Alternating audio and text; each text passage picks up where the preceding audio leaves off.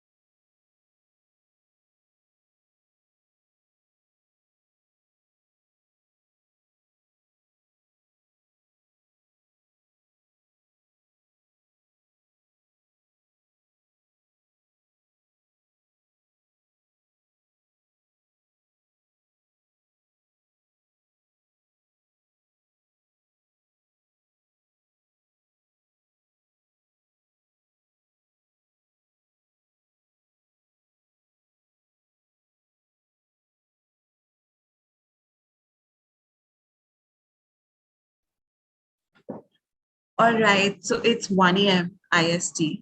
I believe we can start now. So hi again here. Thank you so much for joining us today. Having you here to speak with all our young uh, participants is really going to make a huge difference into helping them decide what their future paths can look like. Just to Thanks end so this, much for I mean, having me. Ekansh is a Gen Z led nonprofit organization that aims to provide vocational education to underprivileged students.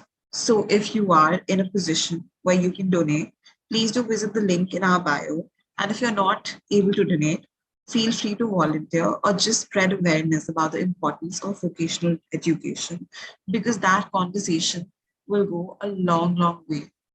Thank you so much, everyone. With this, we can kickstart the session that we have with Heeya. And on that note, I feel like it's time that I give her a short, brief introduction, even though I'm sure that'll not do any justice who she actually is. So Heeya Firdaus here is a freshman at UCLA, which is the University of California, Los Angeles. She is originally from Calcutta, India, and is currently pursuing a double major in political science and communications. Having an interfaith cultural background herself, she is passionate about cultural visibility and making opportunities more accessible to the underserved communities. I'm so glad that in some way or the other, we share a similar belief of being the voice for the underserved and the unspoken. Um, on this note, I think we can pass it on to you to sort of take it up, maybe give a better introduction of yourself than we just did, and share whatever you have to share now before we jump into questions. Sure. Thank you, Divani. Thank you for having me.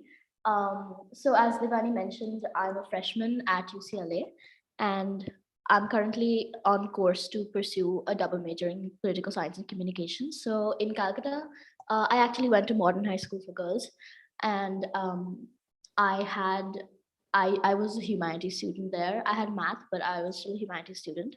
And I think the reason I'm mentioning these is that a lot of our college decisions are like when we're in like class 8 or 9, when we're kind of deciding what to do in 11, 12, we stress a lot about what our stream is. And yeah, so I was a humanities student, I had math, but then I moved away and I did political science, which does not involve math in the slightest. um, Anyways, so I've been here for about a month now, and it's been an adventure, and I will talk more about that later on. But yeah, I really don't want to go into details because a lot of it is with is going to come up when we start having the Q&A. So yeah, that's it. That's the brief. That's the gist on me, and I really hope that whatever I'm saying today is helpful to someone. Yeah, no, I'm convinced. I'm convinced there will be a lot of helpful content here. Um, so would you like to share a little about your experience before we sort of jump into asking you questions? Sure. So as I said, I mean, the transition to college as an international student is very, very different. And a lot of us, we kind of think, because a lot of us are applying abroad, a lot of us kind of think that, okay, we know this, we know what's going to happen, we know that we're going to. But believe me when I tell you this, because I've literally just been through this 4 weeks ago, that it's still a really, really big change, even if you are someone who is very well adjusted, very independent, or well traveled. It's still a very big change. So one thing that I would just want to put out there is, like, go easy on yourself when you're going through this process. Really just like take it easy on yourself. It does not mean that you don't put in the work. It just means that you're kind to yourself when you are having to go through tough times. Because because in India we're very, even if we don't feel like it, even if we're in terms of our work, we're independent. A lot of what we do in our existence is associated with our family, because most of us live in joint families, or if not, we live really close to our relatives. So moving away from all of that suddenly and becoming a separate individual for the first time is both daunting, it's very scary, but it's also a really like unmatched feeling, where you feel like I'm really in charge of what I'm doing now, and I can plan out my life in the way that I want to. So it's going to be hard. It's not super fun to be suddenly just dropped into the middle of an absolutely foreign place, but it gets better immensely. And I did not really, when I was going through that period, I was like, I should just go back, I shouldn't have come here, and it's never going to get better, I'm never going to sort of find my footing. But you will, and it will happen. So I just want to put that out there, before I begin, because I've only been here a month, and most of that month has been that adjusting period for me. So yeah, that's what I'm recently coming out of. So I think that's most relevant to my experience here right now. Thanks for sharing that. And yep, I'm sure it must be an extremely empowering feeling to have to really know that you're moving out independently and you have so many decisions to make, which is going to like directly impact you and the lives of the people around you. So, I mean, just speaking along the lines of having some issues, adjusting, or even, the roadblocks that you face getting into UCLA, because I mean, we can all admit that's not a cakewalk at all. So could you maybe share some of the struggles or issues that you faced while you were trying to, go through the process and where you eventually got accepted into UCLA? I think that when it comes to college admissions, a lot of us have a lot of very like personal struggles which kind of apply to like just us. So I'm really not going to speak to that oh, you know what, this was my struggle, so everybody has this. So it's nothing like that. But I think something that most people face is that it's very overwhelming, the entire process. Like, just let's be real about the fact that it's very overwhelming, and because you're dealing with something that's not 100% familiar to you, it feels like it's a lot on your plate at the time. And when we're researching universities, we're like, oh, I want to go here, I want to go here, because it's all fascinating, it's all new, and it all seems really exciting. Because most of us applying abroad, we're taking that leap because we're passionate about what we're studying. So it's very easy to get sort of wrapped up in the glory of like amazing colleges. Like I would spend hours on like the website for say like USC or NYU, and I would be like, oh my god, they have this, they have that, let me apply here. But I think like something that really like it's like a trap is that it's really easy for us to get like super obsessed with the university. And I think that's the worst possible thing that you can do, because college admissions in the US is literally like a lottery. It's very unpredictable. Each college has its own thing, and it really does not depend on whether you're the perfect student. Because I have gotten rejected from universities which have a much greater acceptance rate than UCLA does.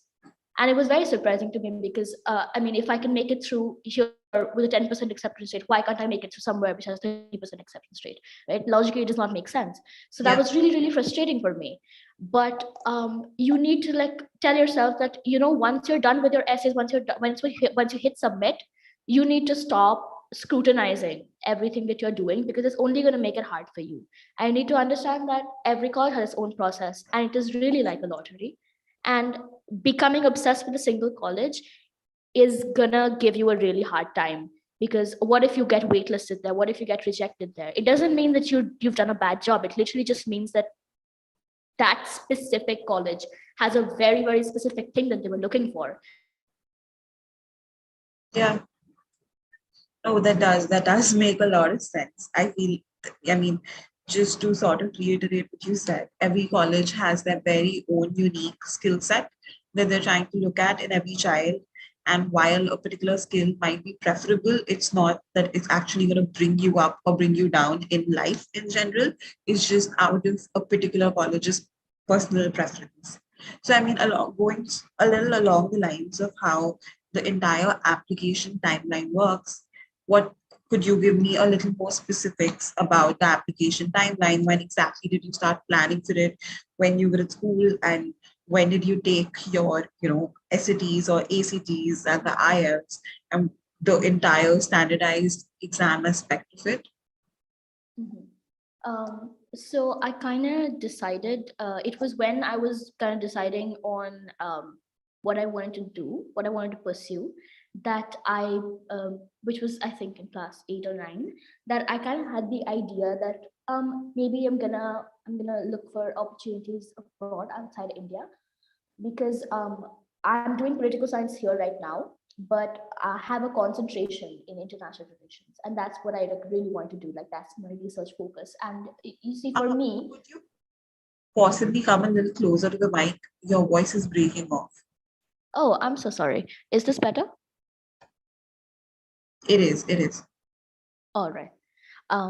Yeah, so as I was saying, when I sort of realized that I'm going to be doing something which might not have the most opportunities inside India, I kind of knew that I'm going to apply abroad. So it's, I think, although it's not compulsory that you like completely know a concrete plan for what you're doing, but if you kind of have an idea and you know that you're going to have to look for opportunities elsewhere, it's best to start planning as early as you can. So like 9, 10, kind of start doing the research as in, okay, maybe UK, maybe US.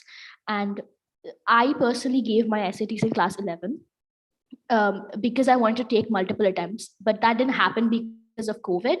That's a different question. But I think class 11 is a good time to give your first attempt at least, because you then have enough time to, because when you actually start the application process in class 12, there are going to be a lot of like formalities that you need to do, as in forms, filling up forms, just filling up the requirements for like various universities, like, oh, give me an activity thing, give me a resume, doing that stuff and writing your essays most importantly, and that takes up a lot of time. So 11, class 11, great time for SATs. Go ahead and take the first attempt. It does not matter how it goes, just like benchmark yourself, take the first attempt and get familiar. I took my APs in class 12. They were online, but I still took them. And I think taking an APs is kind of like an unsaid compulsory thing when it comes to certain universities. Like, for example, if you're applying to the Ivies, if you're applying to the UCs, many of like the private colleges like USC or Georgetown, try and take the APs because they kind of give you an edge, and you really want to have an edge over here because everybody who's applying is just as good as you. So take the APs, they're a really good resource. And I didn't take the ACTs because I'm a humanities student. I didn't really see the necessity for it. But even if you're taking the ACTs, I think class 11 is a great time to do that. Get your standardized testings sort of started off, or at least like completed 50% in class 11. And your TOEFL, IELTS, these are relatively easier examinations. You can take them in class 12. I did because they were online. But if you do find time to do it in class 11, do it in class 11. Because class 12 goes very fast and you'll have applications and interviews. So I think that's a good time frame to sort of keep in mind. All right, thanks for sharing that. So, you were talking a little about the AP exams, and since you'd given them, do you feel like it gave you a slight of an edge compared to the other applicants? Having an AP examination under your belt a compulsion, or was that more of an optional thing? And if it was an optional thing, did it give you a comparative edge compared to the other students who possibly applied to? See, the thing is that most of the colleges, like right now, 2020 onwards, is becoming test optional. So you can apply without your test scores. So I think that's a very different thing. That's a new thing. So I can't really comment on that. But the APs, they're not compulsory technically. Like no college is going to tell you that you have to take the APs. But if you do take the APs, I think you have a better shot. Also, for example, you are not a person who's super amazing at math, right? And you don't do well on the SAT math part, and it tanks your SAT score.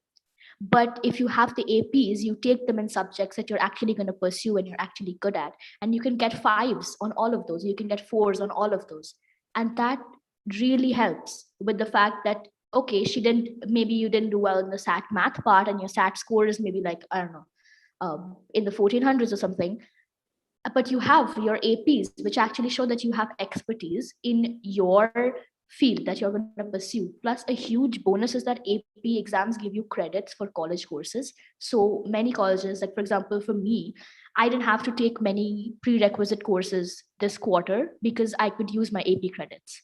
So you can get out of many college courses by taking the APs. And trust me, APs are comparatively much easier than coming here and doing a 9 a.m. college course. So take the APs if you can. They have more perks than downsides. All right. Makes sense. That does. So, I mean, you were suggesting that people should ideally be giving a set of the standardized exams in 11 and another set in 12.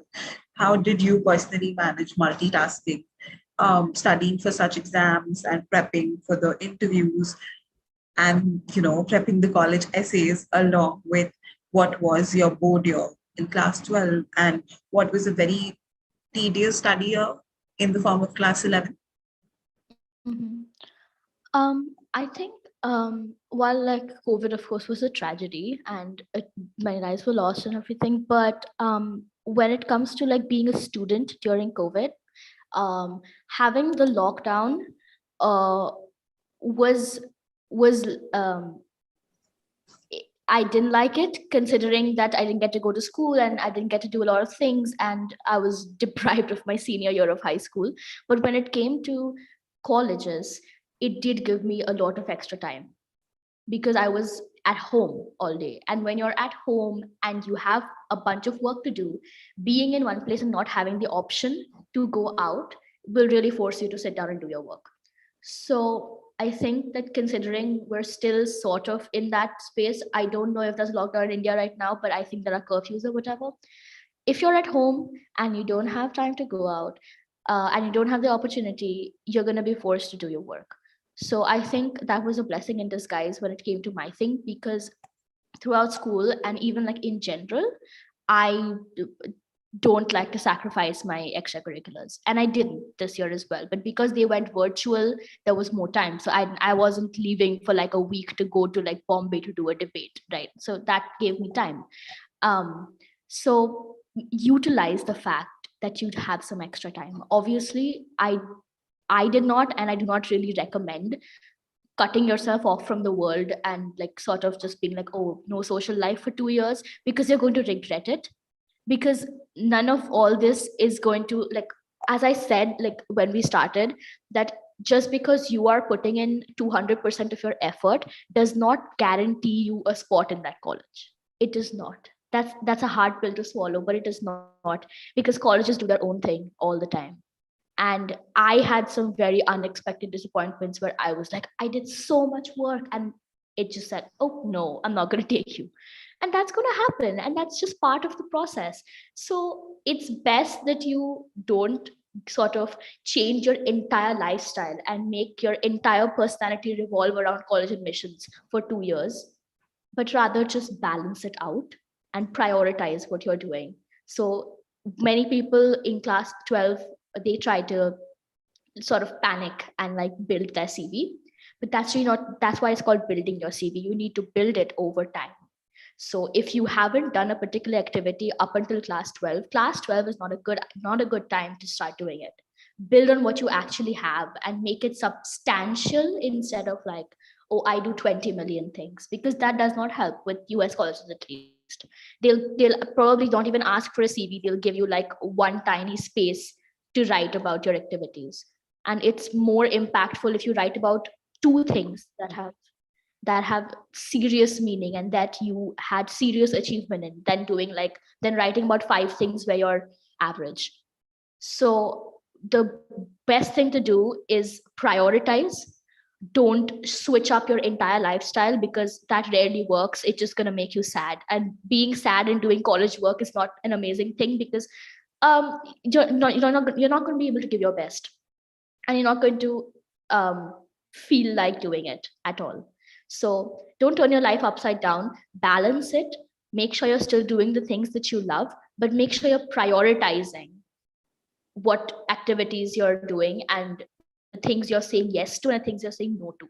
Because if you get overwhelmed, it's going to be on you. Because honestly, like I used to crib to my mom and she used to be like, but you said yes to this, so now you're going to have to do it. You've committed to it, so now you have to follow through. So just prioritize, be picky with what you say yes to, and don't turn your life upside down. It's honestly not that stressful. Once you're through it, you look back and you're gonna laugh at yourself for being so stressed about it, because it's part of your life, and it's honestly a really tiny part of your life. So yeah. All right, all right. Thanks for the suggestion. And I feel like it's just still like sort of easier said than done. I feel like when you're in the position to Definitely. I wasn't able to apply any of this when I was doing it. I was stressing out. So Mm, yep. Wish we most of us get to apply these that way it's going to become like a much easier walk. But to sort of move on from, the application process to what comes next, which is the interview one. What do you feel the nature of it was? I mean, is it intimidating? Are they trying to assess your skills? Are they trying to assess your personality? Are they trying to scare you?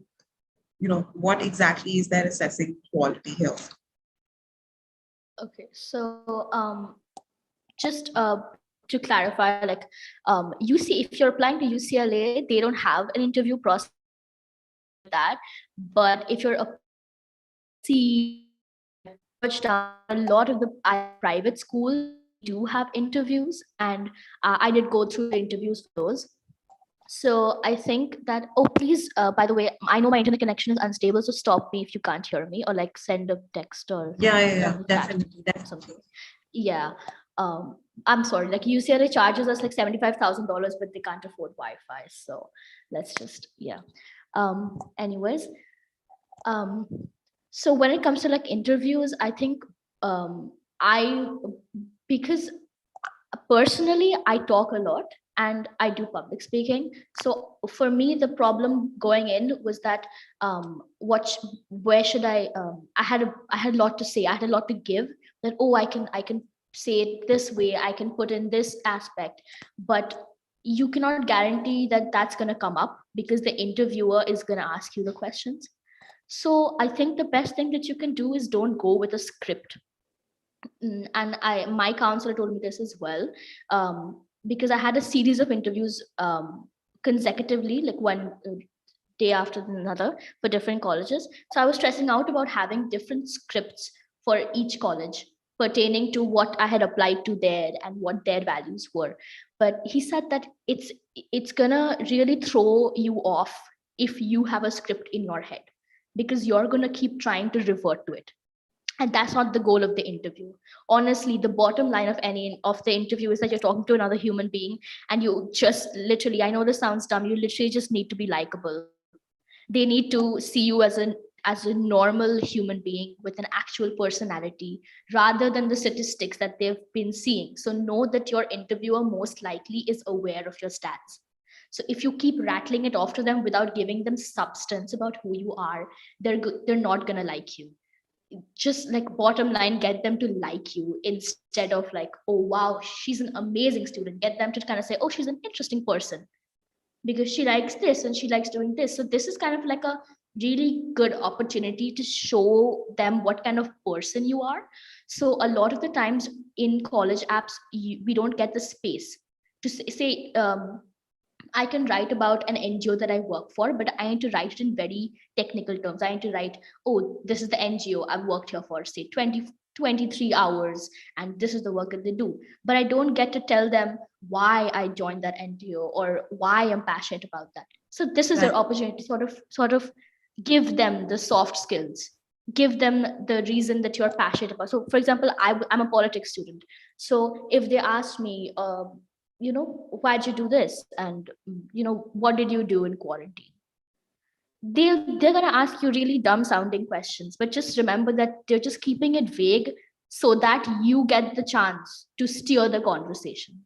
So take that chance to steer the conversation. Like, you don't need to depend on the interviewer to tell you to do it this exactly, or like, oh, in 2013 what was this that you did.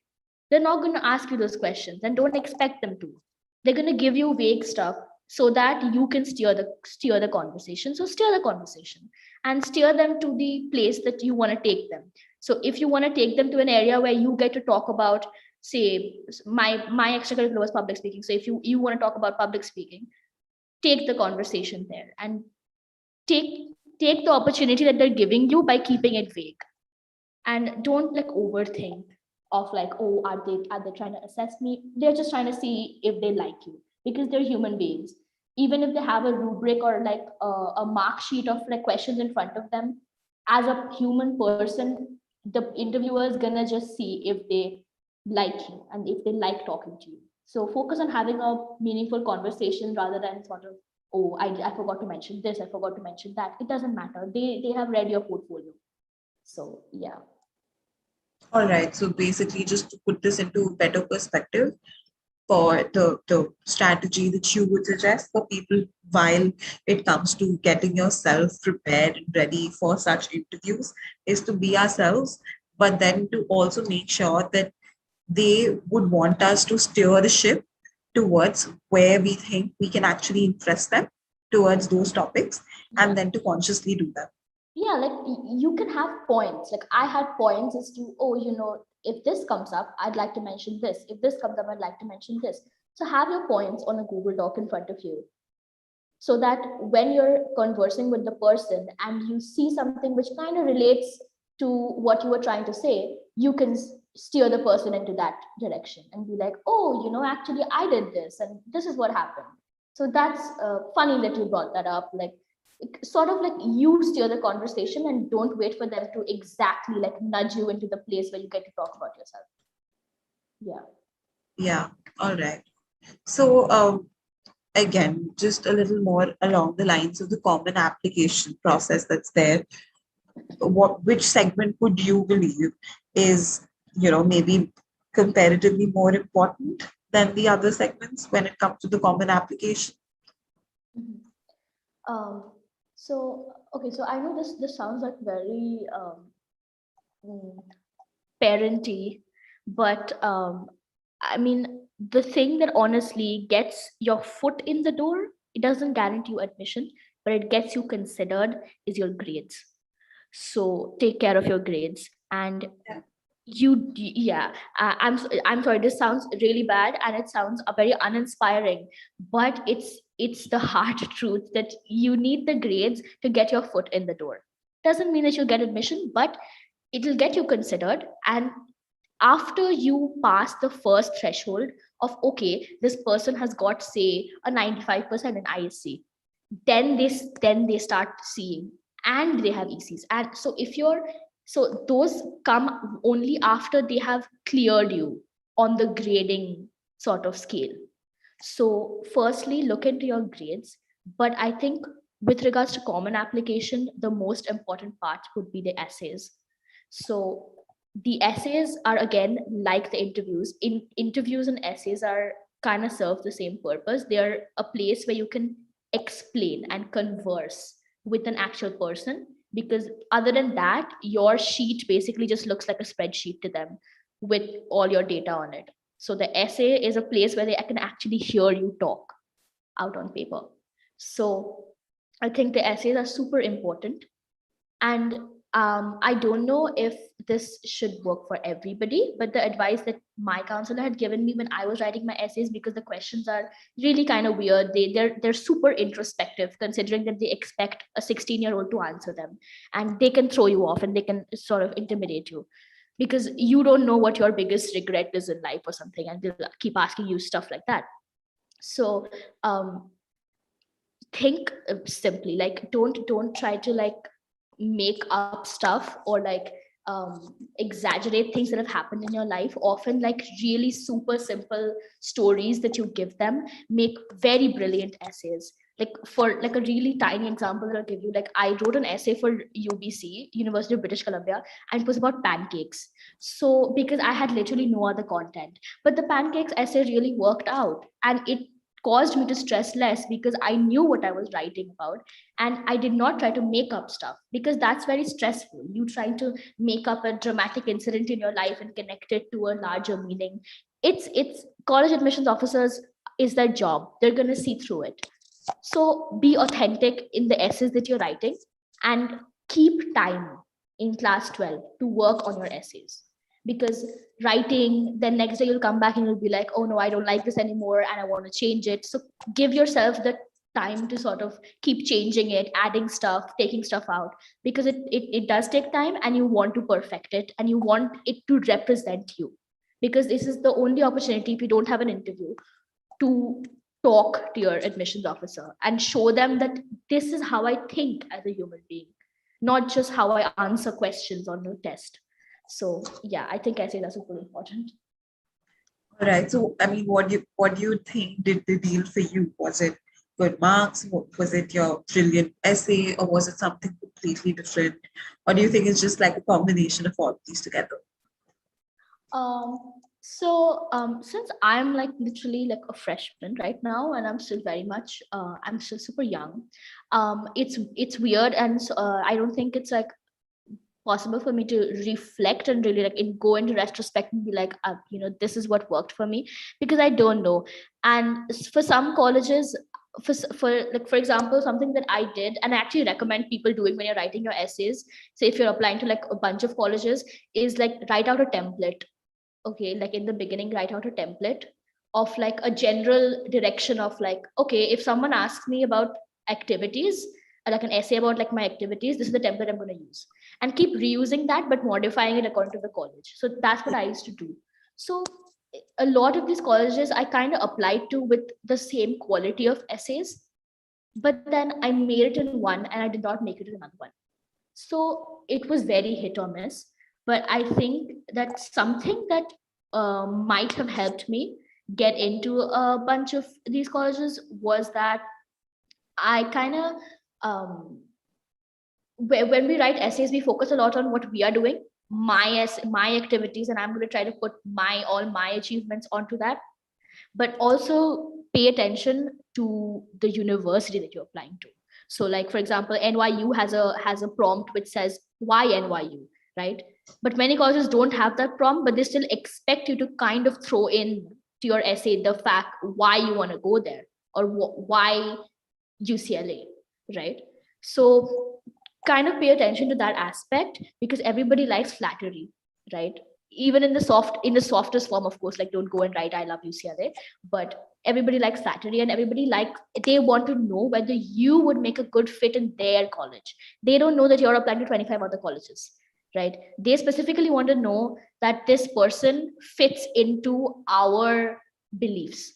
So when you're researching for your essays, while you're doing the stuff that, okay, so this is what I'm going to mention about myself, kind of find out about the, I, forgive me for using this word, it's not very professional, but it's like the vibe of the college that you're applying to. So for example, if it's a UCLA type college, UCLA is very big on like diversity, inclusion, research, and like innovation in general. So like a lot of it's a very young college. It puts a lot of focus on like new things and new innovation and just like diversity and student centric um, things. So mix that vibe and show in your essay that you value that culture. Do it subtly, but do it in a way that they understand that your beliefs and their beliefs match. So I think that was a very good advice that I got from someone, and I used it. And I don't know if that was the reason I got into a few of these colleges, but it might have been, which is why I'm sharing it. If it helps anybody out, anybody out to get into their colleges, that research the values of the college that you're going into and align your values to theirs, which shows them that you belong here. Yeah. Yeah, I mean, to think of that is actually a brilliant suggestion to give. And that's something that can very easily go over the top of your head when you're trying to make applications all about you to make yourself sound very superior, very, I mean, bold and out there. This can be something that one tends to overlook. So I genuinely hope this sort of helps not just me, but all the other audience who can possibly apply it later.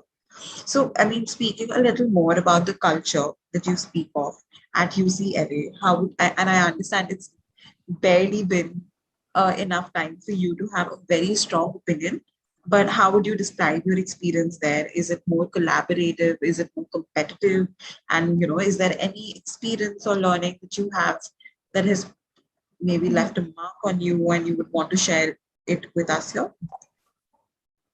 Okay, so like you said, I'm pretty new here, but being new also has benefits that the memory of what it feels like for the first time is still very fresh in my mind. So I would say that when it comes to being collaborative or competitive, UCLA is really balanced in all aspects, not just being collaborative and competitive. So you'll have as like areas in your work, in your classes, where you will be forced to collaborate, and that's just the nature of learning here. For example, we have something called group midterms. where literally like your grade literally depends on whether everybody in your group is putting in work and everybody in the group is supporting each other. So they will force you to be collaborative, but at the same time it is super competitive because everybody here comes from very similar sort of educational standing. I wouldn't say background because we have diversity in terms of the cultural backgrounds and the economic background of students. We have first gen students, we have we have people who are undocumented, we have so many diverse groups, and that's amazing. But when it comes to like educational standing, everybody here is sort of on the same boat, as in they've sort of been in the same rankings of their school. So you have a bunch of competitive, you have the entire college full of competitive people, right? So you can't expect them to suddenly not be competitive. And being competitive is encouraged here because you always have the opportunity to ask your professor whether there's an extra credit project. And if any of y'all are actually coming to a university in the United States or in UCLA specifically, I encourage you to be upfront about it and to actually go out and ask your TAs, ask your professors, hey, is there anything I can do for extra credit? Because like unlike India, where it will sort of be like a really weird thing to ask your teacher, hey, what can I do for extra marks? They're gonna be like, nothing. We don't do that. Over here, it's not weird. It's really like it's a competitive thing because it's a high possibility that everybody else in your class is also getting 20 on 20 in all the quizzes. So what are you going to do to stand out? You're going to have to sort of find a way to give yourself a push, give yourself an edge, and like bump up your GPA.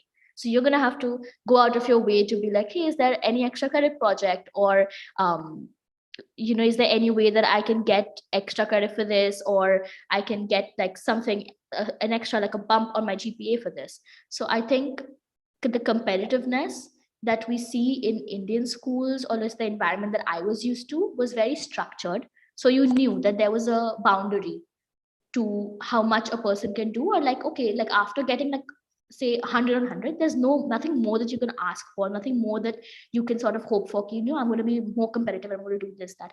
But here there's no like periphery, like they don't trap you inside, okay, this is all that you can do. You can do as much as you like. So, and it's completely up to you to take initiative and do it. So I think that is the nature of competition here. It is different from that of India, as in it is more low key. It's not in your face about, oh, I got 100 on this test and you got 98.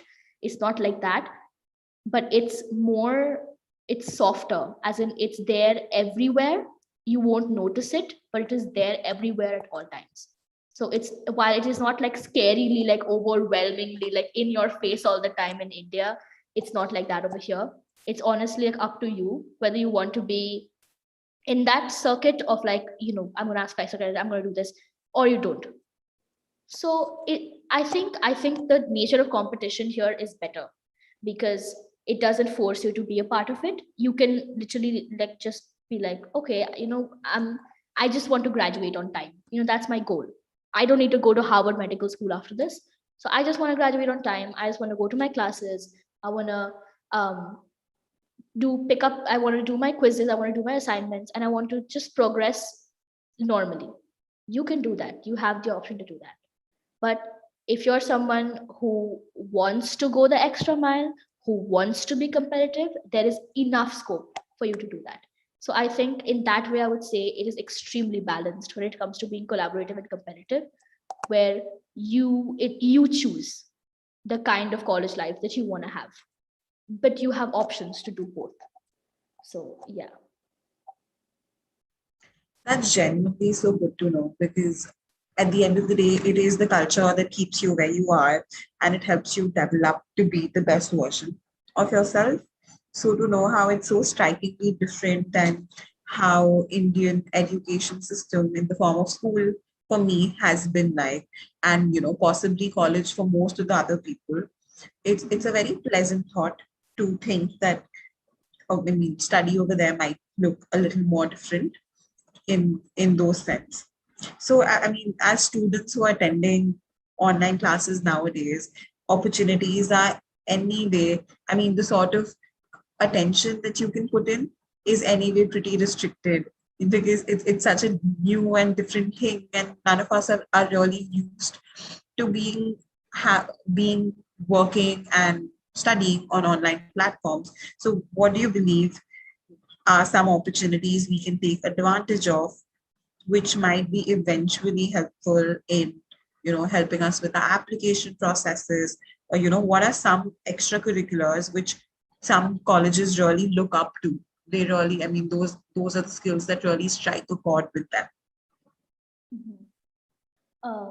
Okay, so like addressing like the first part of the question first about online education is that I completely understand about it being not the best ideal situation right now to be going through college applications, because personally when I went through it, it was the first year of COVID, and I was lost because I was not used to doing this. I was used to going to my counselor's place and taking practice tests every week, and suddenly that was not there anymore.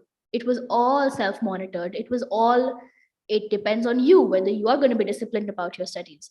And that was weird for me because for the past 15 years I had an entire school, I had a lot of monitoring, and I was used to being dependent on that. you know an adult is going to give me that structure. An adult is going to tell me that, oh, you come to me 3 times a week and do this, and I'll go to them 3 times a week and take the test.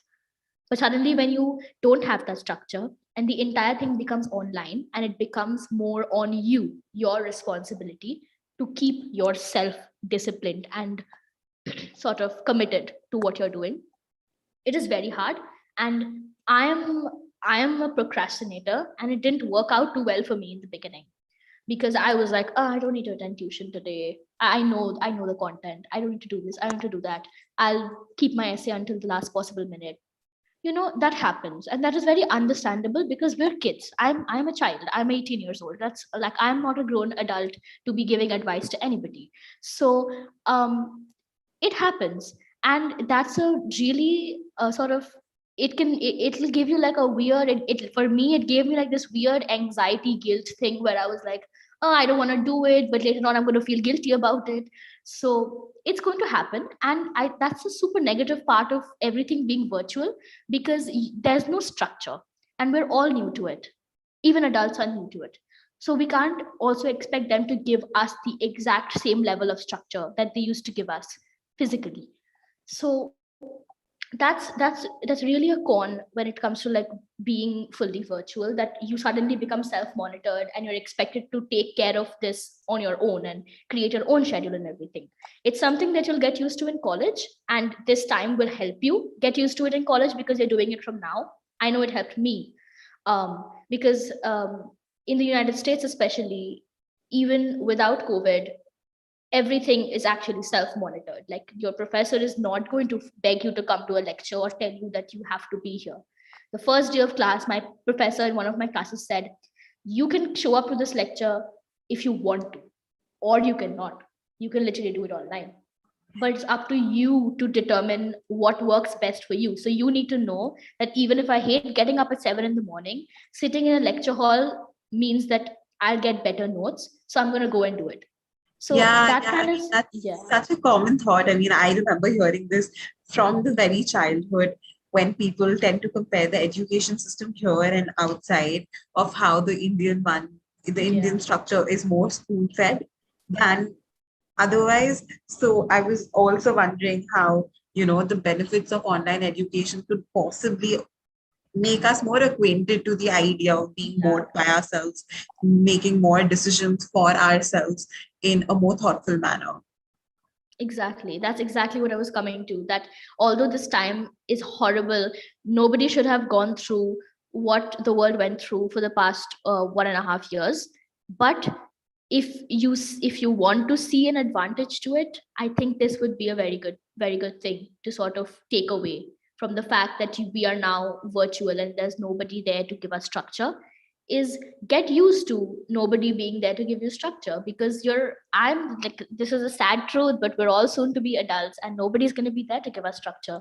So, and that can be a good and bad thing. So take advantage of the fact that right now you don't have a school sort of like shoving a timetable down your throat, and you have the opportunity to sort of like, okay, in the morning tomorrow I'll do this, because this is how things go in college. You plan your routine, literally you plan your routine, you plan your thing, you decide whether. So I think that's a really good sort of learning curve to take from quarantine or like virtual learning. I think that we should really make use of this kind of resource, that let me try and get used to doing these things on my own, because it will help you. It really helped me. So yeah.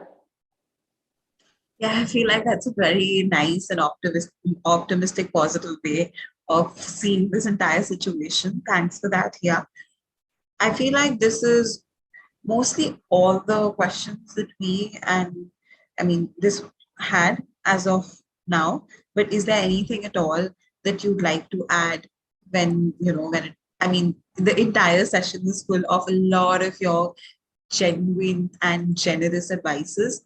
But is there anything else that you'd like to share along the lines of, again, life in LA? And even though I'm sure you have shared how it can be a good mix of collaborative and competitive, and how it's so different and that you take a long time to adapt to it, feel free right now to like share whatever else you want to, because these were all the specific questions that we had for you.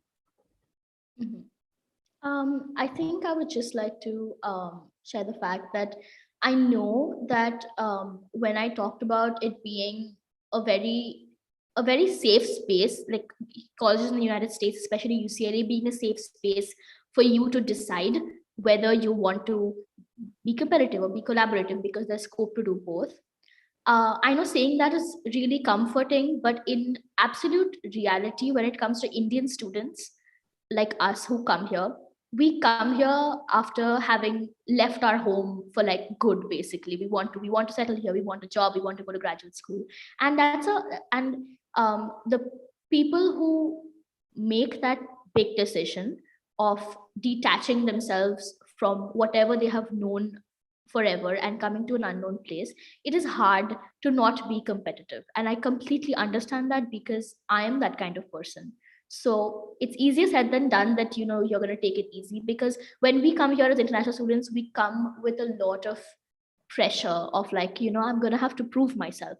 So it's all right for us to be in that mentality. And I just want to say that know that most colleges here are much more of a safe space, in my opinion, to experiment about the kind of learning styles and just to figure out what you want to do, than colleges inside India.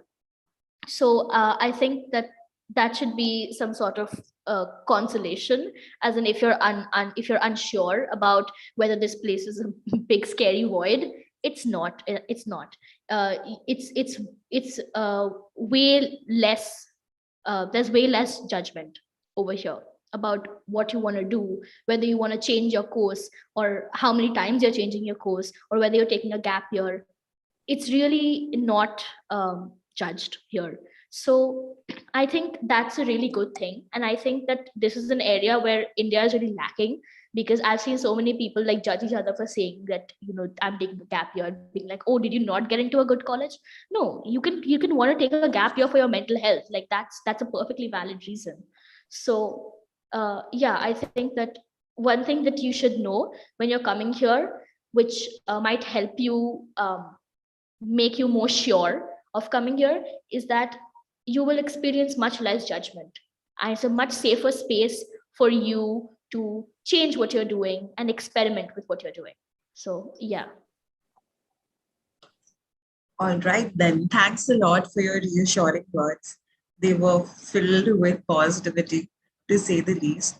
So, I feel like on this optimistic and motivating note, we can. Hey, one second. Right. So, we can bring an end to this session. Thank you so much, Heeya, for joining us today. It was a privilege having you with us today. And I deeply thank you for being so generously agreeing and willing to be a part of our initiative. Your contribution here will always be remembered by Ekansh and the various young women that it will eventually empower. And like I've said, wherever you've reached in life really inspires me, and I genuinely wish for most of the for a lot of people to benefit from your experience, to study your suggestions and make the best of it. And I would also like to thank all those who took out their time and joined in today. I genuinely hope that this was as beneficial for you as it was for me. And thanks for everyone who also contributed. It means the world to us. Thank you so much. Thanks a lot. Yeah. Have a good day. You have a great day yourself. Okay. Bye Fine. bye. Are we logging off now? I'm sorry. Can you come again? I just said that, is it okay for me to leave the meeting now? Yeah, it is. It is. Thanks a All lot. right. Thanks a Thank lot you for so joining. much.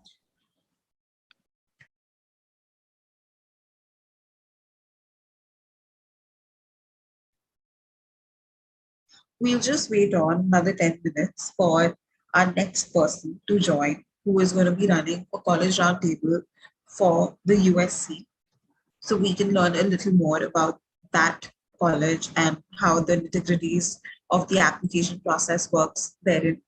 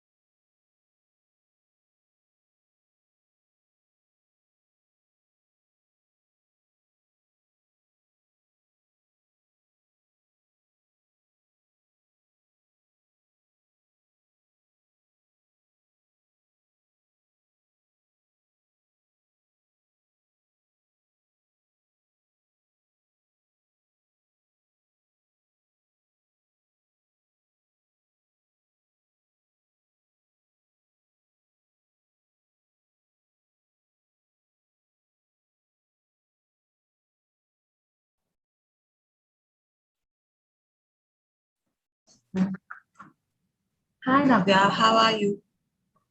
Hi, I'm good. How are you? I'm fine, thanks. Thanks a lot for joining in. Yeah, of course.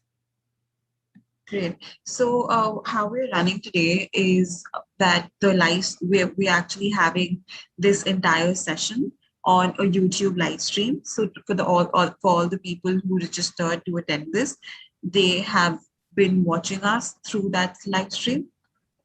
Okay. So we can be chatting here about whatever it is that you want to say, whatever questions it is that I personally have, and that these audiences have sent some in to me before the session, and then we can probably shoot them at you and have you answer those. But before we kickstart, for the benefit of all those who are attending, this session is an initiative by Ekansh. And Ekansh is a Gen Z led nonprofit organization that aims to provide vocational education to underprivileged students.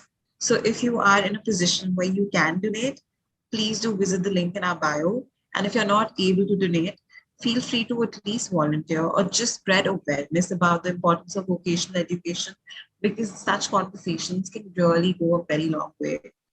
Again, thank you so much, Navya, for joining us today and to help us, just further the cause even more. Yeah, of course. So are we already live? We are. Okay. Yeah, so should I start by just talking about like my USC experience and then do questions, or how are we gonna do it? Yeah, definitely. So, for everyone who's watching, Navya Sonthalia graduated in May 2021 with a BA in International Relations from USC, University of Southern California, where she also served as the president of UNICEF branch on campus for 2 consecutive years and as a philanthropy chair of her honors assembly. Navya, I think I can hand it over to you so that you can possibly share your experience a little more, and then we can ask you questions along the lines of things you wouldn't have covered. Yeah, sounds good. Thanks, Sivyani, for having me here, and I'm happy to answer any questions that anyone has after. But I'm just going to start off by talking a little bit about USC, the University of Southern California, which is located in the heart of Los Angeles. So we're right in downtown LA. I joined USC in 2018, and I graduated this last May in 2021. And I was actually a spring admit. So USC doesn't have a wait list or anything like that. So they either have fall admits or spring admits, depending on if they feel like you should come to campus like maybe a semester later, because the fall is always really busy with maybe there's like probably 4 or 5 thousand um incoming freshmen every year. And so the fall is like a really busy time, and they don't have housing for all the freshmen and stuff. So they try to split it up into fall and spring admissions. The spring cohort is usually slightly smaller. So I was part of the spring cohort, but I went to USC has programs in the fall for spring admits. So I went to London during my fall freshman semester. So I met a lot of I was studying with 60 other USC kids at this school in London. And it was great because I came into USC knowing a lot of different people, and just having a lot of friends. Campus was more familiar, and it was nice because I love London. So I got to spend time a little bit in the UK also, and all of that. Which was really good. So yeah, and USC has about that's the straight up facts, which is like USC has about 18,000 undergrads total, split between 4 class years. And then I think they have maybe about like 20 or 30,000 postgrads as well. But I'm going to be focusing on undergrad because I only did my undergrad at USC. As of what I checked recently, I think USC has an acceptance rate of 13%. When I was applying, I think the acceptance rate was a bit higher, like maybe 16% back in 2017. But because we get more and more applicants every year, that the acceptance rate has been reducing because it's a really popular school with a really large international population. It's in the heart of LA. So it's obviously a really popular destination for students to come. And they've also, USC has been doing better in terms of like the number of the sort of job placements you get once you graduate, academics, football performance, all of that stuff. Um, and then it has, I think the average SAT score is about 1390 for USC specifically, but there's no minimum or maximum that you need to have in terms of like an SAT or an ACT score. It's a very USC is like it places a lot of emphasis on when you're applying. They really look at your college essays, your Common App essays, all of that stuff. Some colleges are very specific on like the sort of academic GPA that they want you to apply with, but USC isn't like that. It's more USC is a very they sort of like people who are extroverted, who show that they're adventurous through their essays. Like they want to see how involved you've been in extracurricular activities in school, they want to see how you made an impact in your community, all of that stuff. And so they place a lot of emphasis on that. And they tend to accept students who are sort of open-minded, who have, like who like traveling, who like adventure, who want to make new friends, meet new people, and they want to see that you make an impact on campus as well. So yeah, and then in terms of extra, USC has about like maybe 20 different schools. So I was at the Donzac College of Arts, Letters, and Sciences, but the Marshall School of Business is also really popular. I think USC Marshall is just really well known for its alumni network, for its placements, internships. It's just well known in California and in Northern America in general. You also have like some of the smaller schools like the Irvine and Young Academy, which has a special focus on um, people who want to do like pursue startups in tech and design, that sort of thing. Our accounting school is really popular. Then you also have the School of Cinematic Arts, which is actually like the best film school in the country, and it has a really low acceptance rate, but it's great. I had a lot of friends in the film school who were doing really amazing things. A lot of really great alumni from like Steven Spielberg are building. The film school has a building called the Steven Spielberg Building, and we just get really good alumni. We have brilliant professors. So yeah, and then in terms of extracurriculars, USC has a lot of clubs and extracurriculars activities you can get involved with. You have like Model United Nations, you have like the Trojan Consulting Club where you work on consulting projects, you have Troy Labs, you have all of these different academic fraternities. So like if you're a film major, you can join the film fraternity. If you're a business major, you can join the business fraternity. And then you also have Greek life, which is the social fraternities and sororities. USC is pretty well known for its Greek life, although that has been a bit controversial lately, just because a lot of like there's been a lot of scandals coming from the Greek life aspect of it. So USC is trying to place less of an emphasis on social Greek life and more of an emphasis on academic fraternities and clubs and things like that. But there's a lot of ways you can get involved on campus.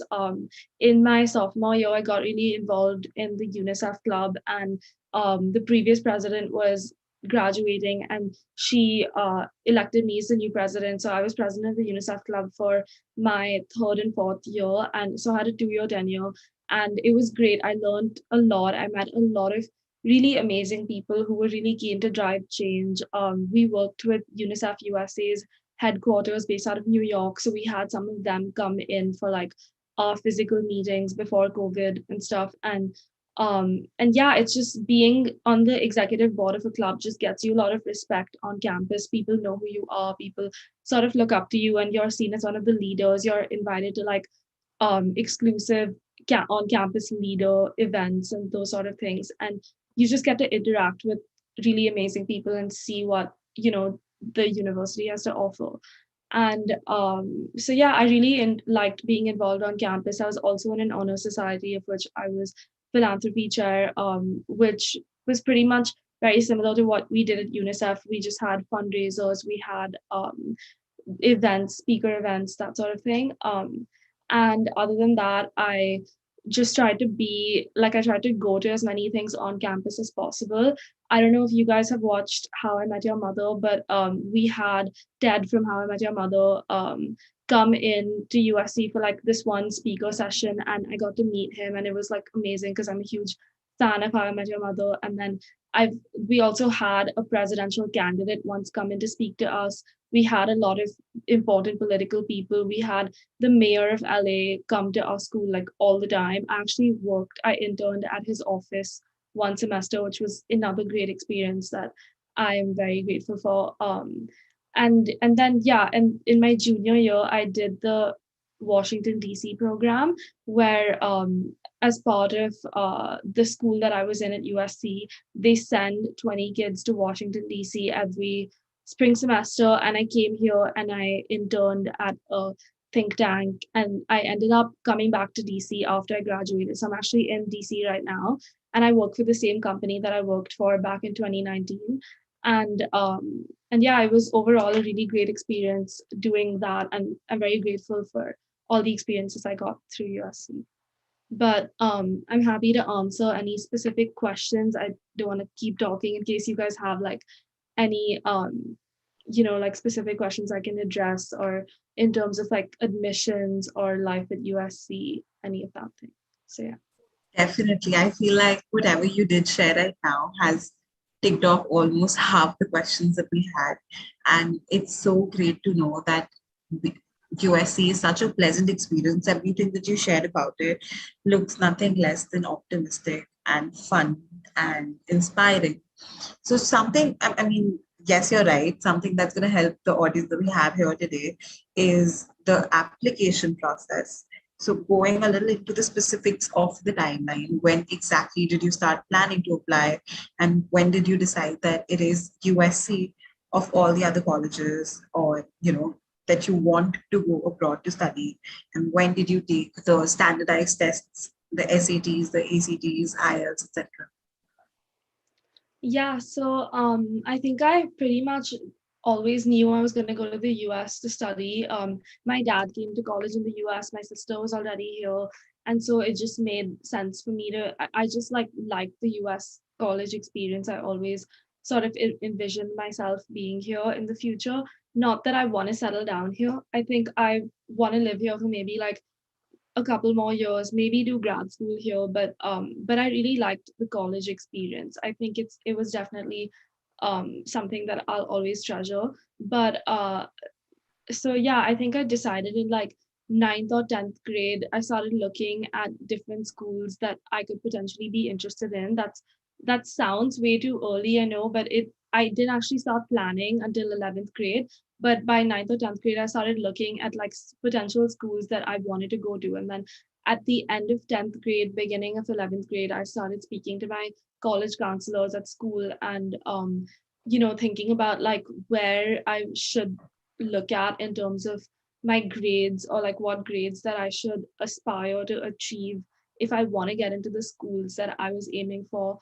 And so USC is obviously not as exclusive as like, let's say, an Ivy League, but it's also not super easy to get into in terms of like they do have certain standards that they need you to meet, and it's sort of like more on the our rankings differ every year, but I think we're decently high up in terms of if you want to study something along the lines of like business or humanities or economics. So and especially as an international student, there's your chances are always lower. So USC was a bit of a reach for me because I didn't feel like I had good enough grades. It was, I think I applied to maybe 15 schools total, including some of the UCs and then a bunch of schools on the East Coast. But USC was definitely like top 4 on my list. And so when I got into USC, I think I applied in the thing that nobody tells you is that USC doesn't have an early action or an early decision, but they do have a deadline of December 1st for merit scholarships. I didn't think I would qualify for the scholarship, but someone who was at USC at the time told me that if you apply by the December 1st deadline, you'll have a higher chance of getting in, or like they'll consider you before they consider the other applicants. And so I literally applied like on I think it was like November 30th when I decided I'm gonna apply, like send my application before the December 1st deadline. So I had like literally a day to apply, and I wouldn't recommend doing this, but I stayed up all night writing my admissions essays, having my sister edit my essays, all of that, and tell me like, where I did wrong. And I figured out all my applications. I told my college counselor to send in my transcripts like literally the day off. And usually these things require advanced planning. So I would recommend like deciding well in advance if you're going to apply to a certain school by the deadline.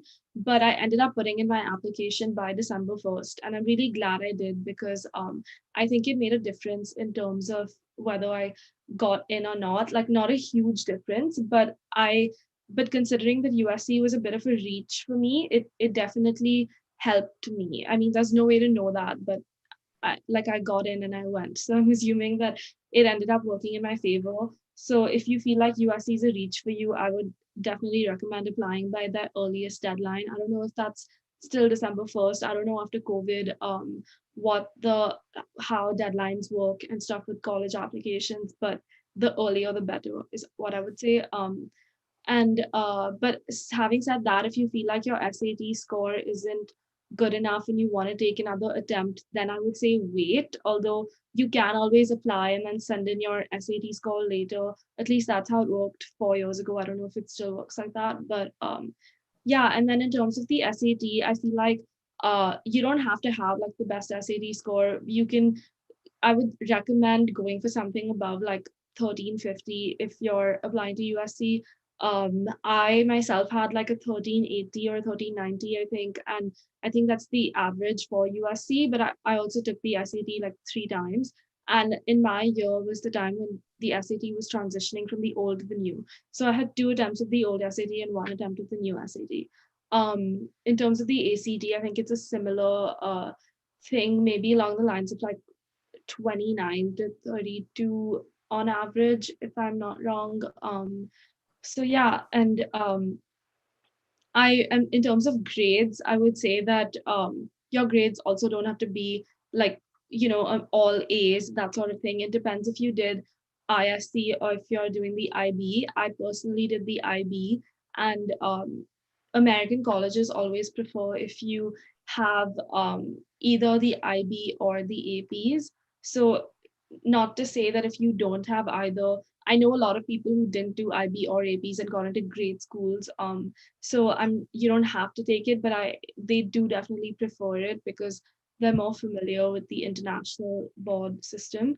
So yeah, and then once I got in, which was in March, it was something along late March, and I ended up, it was between that or Davidson College, and which is actually where my dad went. And so I had like a lot of trouble deciding if I should choose USC or Davidson, because they're both great schools. But I ended up choosing USC just because I really wanted to be in LA. I knew people at USC, and it just seemed like a really amazing place to be. And I'm really glad I went to USC over Davidson, because I'm definitely more of a big city kind of person. And I also knew that like I'm the kind of person who needs to have like a social life apart from my academics. And college is really about like, a lot of it is about your social life, because you don't end up like, the reason you go to college in the US and all of that is to have that social experience also.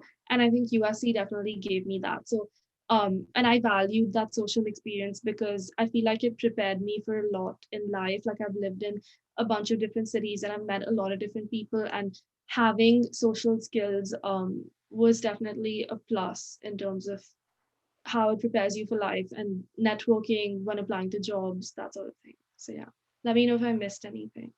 Yeah, no, thanks for sharing that, because that brings me to my next question, which is how did you manage to multitask when you were in school? Because you had to prepare for your school exams, you had to prepare for these competitive exams and do internships, maybe prepare for college essays and the other application requirements. And along with that, as you say, that you are someone who does value social interaction. So to sort of maintain a balance with that as well and not get too swayed into all of these, educational and applicational requirements.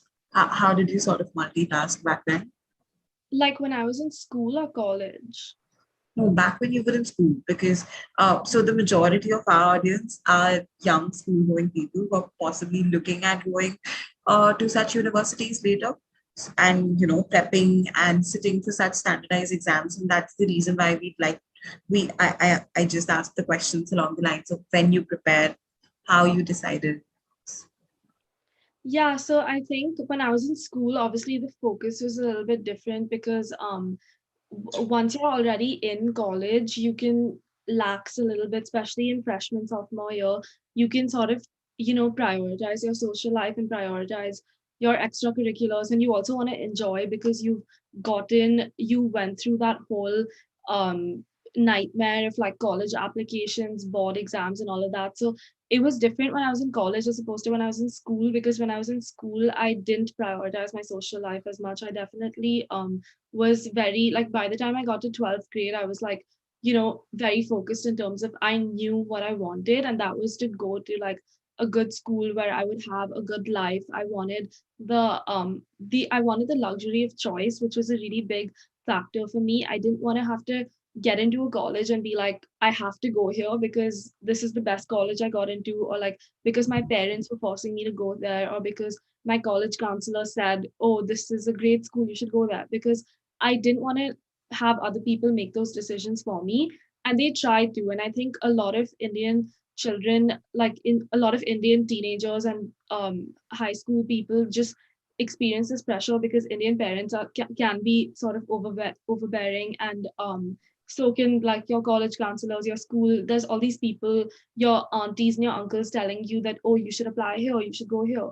So but I would say that like don't listen to those people, like follow your own heart's desire and go where you feel like you'll be a really good fit, and not because it has like a really good ranking, or because your cousin went there, or because your family friends are telling you that like this is a really good school and you should go there. Because at the end of the day, you're going to have to spend 4 years at this place, and you also like your university sort of stays with you for life. It becomes part of who you are. Like you're an alumni of that college, and you always value your college experience. So definitely base your applications, and like that whole your entire 11th 12th grade is a prelude to college, and everything you do will define where you go to college, and all of that. So definitely when I was in 11th 12th grade, the focus was different, so I didn't socialize that much.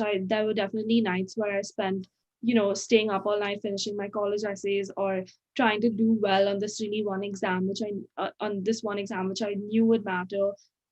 Even though I wasn't like a total nerd. Like I definitely wasn't the kind of person who would spend all day all night studying. Like I can't be in one room all the time. I'm just not that type of person.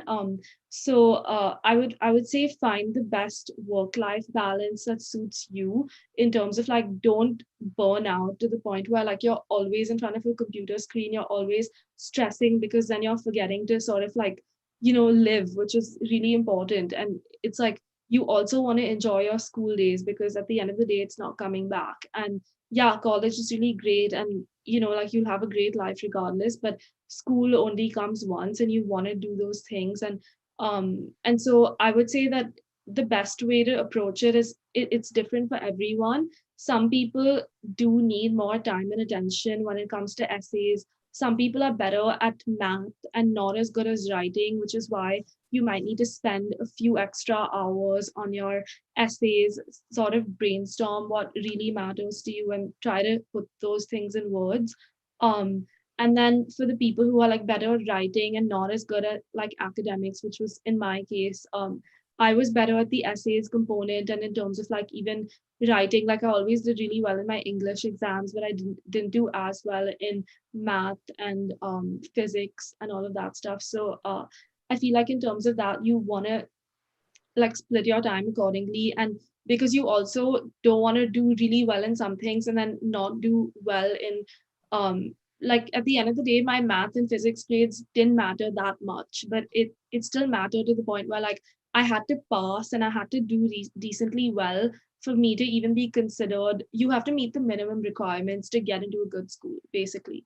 So I feel like it's definitely like you have to put the time that's required into all of those things, but also make sure you're not putting too much time into just one thing just because you like it and you feel like you're good at it. Try to get extra help if you need it. It's worth it, whether that's like getting a tutor or like getting someone to review your essays, or even getting like a second opinion from a family member or a friend who you really respect, or maybe someone you know at a university that you want to go to. I had a cousin at a university that I applied to, and I made him go through my essays, which was really helpful because he told me that like, oh, this college values this over like something else. And so I tailored my essay according to that specific college, at least my supplemental essay. And so all of that stuff really matters. But at the same time, try not to get too many opinions. Like if your parents are being really nosy into your essays and are constantly saying, oh, I want to read your essays, but your essays are about something personal, then I would say just, stand up for yourself and be like, I think I'm going to do this on my own, or say that I am getting the help that I need and kindly, decline their request. And I know I'm being contradictory by saying that get help, but also don't get too much help. But I feel like you have to assess for yourself how much time needs to be put where and on what. And what I'm trying to say is that don't get too swayed by the opinions of people around you, because at the end of the day, you're going to have to live your life and make those decisions. So, yeah. All right. Thanks for that. It's such a it's really well knowing that here we are not just talking about colleges but also recognizing how certain recognizing both the pros and cons of getting help, which is something which people just see positively. So that's a very new way of looking at it. So just to go on and down the process, the application process, is there an interview round of sorts? There isn't an interview for USC, although you can choose to be interviewed by an alumni in your area, which could either work in your favor or not. Like you can request an interview, but because USC is such a big school, they don't require it as part of the application process. So if you feel like you're a good interviewer, or you happen to have a lot of mutual connections with the interviewer, then that could work out in your favor. I think in Bombay and in Beijing, they have alumni who do interviews. But if you feel like it's not necessary for your application, like you feel like your application is already strong enough without it, then adding the interview it could derail your application if for any reason the interview doesn't go well. But the interview doesn't have like that much of a say on your application. It'll just be like whoever the interviewer is, if it's an alumni or whatever, they'll probably just like take your interview and they will send a recommendation into the university, and then the university can choose whether or not to use that information or not. So yeah. All right, so it's low-key a way to get recommendations to sort of strengthen your application, but it's obviously not a guaranteed way of doing Yeah, and it's definitely not required, nor can it always help in your favor, because what could happen is the interviewer could decide for some reason they don't like you, or they because at the end of the day, the interviewer doesn't owe anything to you. They're not from the university. They're completely third party people who were just like alumni of the university. So if they feel like if they don't personally like you, then that could affect your application negatively. So, Right. All right. Thanks for sharing that. So how was your experience shifting into a new country, into a new community altogether? And how would you describe the colleges support? I mean, do they have support and transition programs for such freshman students who would probably need some extra efforts towards welcoming into the community? Like for international students specifically, as in like what programs do they have? Yeah, something along those lines.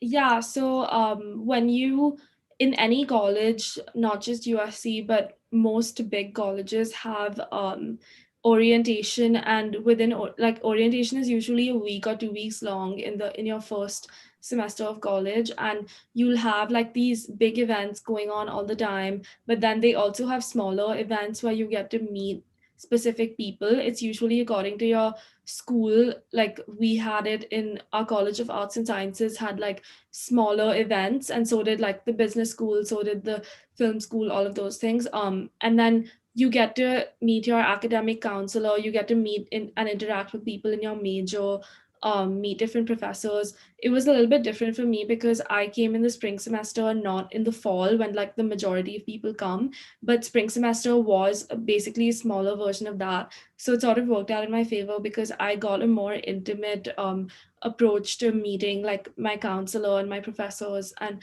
that sort of thing. And then I also came in with a smaller cohort, so there was like the events were like 500 people as opposed to like 2000 people. So and then they have like mixers on the quad. Then your freshman dorm will be a lot of your experience because the dorm that you live in, the board or like the people who like your resident advisors and that sort of thing, they have little mixers where like they'll invite you for dinner, or like they'll invite you to like the chilling area to sort of like meet your fellow dorm members and socialize with people who live near you and stuff. And so yeah, and then depending on like the place that we lived in freshman year, I lived in like South Residential College, which was comprised of 4 different buildings. So sometimes we had events with all the 4 buildings, like South Residential meetups, and then we had events in our dining hall where like during final season it would be like midnight EVK, where they invite everyone for like a midnight snack, or like late night EVK, which was I think every Wednesday in the first 3 months of freshman year, where like they would invite us to, like, you could just sign in, and they would have all these like ice creams and little things, and you could sit with different people. So there's a lot of smaller ways to meet new people, and there's also bigger events where you can like sort of like get to know the different clubs that are there. Like there's career fairs. We also have like the clubs fair, which is like a really big fair that happens on Truesdale Parkway, the main area, and all the clubs table for their individual organizations, and you can go up to the different board members and ask them what the club is about, sign up to be part of the club, attend a meeting, that sort of thing. All of these sound like such thoughtful initiatives, and they just sound like the community at USC is so culturally strong. Um, all right, I mean, just to learn a little more about certain social aspects and how USC sort of um, approaches them. I mean, what kind of learning disability resources does the school offer, and how conscious are they of perhaps the climate change, and how do they socially contribute?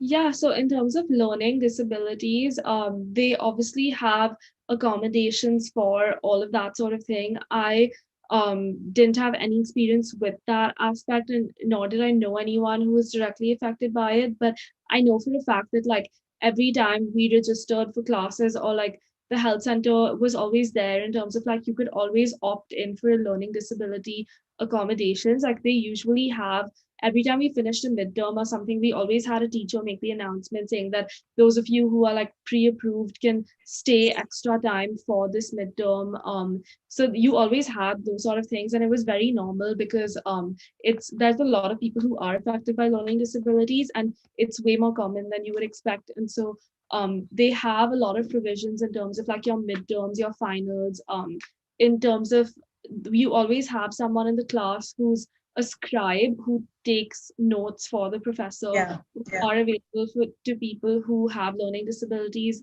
Then you can also volunteer to tutor people part-time. They have peer-to-peer tutoring where, like, especially in, it wasn't as much as in humanities, but it was more in the business school or in accounting. Like in my accounting class, which I had for my business minor, we had peer-to-peer tutoring where you could sign up or you could volunteer to tutor someone in your class. And so those were nice for people who, like, I wasn't as good as accounting at I wasn't as good at accounting and math. So I didn't use peer-to-peer tutoring, but like I honestly wish I would have used it because I maybe would have gotten better grades in my accounting class. But all those resources are available, and then the health center is always there for, like, counseling, and if you have any problems with any specific professor or your peers, or you feel like you're not fitting in, or like any problems you might have, like there's always counselors available, and it's all free of cost, as in it's included in your tuition because you pay for like health center membership as part of your tuition. So there's a lot of resources available. That sounds lovely. So, I mean, just to elaborate a little along the lines of professors and staffs a little more, how would you describe them at USC? Are they fairly approachable? And what sort of relationship do the student community have with the staff community? Because I feel like that is also very instrumental in enhancing your university journey. So, Yeah, so USC is a mid-sized big school. So you obviously have some classes which are like 200 people. Very rare that those classes exist. It's usually in freshman year when you're in these bigger classes because you have to complete your general ed requirements when you first come to school. And a lot of people who haven't decided their major, they tend to take these bigger classes so that they can sit in on different majors and understand what their preferences are, what they like, and that can help their decision in choosing a major or choosing like a concentration or a specialization.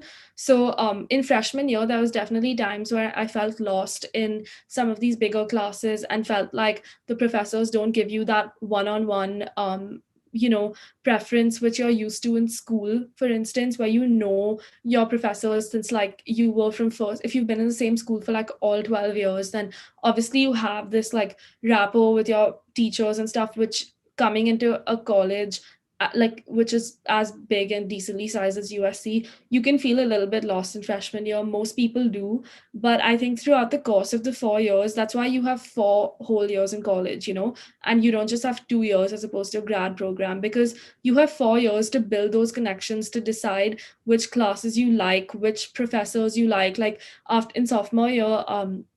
I really liked this one professor, so I took another class with him in junior year. And I kept my relationship with him all throughout. And I went back to college last month to visit, and I met him, and he offered to write my recommendations and to, like, they're always really supportive, but I feel like you have to get to know them first. Like, if I had asked him for a recommendation in freshman year, then he would have been like, I don't know you at all. I need to be in a class with you. And then once you're in a class with the professor, you have to take that effort to schedule office hours. They really like when you make the effort, because they're not going to make the effort and be like, oh, you should come to my office hours. You have to find their office hours, schedule it, show up, make it seem like you really care about the class and you really care about what they're teaching, rather than just being like, oh, how do I get an A, or like how do I or trying to suck up to them so that you can, because they can see through people who are just trying to be like a teacher's pet and be like, oh, I just want to get like an A in this class and I'm going to forget about you like when this is over. And so like take the effort to get to know your professors. You can also get to know people outside of your academic course. Like if there's a specific club that you're part of, it usually has a faculty advisor who you can get to know really well. Or you can set up office hours with a different professor from a completely different course or a different school, and be like, oh, I'm really interested in taking this class. Should I take it next semester? Can you tell me a little bit about it? That sort of thing. But I would start with trying to get to know better your academic professors, because they're the ones who you have to sit with in class every single week. Um and if you make a good relationship with them while you're in college, then it'll definitely go a long way, because they remember the people who make that effort, basically. Right. All right. That sounds great. So just to maybe, I mean, we are sort of running out of the questions we had for you. Thanks for answering them so well. But to sum it up, could you just maybe do you have a piece of advice for high school students looking to apply to USC or to foreign universities? And also, I mean, keeping in mind that our study now is all online, which is not an ideal way of attending classes. What opportunities do you believe we can take advantage of now, which can perhaps be beneficial for us later during the application rounds and, to get us into the college that best suits us? Yeah. So just to clarify, are high schools still virtual or are they in person? Or does No, it? they're still happening virtually, the classes. Okay.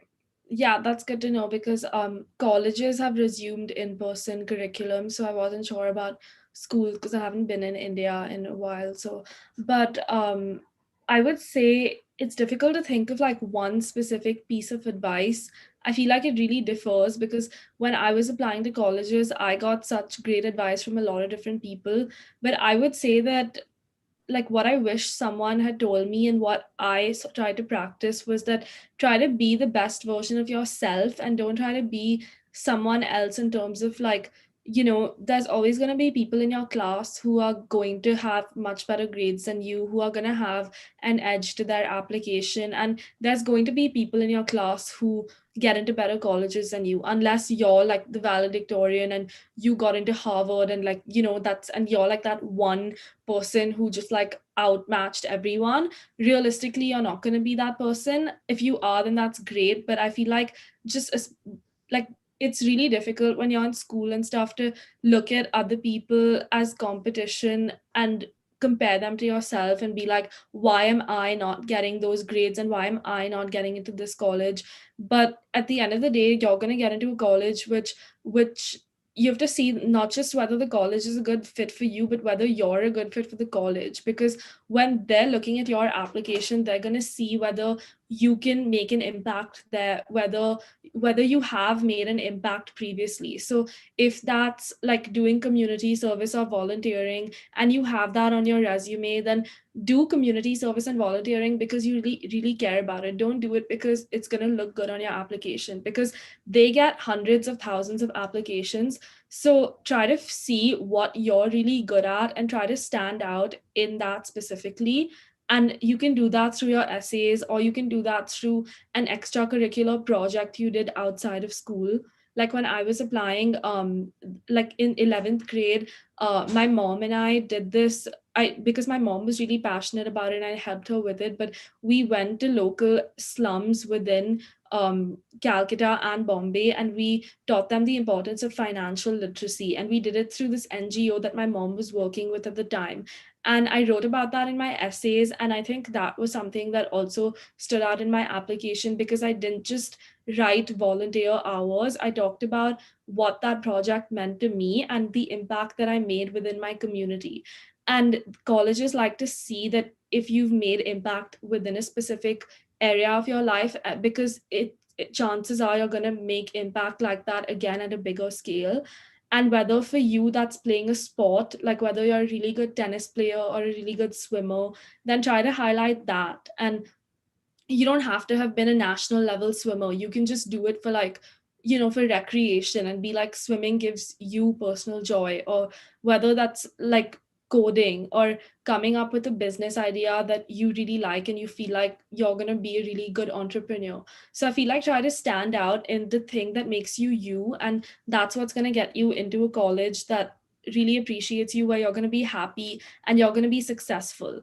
Because I have a lot of friends who went to like UPenn and UC Berkeley and ended up struggling it and hating it because they couldn't cope up with the level of competition that was around them and the academic pressure that was placed on them, and they couldn't truly enjoy their college experience. So I feel like that is probably going to be my parting advice to you guys. Thanks a lot for that. Thanks a lot. And I am also of a very similar belief to, in order to stand out I mean, forget application wise, even to stand out as a person, you should have something you're very passionate about, really strike through your actions. So anyway, thanks a lot, Navya, for joining us. Um, having you is a privilege because, and I can't even begin to thank you for the role you played today in helping us further our cause and, just strengthen our belief in vocational training and education in general being the driving force for change and development, especially for young women. On that note, I would also like to thank all the people who've taken time out and joined us today. I genuinely hope this session with Navya will benefit you later, if not right away. And again, thanks a lot, Navya. And the major reason why I reached out to you is why, I love the position you're at, and I would want majority of people to benefit from knowing of what you have already gone through. What are the suggestions that you have? What are the guidelines that you have, you've learned while experiencing college yourself and experiencing the various processes involved. So thanks a lot for everyone for joining in. Thanks a lot, Navya, for joining in and contributing. Yeah, thanks, Divyani, for having me. And I appreciate everyone who's watching this. I know what a stressful time it can be, but just know that you're not alone, I guess, because like there's thousands of other people. We all went through it. And I promise, like the grass is greener on the other side. Like it does get better.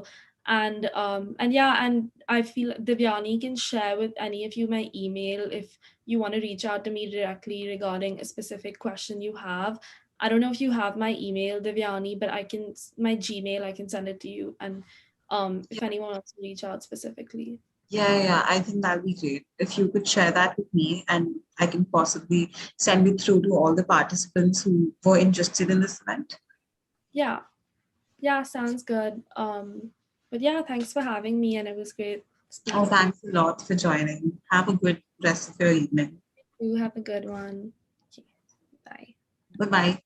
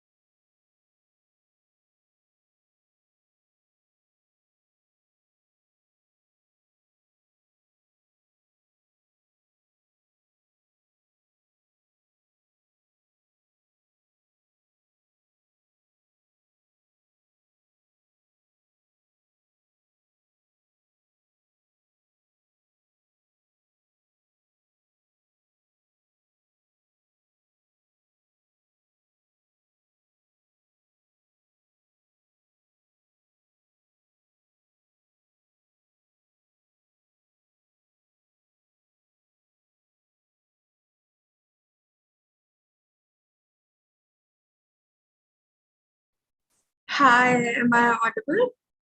Yep. Perfect. Thank you so much for doing this. This must be an odd time for you too. It's 3 a.m. here in India. So Yeah. So thank you so much, Devyani. I mean, this is really awesome thing that you are doing. So there is no time, and I don't know how many people are there, but there might be some people who will be seeing it so at the end. yeah, so we're live streaming this on YouTube as I told you earlier. So everyone who is registered for the same has got a YouTube link and they're watching it live from there. So if they have any doubts or queries, they can just put it in the chat box there and I can wait to you here. Okay. Perfect. Because this is how I wanted it to go. Perfect. Okay. So So I'll start. Hi everyone, thank you so much for tuning into a 24-hour fundraiser. This is presented to you by Akash Foundation in collaboration with CS Studio and media partner Sunmark.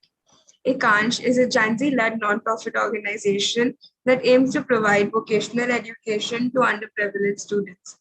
So if you are in a position where you can donate, please do visit the link in our bio. And if you're not able to do so, please feel free to volunteer or just spread awareness because that conversation will go a long way. We are so honored to have Dr. Ayush Kumar here with us today. Just a little about him. Ayush is a research fellow at Chapin's Eye Research Institute, Harvard Medical School, Boston, Massachusetts, in USA, and research assistant professor in the computer science department of Stony Brook's University, New York, USA. He received his master's and PhD in computer science from Stony Brook's University in New York. He is working towards advancing the navigation services to people with visual impairment to increase their independence to improve quality of life through computer vision. In 2018, Ayush was awarded the ICTCCP Research Excellence Award. In 2016, he was awarded PhD Fellowship of SFB TRR 161. We are extremely honored to have you here with us today. Thank you so much for taking time out of your busy schedule and having a workshop so that everyone could understand the basic fundamentals of a research paper. So over to you. yeah, thank you, Devyani, for your kind introduction. And yeah, I'm pretty sure that people will get to know something or learn something from the workshop that we are doing here. And that's why I haven't prepared lots and lots of slides because there are lots of material online. So I'll also have a lot of time at the end so that people can ask questions because that will be the most important part. And this is how I think that there should be an interaction from both the sides so that if there is something. So, okay, let's start with some slides that I have prepared, and I think, okay, perfect.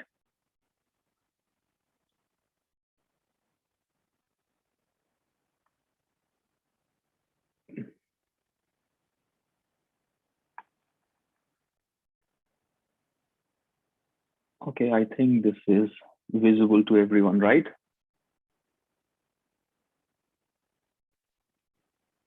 Am I audible? Yes, perfect. It's visible to everyone. Okay, perfect. So as Devyani already mentioned, how to write a research paper will be the topic of workshop today. But before going into that, I should justify that why. So she has already mentioned I did my master's and bachelor's from Stony Brook University.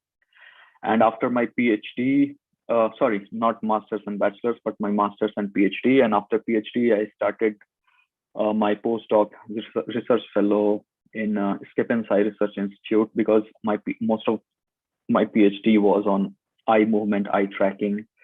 So there I got to work with the doctors from Massachusetts Eye and Ear and from the Harvard Medical School. And at the same time, I'm also a research assistant professor at Stony Brook University in Department of Computer Science. And right now I'm a senior member of technical staff of AT&T Labs. So, and during this tenure, I have written a couple of research papers. So now I know a bit how it should be. And for this particular workshop, I'll be putting the whole thing at very higher level. I won't be getting into the very detailed and technical details actually, so that most of the folks can get out of it. So let's start it. So how actually this thing should go. And whenever we think of starting to write a research paper, the first thing that comes to our mind is a topic, how to pick a topic. And not only that, and that has to also, if it's something related to your school or maybe some assignments, then of course you have a topic. But in case you are just curious about writing a paper, then the first thing that comes to your mind is, okay, what should be the topic on which I should write the paper on? And that's where your whole journey begins. Okay, I have to write a paper, but on what topic? So that you have to be very clear about, so that you don't keep on beating around the bush. So that's so be very clear on the topic, what you want to research on. And then once, and there might be situations where you come across multiple topics. So, and there could be a multiple factor that would decide how you should choose that topic. Either if you are very much interested in current affairs, then you can pick something that's going on, or if something that interests you in your day-to-day life that you might have observed in your schools or home or your neighborhood. It could be anything.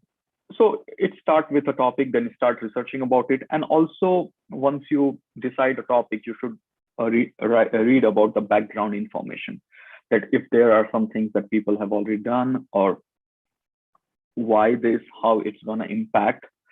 And once you come up with this, suppose you need a validation, or suppose you are very much starting in this particular topic. So always brainstorm about the ideas that in which particular direction you want to go in. So brainstorm with your colleague or teacher or professor, or of course, if it's a part of your assignment, then again, follow the guidelines that what is expected from you in those assignments. And then there comes, once you decide a topic that, okay, this is what I want to work on, then you should go for the research statement. And research statement could be of three types, like analytical, explanatory, and argumentative. So, okay, let's go into what's the analytical paper presents. And in this one, actually, you can say you want to come up with some statement of your own, or you want to analyze some information and want to come to a conclusion. So there will be like, and as I said, that you should always start for the background information, and that background information will help you in analyzing the situation. Where you will be like, whatever is the topic, you will be looking into the various data or whatever. It's all comes to the data set, and data set could be in any form, like some news articles, some websites, some research papers about the things. And then you analyze all those information, and then you come to a conclusion that, okay, this is my analytical conclusion. Then comes the explanatory one.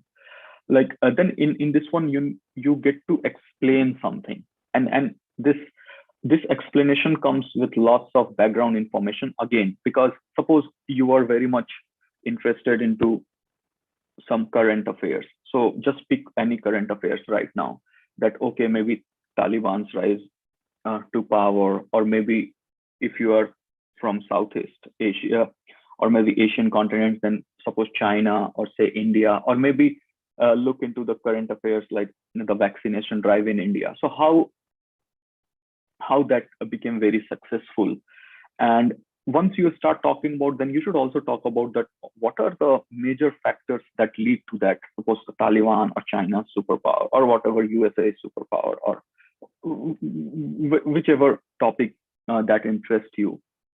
Then you should look into like what are the factors that actually uh, that were responsible for that, and then you should read into that and how those factors in and then you should the third part comes to the argumentative or and don't be very specific about, you just go around and around the topic and maybe also give your explanation that what could have happened if some of the factors, some of the major factors which are attributing to the fact that this has happened, what if those things were not there, where things could have gone. So in this way you always give your like explanation and also give your conclusion accordingly, and then look into its negative effect or positive effect, and then just explain everything to it. And when it comes to argumentative, it's more like you are, suppose you are giving a point, you are going to prove a point, what you think is right or wrong. Suppose there is something you want to write about. Suppose right now it's, say, online education for kids. Everyone is rushing towards that, or maybe how online is, and then gives an argument. And your argument should be very like powerful, focused, and try to have a side that, okay, this is my argument that why online education is good, or why that particular set of combination of education is bad, or whatever it is. And then you back up with your research. And when I say you back up with your research, again, from the background information that you have been doing while choosing a topic. So this is very important. So you can go with in this three direction, how you want to go forward. Once you have figured out all these things, then I say after the background information, because background information is more like a very high level where you get to know the gist, very high level information about something, more like conclusion that, okay, well, this is there, that's the conclusion. How, where, that you have to get the information from reading a lot. And once you have to read a lot, then of course, either you go to the internet or go to the school library. There are lots of schools with their free academic database. Hit there, choose, since you already have a topic, so look into the papers where the people have written. Then there is a school library, of course. I don't know whether many of you know or not, if you have already written research paper or not. So Google Scholar is one of the very famous place to go, actually, if you want to look into the best part is it gives you lots of flexibility that suppose you want to look only impact of certain in certain duration, then you can fill up that, okay, what are the papers on that particular topic which were published during this duration. And but as I after looking to the one most important thing is diversify your search. Why? Because there is a term bias. Like there could be something, if you're like news media these days, you will come across that there are news media who will be always giving a certain kind of narrative. So if you only refer to your for your background, only you refer to a certain media house or newspaper, print media or whatever, then your whole analysis will be biased towards that particular. This is very important, actually. This because all the information that you read, you are going to write in the form of paper. So it's very important that the thing that you are writing is diversified. It's not either news media, or maybe if you are writing about, say, some neighborhood or some city, then you shouldn't pick exclusive data set from a particular site. You should have your samples from every direction. So all parts. So you basically the sample that you're choosing should show your population of the thing that you are using to write. So as I said, news media was the one thing. Or suppose you want to write about the high school, suppose there is something wrong with the lots of work in high school, or maybe dropout or not the success.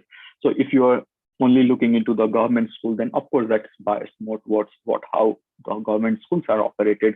But you want to have your very rich paper, then you should also look to the private schools or some very fancy schools, some not very privileged schools, so that you'll have arguments to make from all the situations, and then maybe you can have a very nice explanation towards, okay, what the factors that affect these higher like privileged schools or private schools or not very privileged government schools.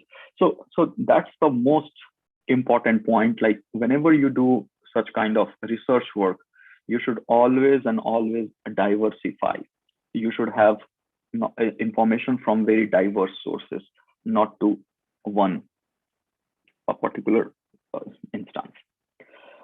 Once you have collected all this information, so then you will come to the part of how to organize your paper.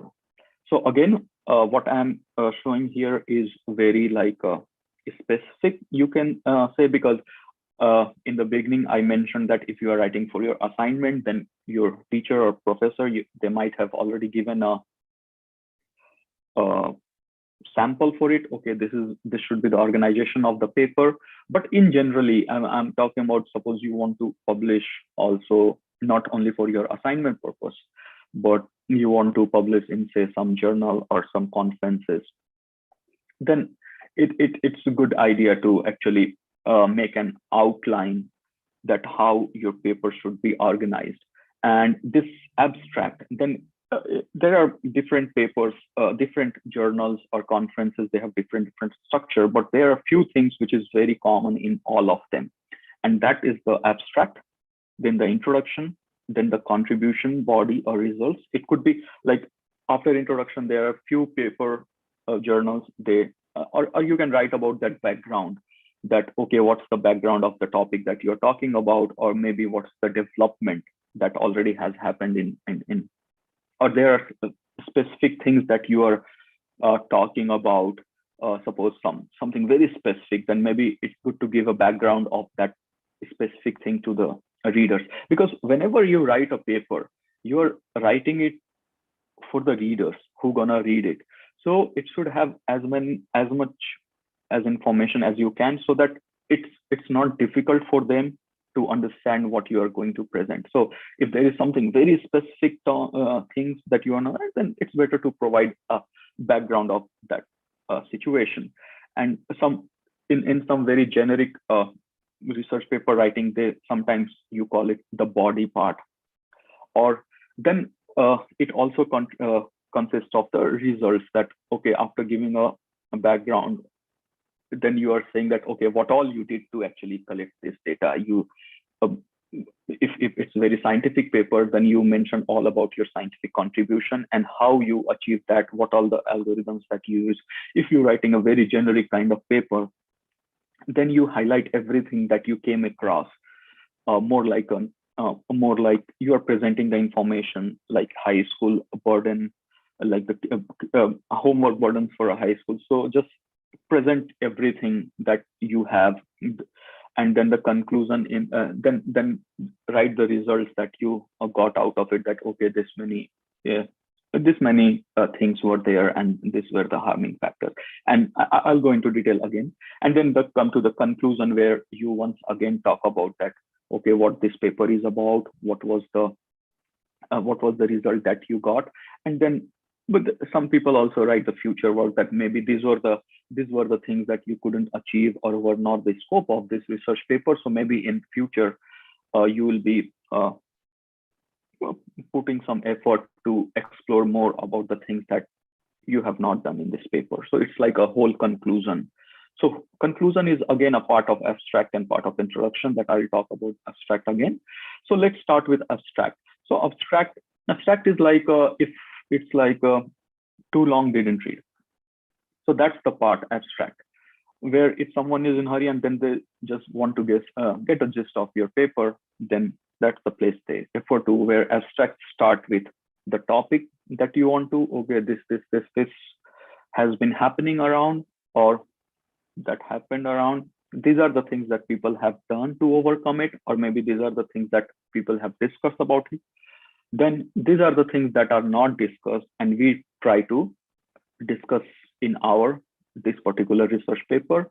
And after that, then you come to like the last few lines where you listen, and this is what we discovered, or this is what we got out of this paper. So this is like abstract, and abstract tells the whole story of the paper, that this is where, this is what we want to talk, this is what people have already discussed about it, these are the some things that people haven't discussed about, and this is the what we are going to discuss, and this is the, on the basis of the discussion, or this is the finding, this is the thing that we got.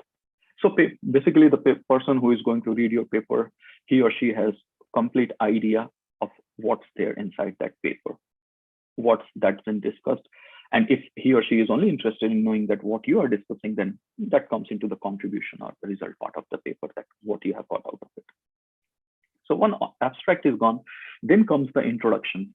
And sometimes introduction is a very, it's also a very important part of the paper, in the sense, this is a place where you will also give a very brief idea of that, of the topic, that, okay, this in many years we have seen this.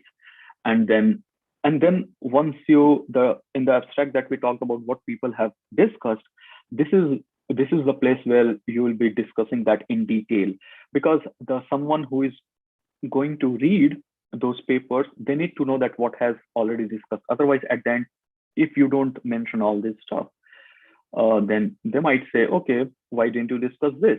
So to support that, okay, these things are already been discussed. So, and this is what, not only that this is what have been discussed, but on the basis of those discussions, this is what the conclusions are, or the results are, or the contributions of those particular discussions are. And then you write everything in very, very descriptive detail, I would say. Not very detailed, but like you have to be very subtle about how you're gonna do. Just for every thing that you're talking about, just 2-3 lines. And this is how the whole introduction goes.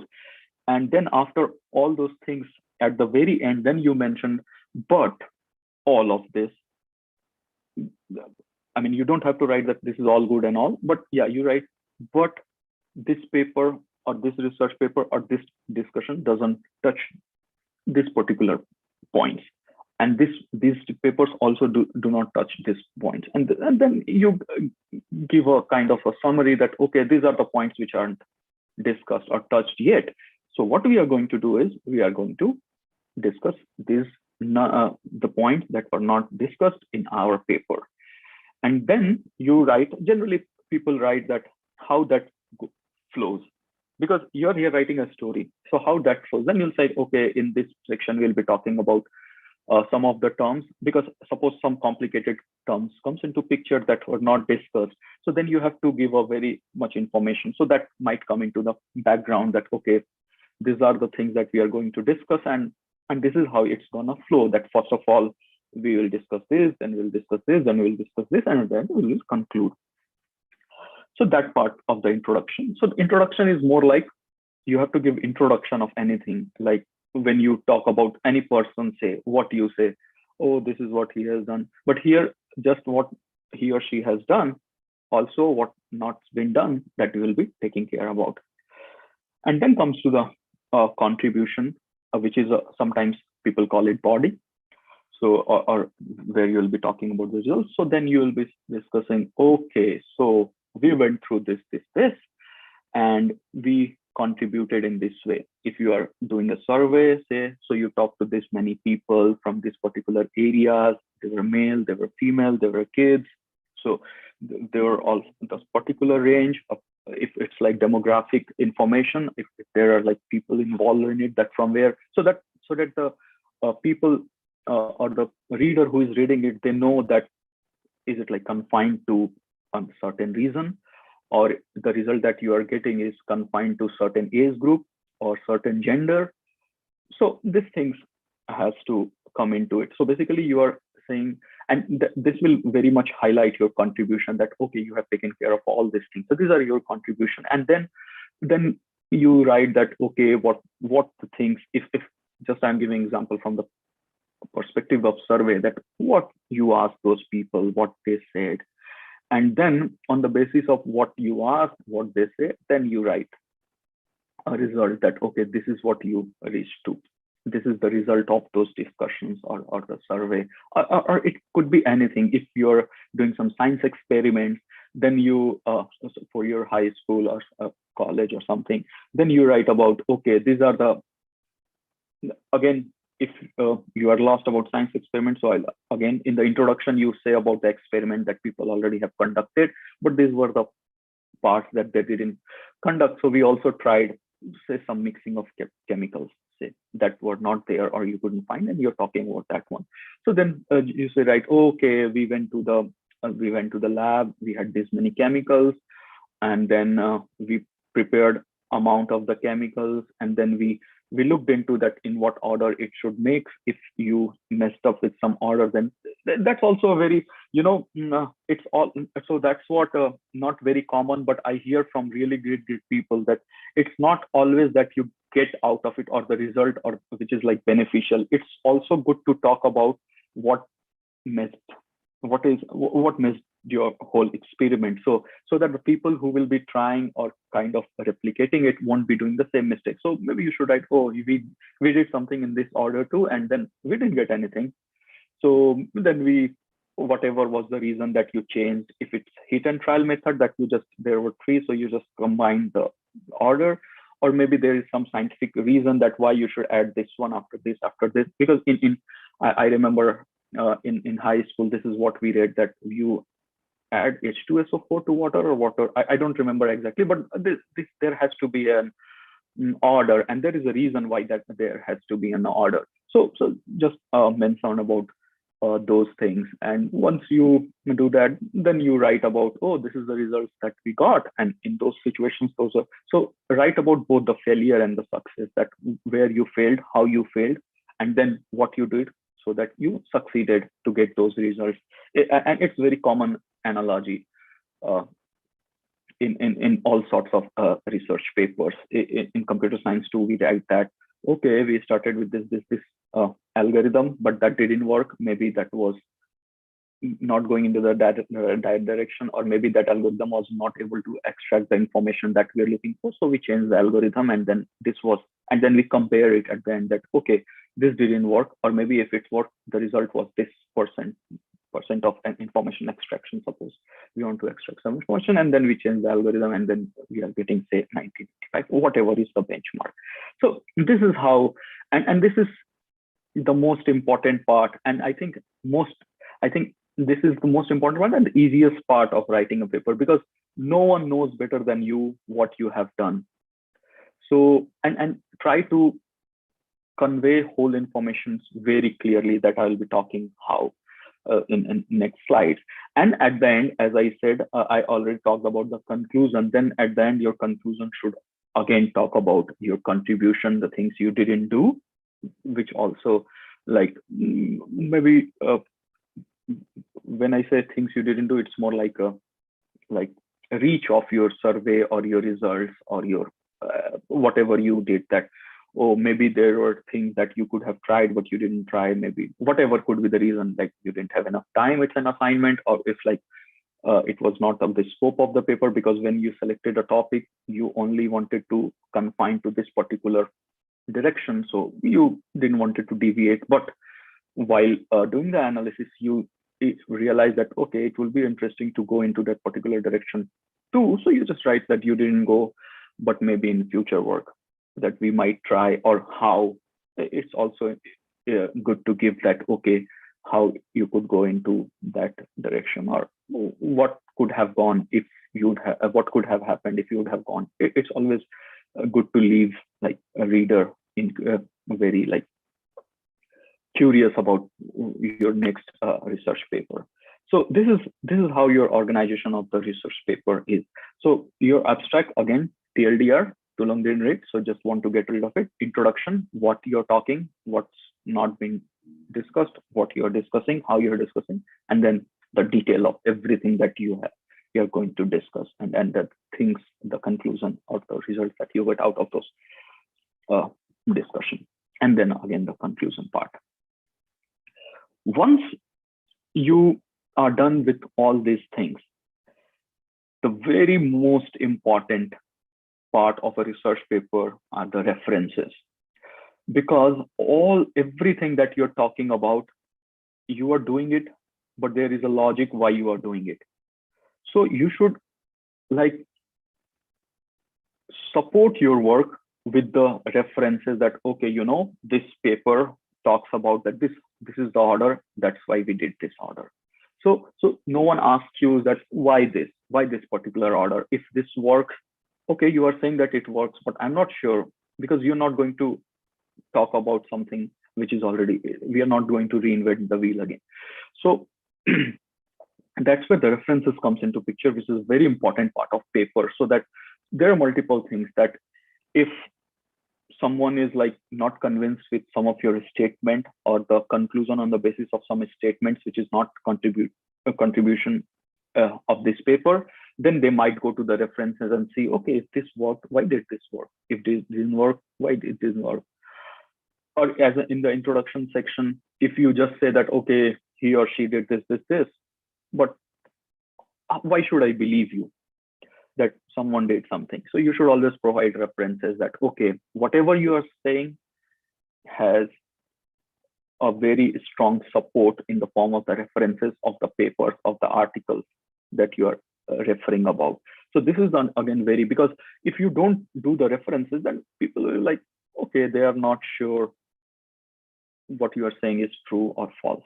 So this is the most important part of the paper. Always cite the references that you are making claim on.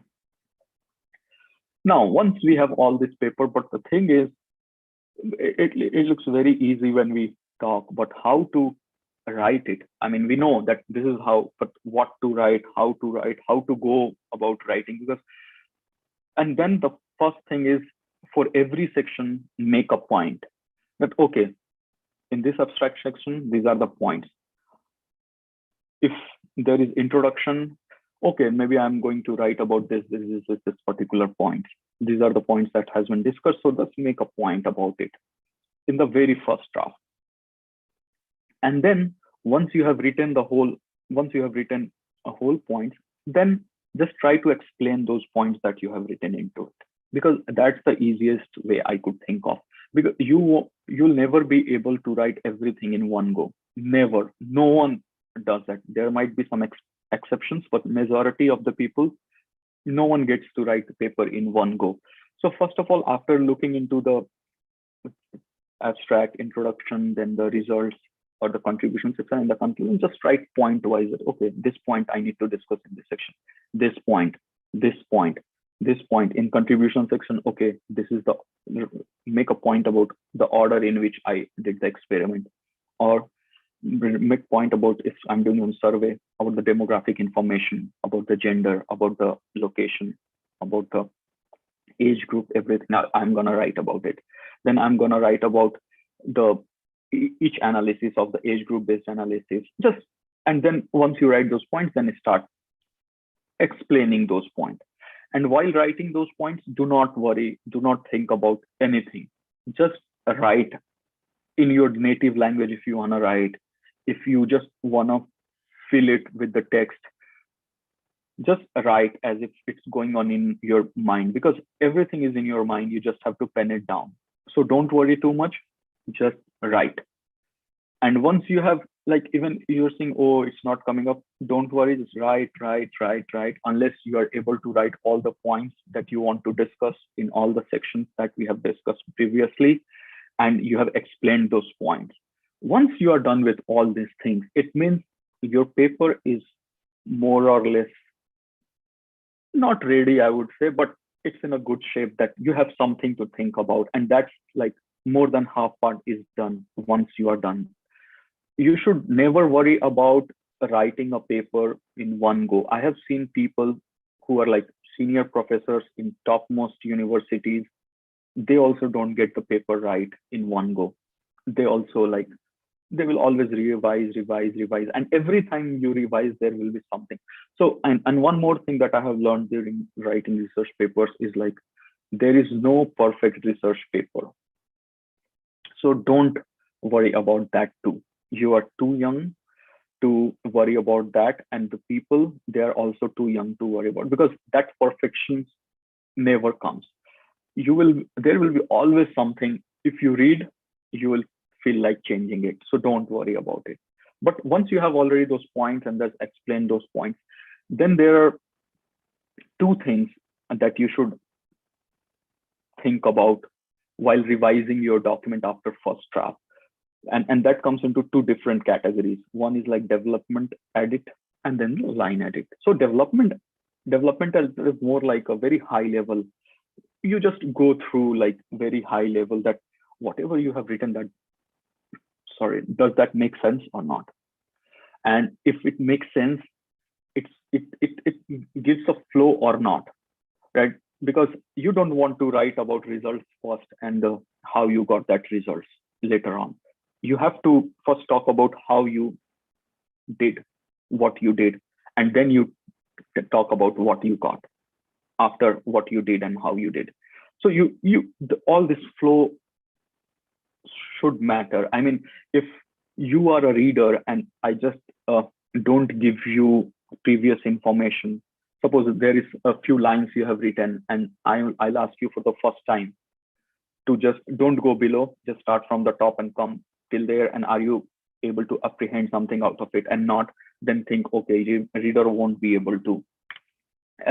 Again, I said you are writing paper for readers, not for yourself. So always think from third person's perspective, whether if someone reading it going to make sense out of it. If no, then rearrange it. Maybe if there is a term that you have discussed about, explain what that term is, or in future, if you are going to use it, just explain that term there itself, so that in future, if someone comes across that term again, then he or she will be able to understand that, okay, this terms means this particular thing. So this is again a very high level way of going. And then comes the line edit.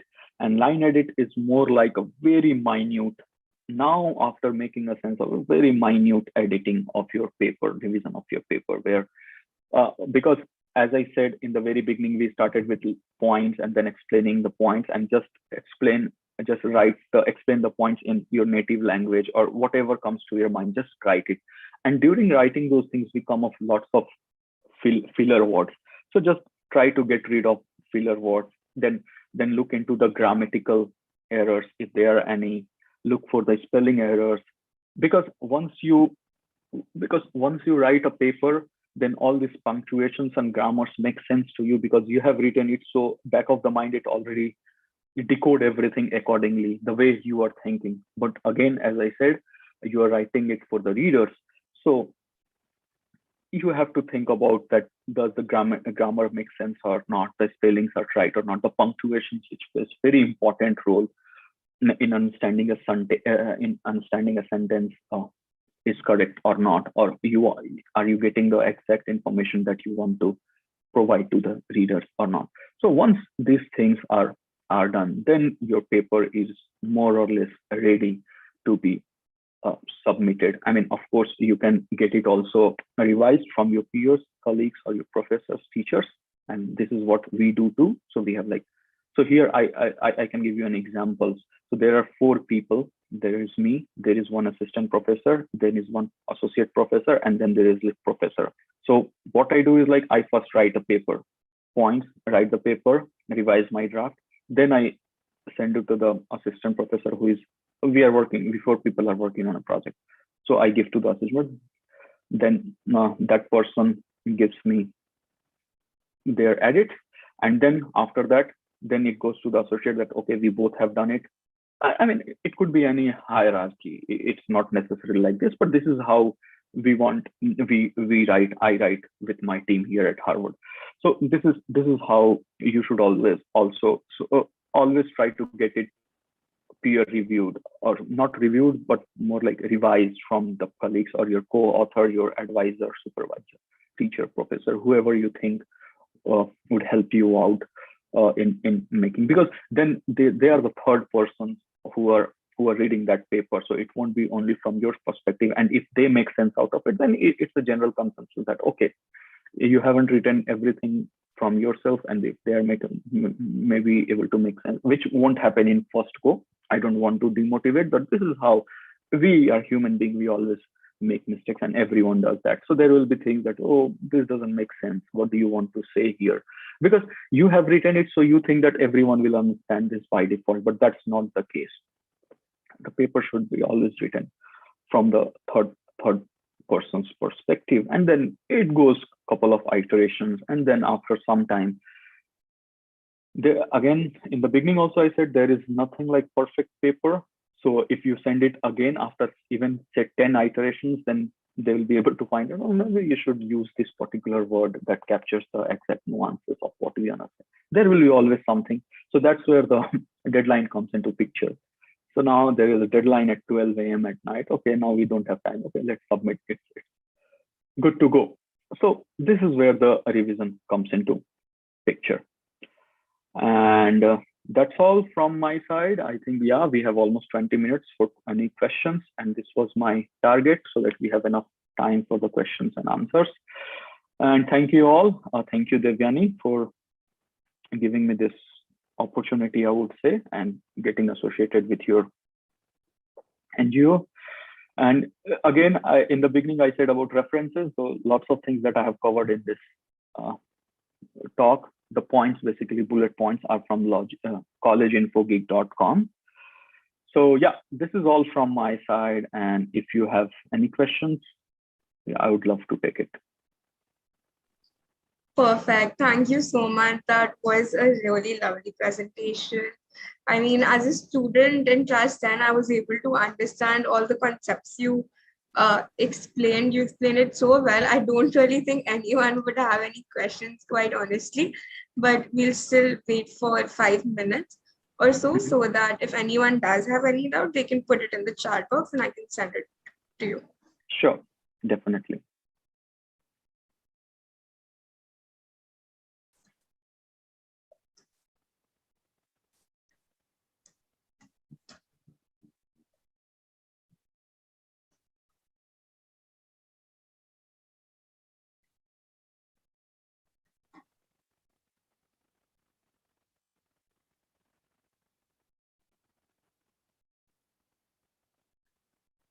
All right, so I do have some questions. So Sure, go ahead.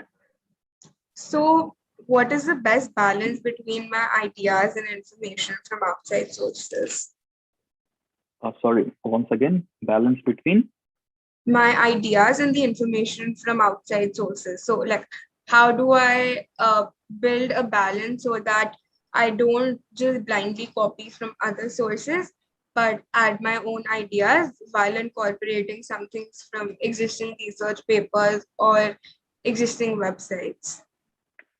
So actually, that's a very good question. I think this question comes in the mind of almost everyone who starts research, that how to find a balance.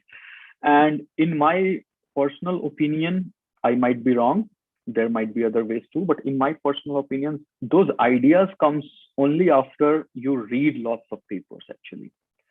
And that's where, and once you read it, there is no like a definite way to come to those ideas, but it just comes to it. Like, as I said, you are like, right, suppose something has happened in your life or you have seen something, and when you read about those things, then still you are not able to get answer for those questions. So that's how the ideas come, that you have came across something and you are reading lots of things and still you are not finding that particular answer. So then after looking into the papers, then you should say, okay, for this particular questions, actually, what all they did to find the answer. And then you say, okay, the answer that I want to get, maybe I should do something similar, right? Suppose you want to look into, suppose you are from Kolkata, you want to talk about something West Bengal as a whole, and you read something about Delhi, and then you say, oh, no one talks about West Bengal, or you read something about Rajasthan or Maharashtra. Then you said, okay, in order to answer those questions, what all they did, and then you do the same thing, because so your idea had something, but these things also gives you a way how to make sense out of that ideas, because we can wake up one day and we can find, oh, maybe you should do something like this, and then you will start doing the research. that, okay, has someone done something similar? If not, okay, something closely related. If not, well and good, you have something very, then you should talk about, so then you come out, okay, I want to pursue this. Then, as I said, then you should discuss, you brainstorm that what are the, if someone hasn't discussed about this, why someone hasn't discussed about it? So you talk to your peers, your friends, or your teachers and professors, and then might they give you some insight, and then you'll go to a conclusion whether it's worthy to follow that idea or not. And if you are convinced of no, maybe I should definitely look into this, then you start that, okay, what are the things that surrounding that idea? Then you start looking into it. Suppose we want to talk about the economic development of West Bengal, say. So then you will be looking into the indicators of the economic development. Then you say, okay, how those indicators are manipulated, or how those are impacted. Then you will be looking into the factors that impact those indicators. And then after looking into the factors, oh, why this factors is not influencing much? Maybe there is not influence in that particular factor. Then you can write your own suggestions that, in order to, because you have been able to link that at every step. That's how your ideas becomes a whole. It comes into a shape. This is what I believe. It's always, the answers are always surrounding the ideas. Once you start picking around the things that are revolving around those ideas, then again, it's more like a ripple effect, that your idea is at the center, and once you start moving forward, then you get to, and then you have lots of information, and then you can make any conclusion or do whatever you want to do. I think did I answer your question? Definitely. That is exactly what I was trying to understand. So my next question is, when do I have to cite a source? Sorry, when do I have to cite a source? Every time anything is like inspired from something, it's an ethical thing to do, that if suppose, as I was talking about the ripple effect, so the idea, center idea, then there are things that surrounding center idea. As I said, the industrial, that these are the indicators. So you should cite that this paper says that these are the indicators of this particular thing, so that you don't have to reinvent everything. Otherwise, how you will justify that these indicators are responsible for this? There has to be a justification. If you say something, there has to be a justification. How are you going to justify? So you'll cite a paper that in this particular paper, the authors have done something. And on the basis of that, they have justified that these are the indicators to impact this particular point. So that's why I'm considering this. And then you goes to the another one, and then the means to the end, and then you write everything. So it's all about, citations is all about whatever information you're gathering, what is the idea behind, how you're going to justify it, and then you just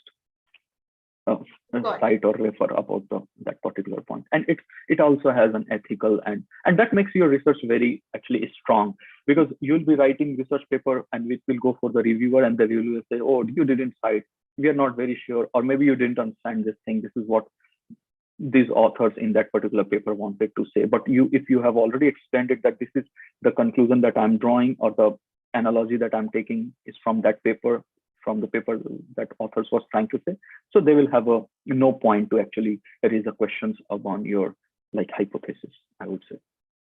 All right, perfect, got it. So my next question is it better to directly quote a source or to paraphrase?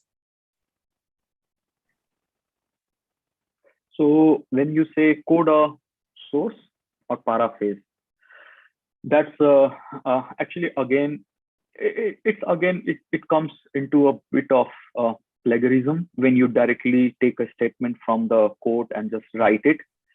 But once in research, we try to paraphrase it, but because it's not a good idea to just take the exact sentence from the previous paper when you're talking about. But if you are talking about very famous quotation while writing, then you're directly like something Mahatma Gandhi said, or something Nehru or Prime Minister Modi said. If you're some of their quotes, then you have to just quote it. But when you're going for And I'm pretty sure even if you write that conclusion that they said something about this and this is what, it might be somewhere in the paper. Maybe you took some few sentences or few words from one particular sentence and you merge it. So yeah, it's always good idea to paraphrase it so that the chances of plagiarism gets reduced a lot. Yeah. Perfect. And my last question, how do I integrate another source into my paper? So when you say integrate, what actually? So say, for example, just to make example, Mike Rose's essay, The Language of Exclusion, so that's the title. In that, he says the writing course holds a very strange position in the American curriculum. So this is the line which is there in his essay, whose title is The Language of Exclusion. So if I am using this, how do I integrate this source, this particular quotation by him from his essay into my research paper? So Okay, like instead so of paraphrasing it, this is like a direct quote from someone, and I heard it from, I'm not sure if this is true, but people say that I should not start by writing in this quote the author says this. So what is another way in which I could present this quotation? no, actually, I don't know this is the right idea because there could be a number of ways you can quote it. Like in our papers, we write from the paper, this is this. Authors, like generally you say, suppose XYZ, there are multiple authors. So you say XYZ et al. Already did this and they came to this conclusion. Or then you are writing, this is what, suppose something as already done by this. So there could be, and it's just a way how you are.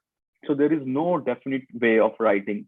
What you are saying is like in this poem, authors have say, of course, I do not see any reason of why this is not a correct way to do it, but I might be wrong, but I personally do not see anything wrong in doing that. It's just a way how you, even if you read our paper, the way we write our paper, somewhere we write about author in the very beginning of the sentence, or sometimes then we say, okay, something of this happened, and then we quote in a like bracket, small bracket, that author et al.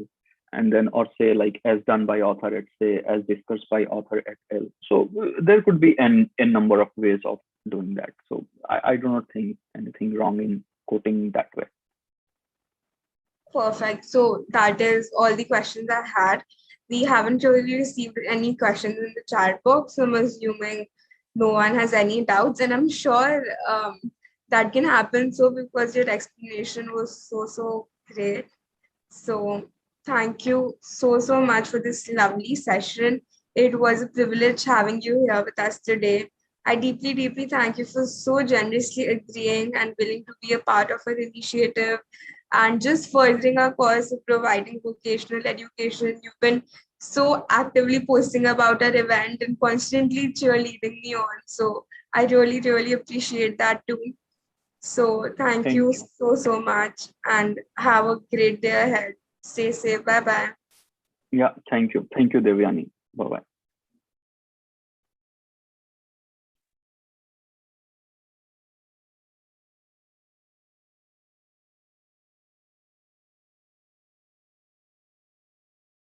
Perfect. So if anyone has joined our live stream right now, we will not be doing the session we were supposed to have right now, which is how to make a website in 16 minutes. Instead, we'll be having it from 5 a.m. IST to 6 a.m. IST due to some technical difficulties.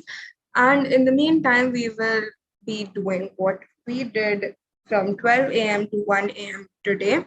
So due to some issue, I will not be able to present my screen and show it. But in case you're up and you would like to watch it, do drop a text in the chat box on YouTube and I will send the drive link to you. Perfect.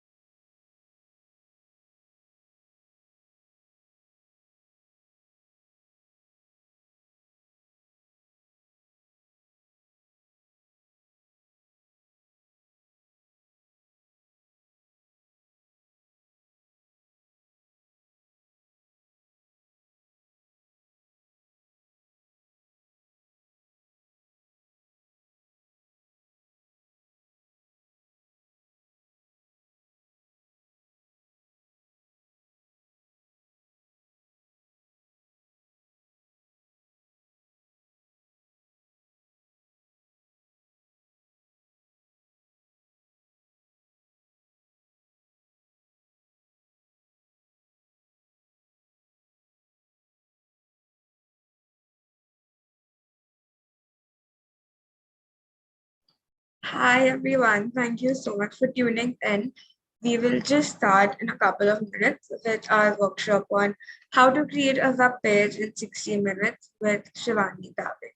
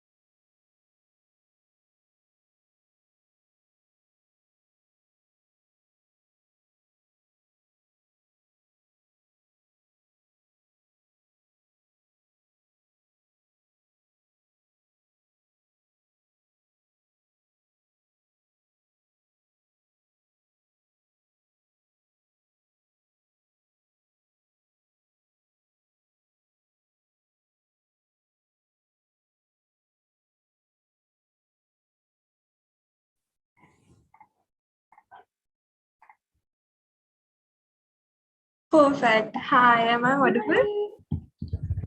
Okay, sorry. Can you hear me? Yeah, perfect. I can hear you well. So thank you so much for joining in and doing this for us. So we're actually live streaming this on YouTube. So whoever's registered for this event, they've been sent the link and they're viewing it there. So if anyone has any questions for you, they'll just drop it in the chat there, and I'll just um, tell it out loud so that you could know as well. Yep, totally. Sounds good. I'm just Perfect. gonna go ahead and share my screen. Let me know if you can I'll just see start it. with a brief introduction and then we can go ahead. Totally. Perfect. So, hi everyone. Thank you so much for tuning into our 24-hour fundraiser. This is presented to you by Ekansh Foundation in collaboration with PS Studio and Sanmark India. So, Ekansh is a Gen Z-led nonprofit organization that aims to provide vocational education to underprivileged students. So, if you are in a position where you can donate, please do visit the link in our bio.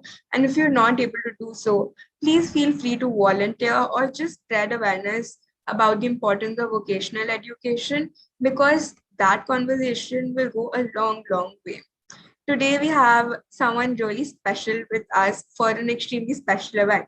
So when I say coding, one of the first things that comes to anyone's mind is complicated, numbers, time taking.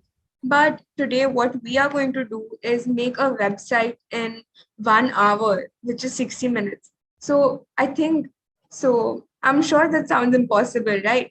But definitely not for someone who we have teaching here. So a little bit about Shivani. Shivani is one of the sweetest and most helpful person I've come across. She was one of the event directors at our Future of Changes Coding for Change event, which aimed at raising funds for trafficking survivors.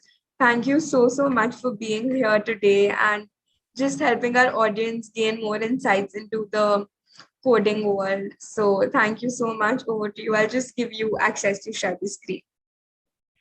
Yep, totally. Oh, you're making me blush.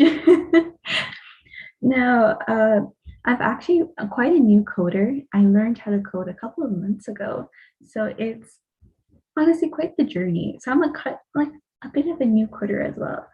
So it's really fun. I still don't have share screen access yet. I just gave you access. 1 second. I'll do that again. No worries. Perfect. So is it visible to you now? Yep. Perfect. I see it now. I'm going to share my screen too. Can you see it? Yes, I can see it. Perfect.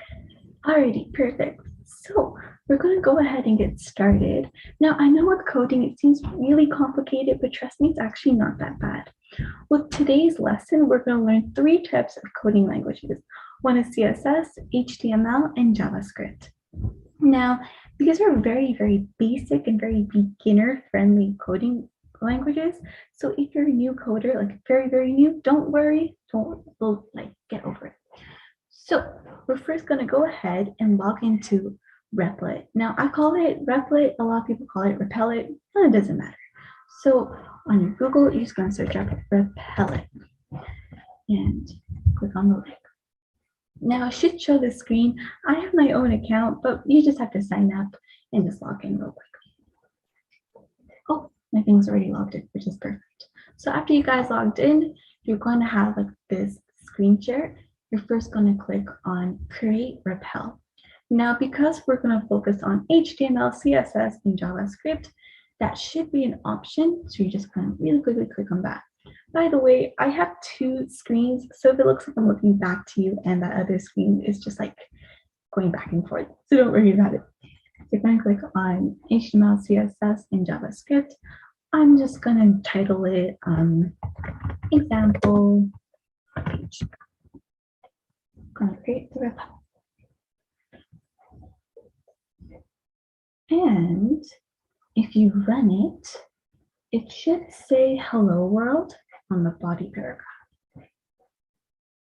Yep. So first off, we're going to start with HTML. Now, HTML is the startup markup language that describes the structure with the elements. So it's basically kind of like the base of our event. Sorry, web page, my bad. So we're basically going to do all of our coding inside the body of HTML. So notice how the hello world is in the body. That's because all of our functions are going to be based on that. So that's the kind of the basic info. So first, we're going to start off with our heading tag. Our heading tag is basically kind of just determines the sizes or the fonts of the text. So I'm just going to start off with a really random article. I'm deciding to do this one. I don't know, I thought it was really sweet. So first things we're going to do is that I'm just going to delete the hello world, delete that, and we're going to go ahead and get started. So in order to create your heading tag, you're going to do an angle bracket, which is this symbol over here, angle bracket, H1, and an angle bracket. So that's just the start of your code. So I'm just gonna so heading 1 is kind of the most biggest font. So it's kind of the most important if you want to think about it like that. So I'm just gonna copy the title. That will be my biggest font. So heading 1, gonna copy that. And then we want to end our code. So to end it, it's the exact same thing as we started off with. The only difference is that we add a forward slash.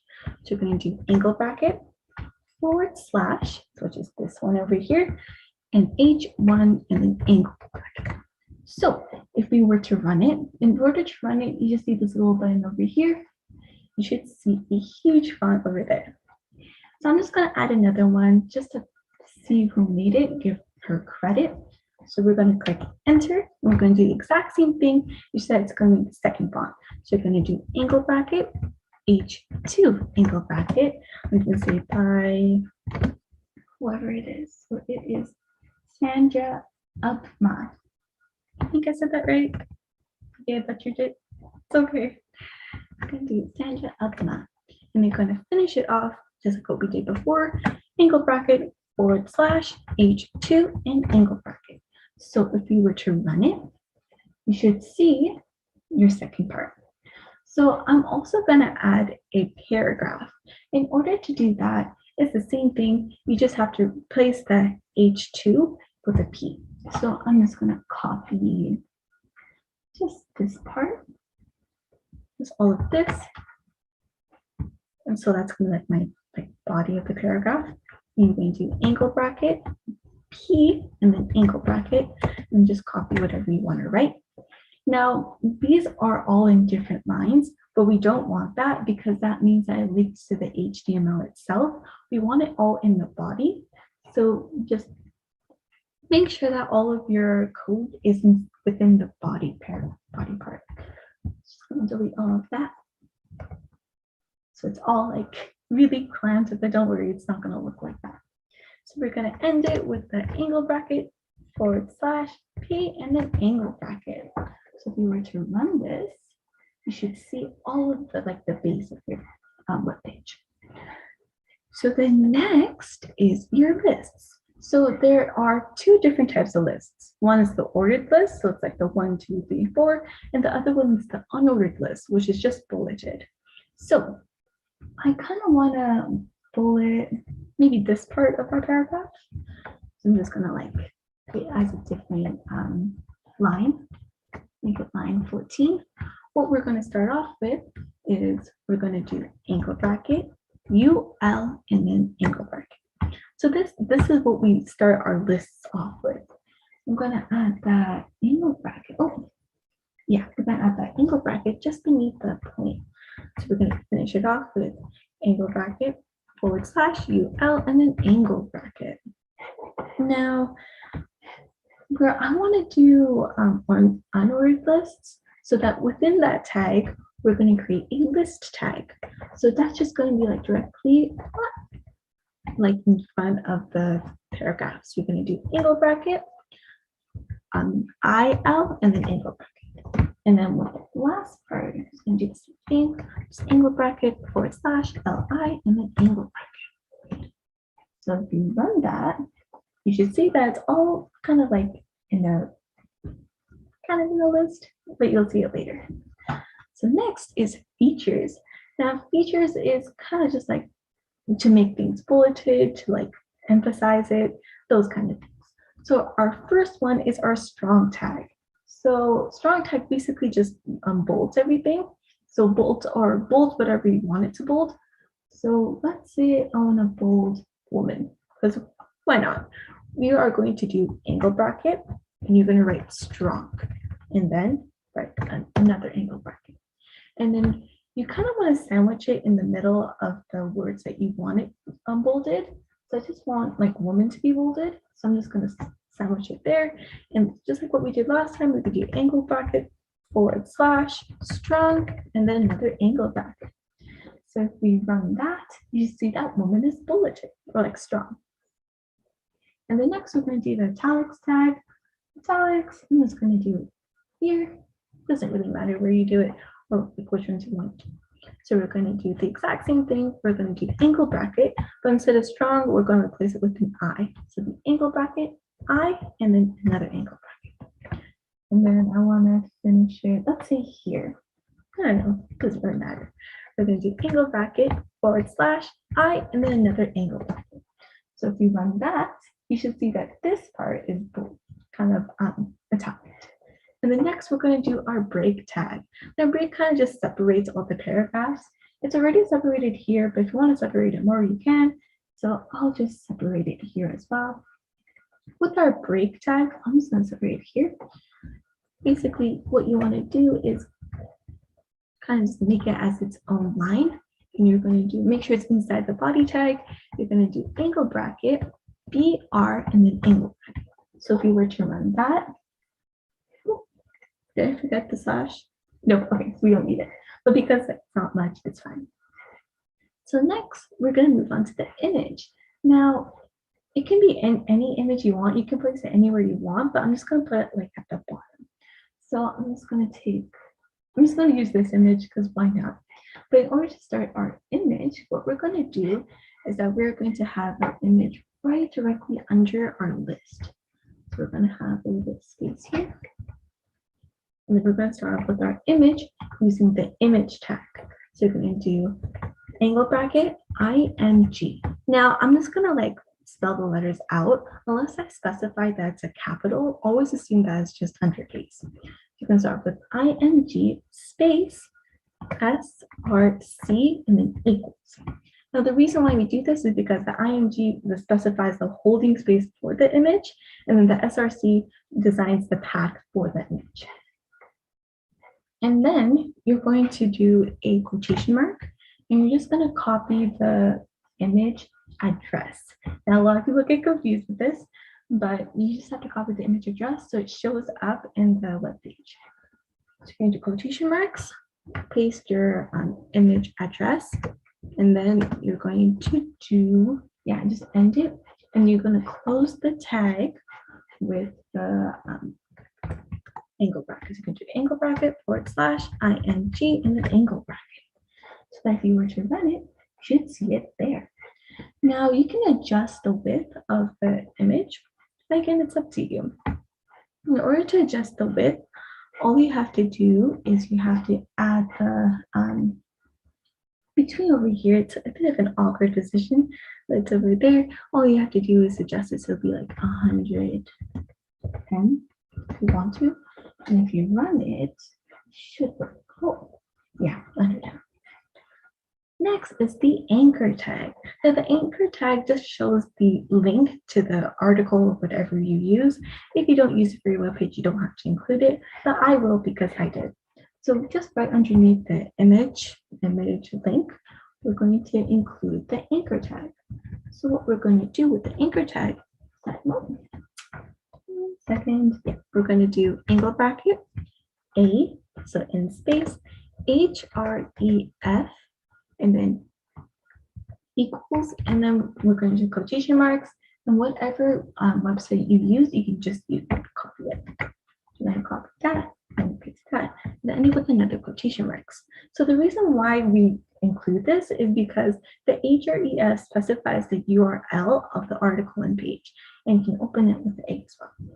So then we also want to specify which, like what we want it to be, because including just a link will kind of make it look ugly. So we can do include angle bracket.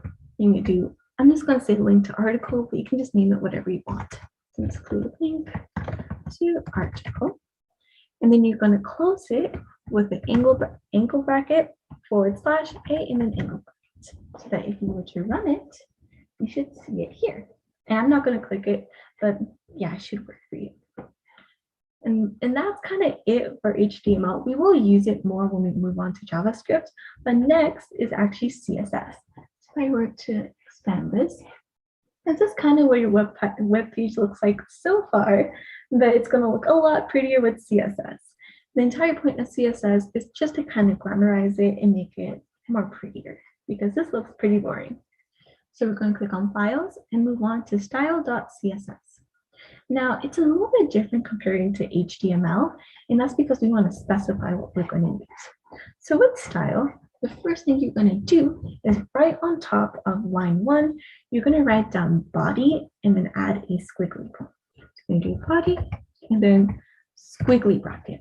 Now, notice how I did squiggly bracket and not the other bracket. This is because we want to add all of our code within those squiggly brackets. So I'm just going to tab it a bunch of times, and then we're going to move on. So that's how you open it up. The reason why we do bodies, because recall that all of our functions in HTML is in our body. So this will affect the body of HTML only. So that's the reason why we use body. So the first thing we're going to do is the background color. The background color is like, instead of this white, we can make it any color we want. So we're going to do a tab first, so that the 2 is kind of underneath the body. So the first thing you're going to do is write background -COLOR. Now for me, because I'm a Canadian, I write with a U, and this confused me a lot when I first coded, so just beware. And then you're going to add a colon, and then over here it gives you different options of which color you want to use. I kind of like beige. I like beige, my favorite color. So I'm just going to do that. And remember to always end it with a semicolon. Now, if you don't end it with a semicolon, yes, it will work at the time, but the moment you include JavaScript, it's just not going to work.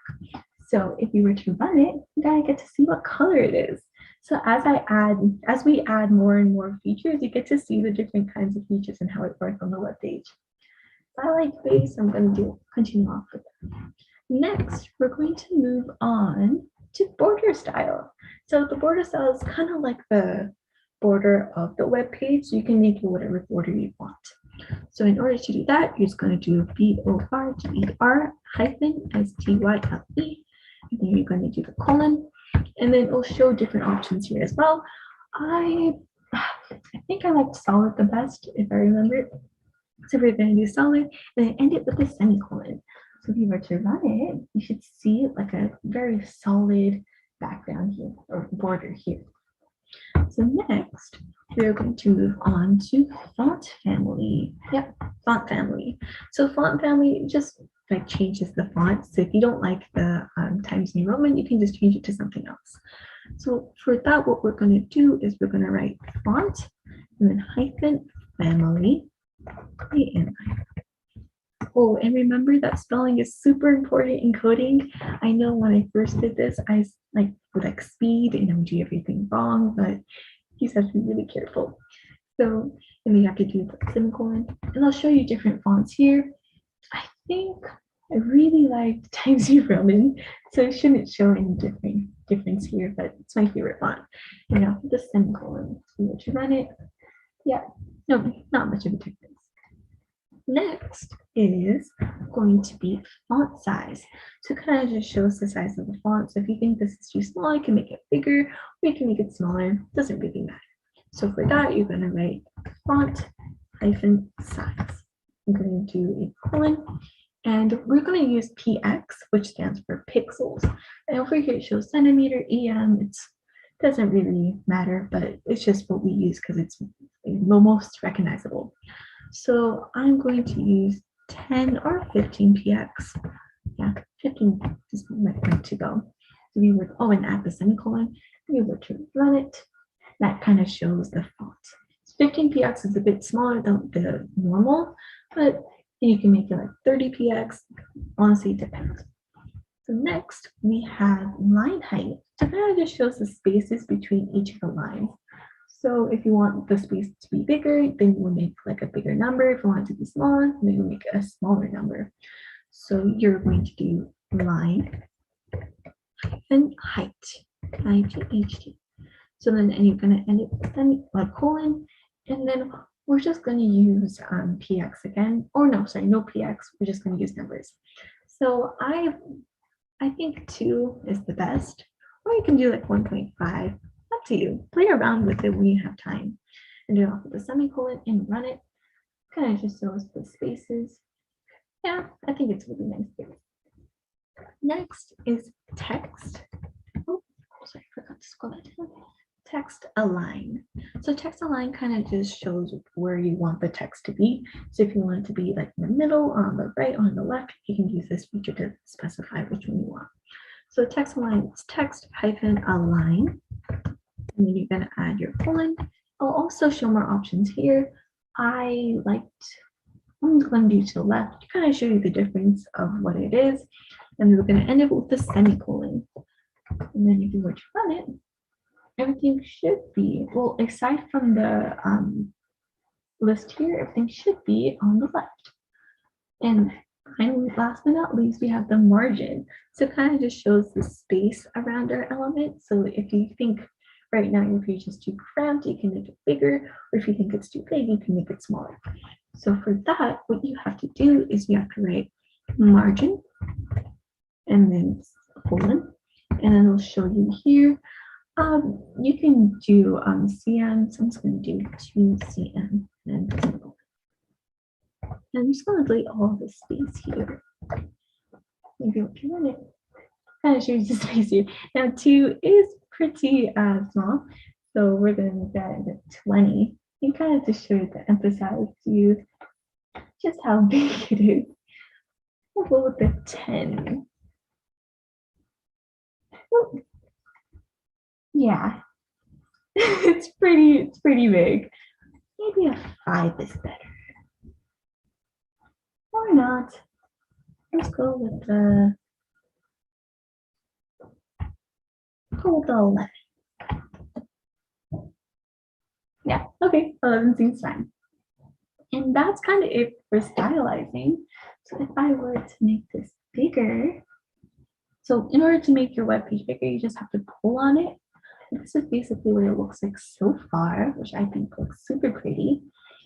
And another cool thing you can do is that you can open it in a new tab. It'll just show you like your entire web page in a new tab.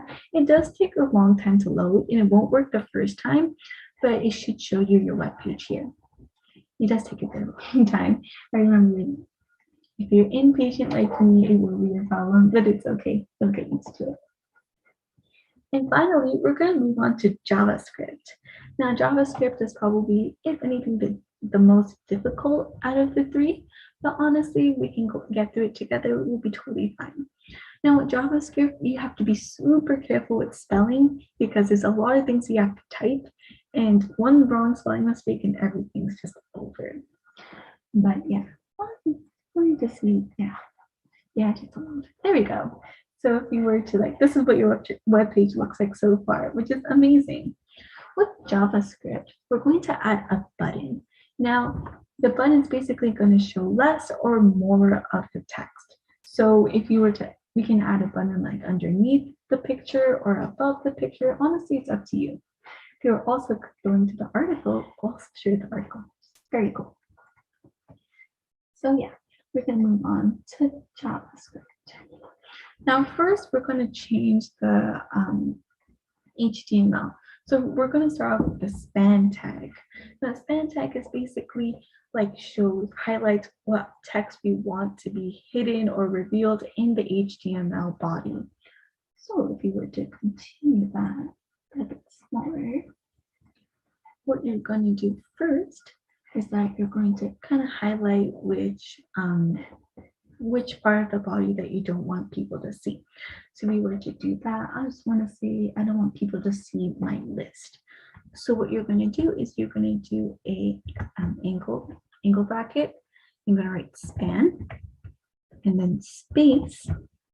And we're just going to talk about the ID with dots. So basically, if we were to include that, that means that all of this text we have here is going to be replaced with 3 dots. So we're going to do span, space, ID, and then it's going to be dots. So we're going to do equal, and then quotation marks, dots with an S, and quotation marks, and angle bracket.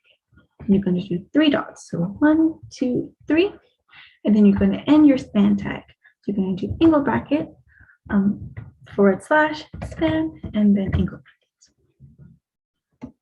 And then we're going to start another span tag, which will be more, so that when we're manipulating the button, we'll show the rest of our information placed in between the span tags.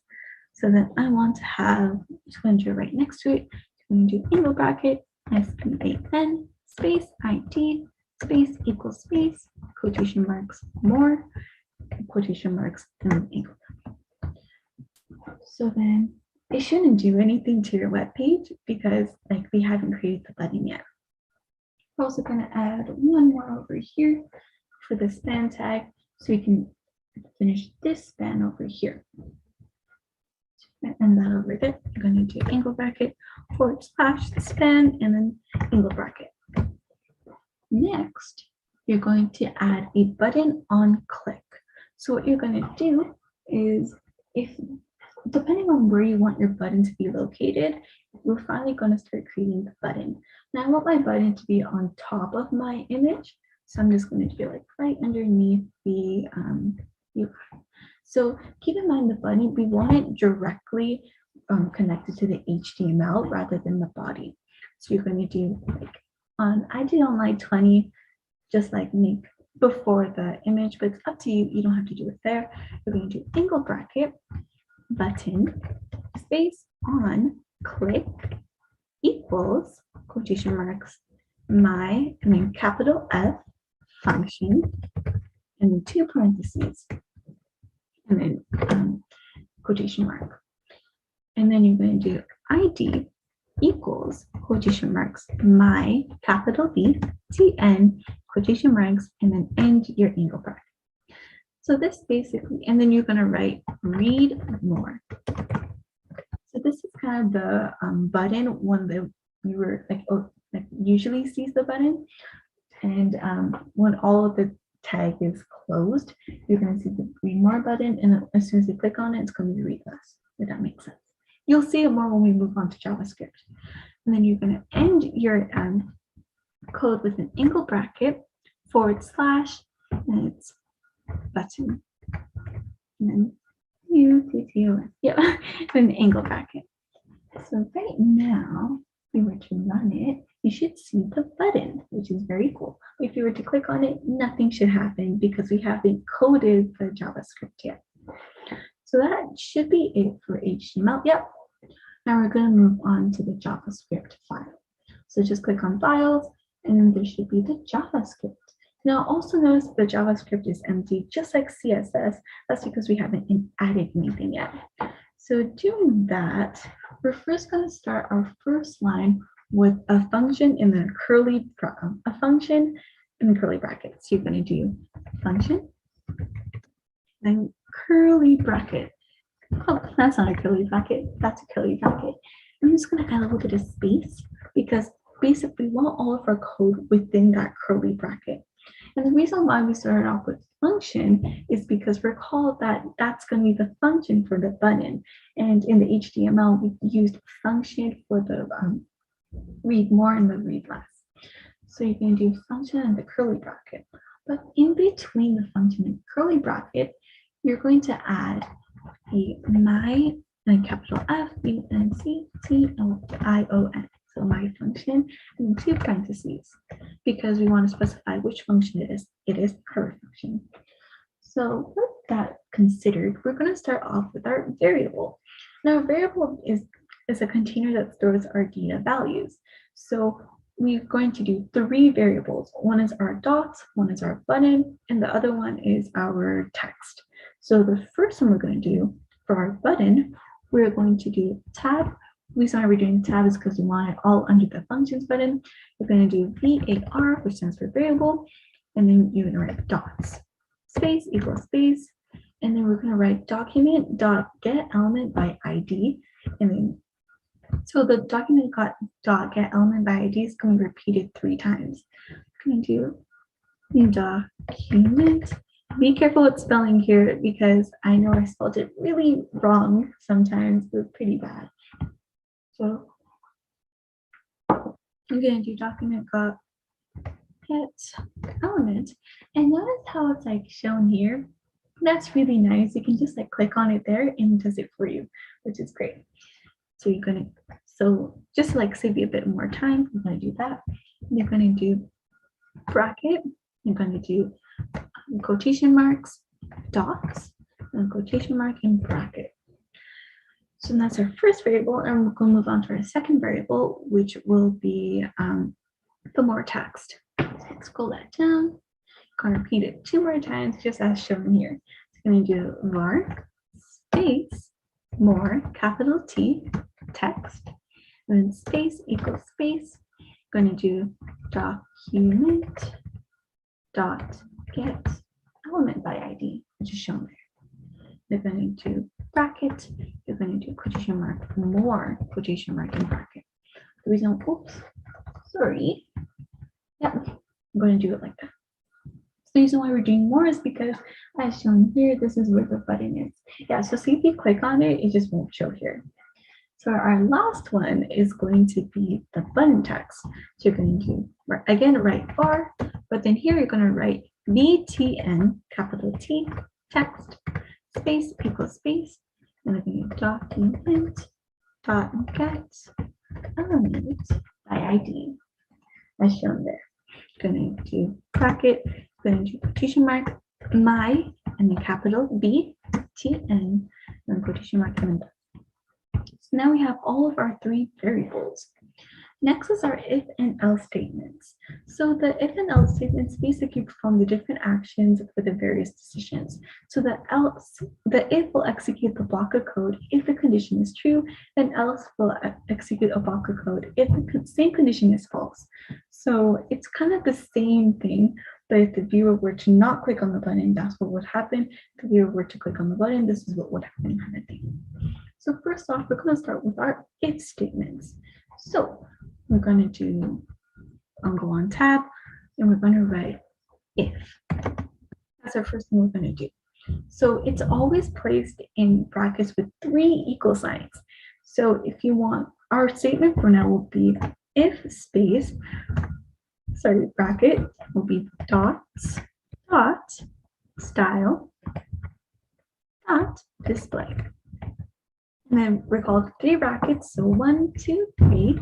We're going to do quotation mark, none, quotation mark, and the bracket. So then that is going to be our, that's going to be displayed in our dot, style, and display. So you're going to also add another curly bracket, and then you're just going to tap it a couple of times, just to give you a 6. Start off with our first one, our line number 7. You're going to do 3 different types recalled from the variables. So you're going to do dots, dot display, dot style, dots, dot style, dot display, my apologies, and then the BTN, then the more text. So it's all just connected together. So with our if statement, you're going to, like underneath the if entire code, you're going to do dots, dot style, dot display. And then you're going to do space equals space, quotation marks, in line, quotation mark. And then very important part, add your semicolon. Now, I know I said this before, but semicolons are so important because without it, like the web page won't function, or that style won't function. Especially with JavaScript, everything needs to be functioning or else it just won't work. So make sure to add your semicolons. So inline basically means that the feature will be placed in HTML and will be shown. So next one, we're going to move on to our button. So we're going to write BTN capital T text and then dot inner and then in all caps HTML space equals space quotation marks read a capital R read space and then lowercase m more and the quotation marks and then semicolon. And our last one is going to be the more text. So you're going to do, oh yeah, so sorry, I should probably explain, the inner HTML will return our HTML content. So that'll mean that when we read when the reader will read this part, so the 3 dots here, and this text is going to be hidden. When they click read more, they will now see all of this text. It will no longer be hidden. So continuing on, we're going to do our more text. So first thing we're going to do is write more and then capital T text and then dot style dot display. And you can do space equals space quotation marks none and then quotation marks and semicolon. So by placing none, our extra text will not be read. This means that all of this will just be gone. So that is our if statement. I'm just going to delete all of this. All of this extra space, just so it gets a bit more clean. So next we're going to move on to our else statements. So the else statements are the exact same as our if statements. It's just the opposite command. So for example, for the BTN text, instead of read more, it would be read less. For more text, and instead of none, it would be all, and etc. etc. So it's kind of just the opposite of our else statements. The first thing we're going to do is we're going to line number 12, doesn't really matter. We're going to write else, and then our curly bracket. And then I'm going to do a couple more tabs.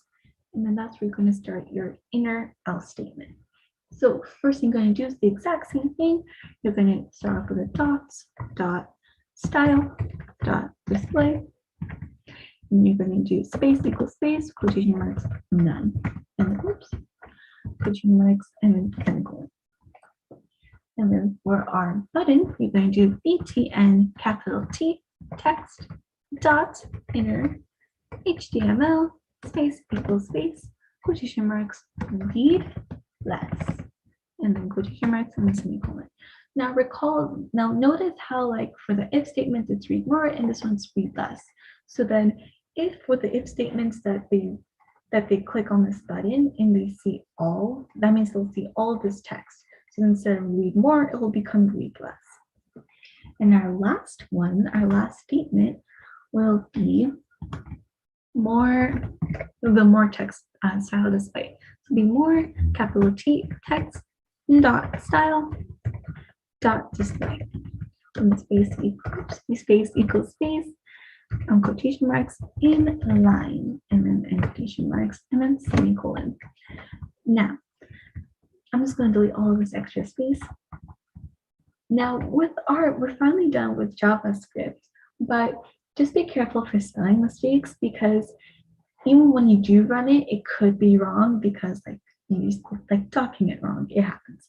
So be very careful with like double checking that all of your like texts are like correctly spelled. So if you were to run it, it should work. So if you read that, just gonna make this bigger. So if you were to read this, oops, you should say read more. Notice how all of our text is gone.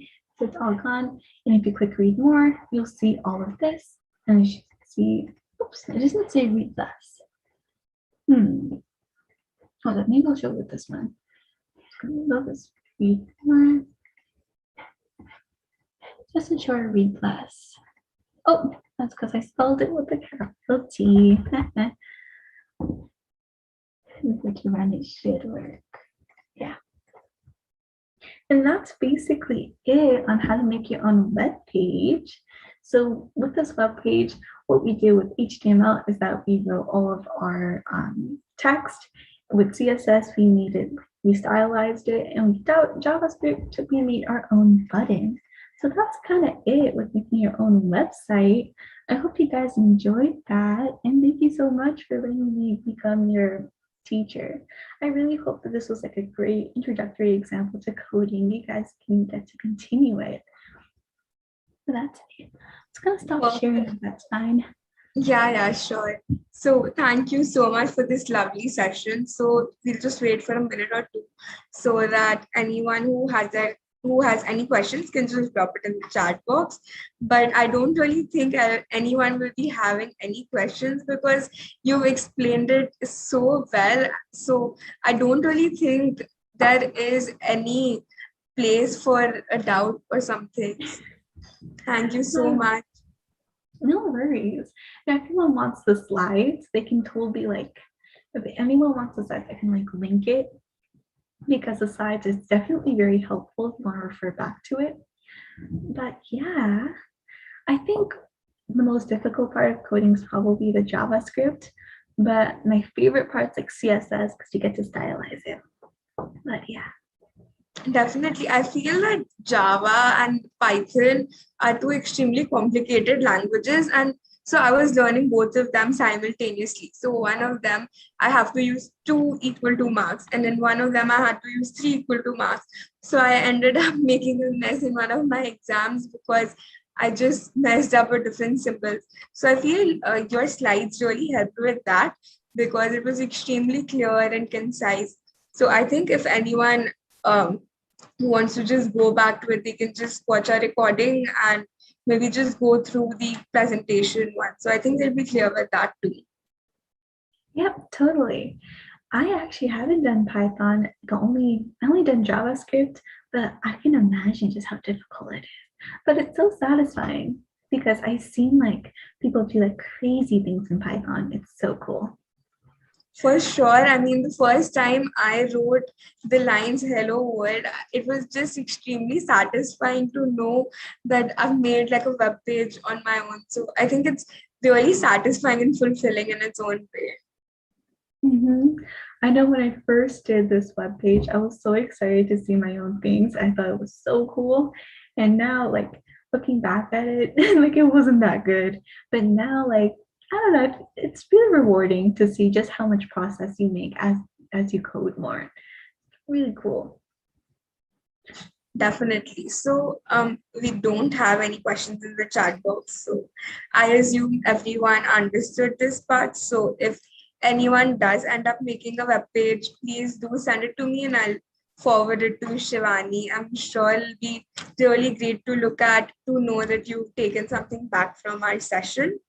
So thank you so much, Shivani, for being with us here today. I deeply thank you for so generously agreeing and willing to be a part of our initiative.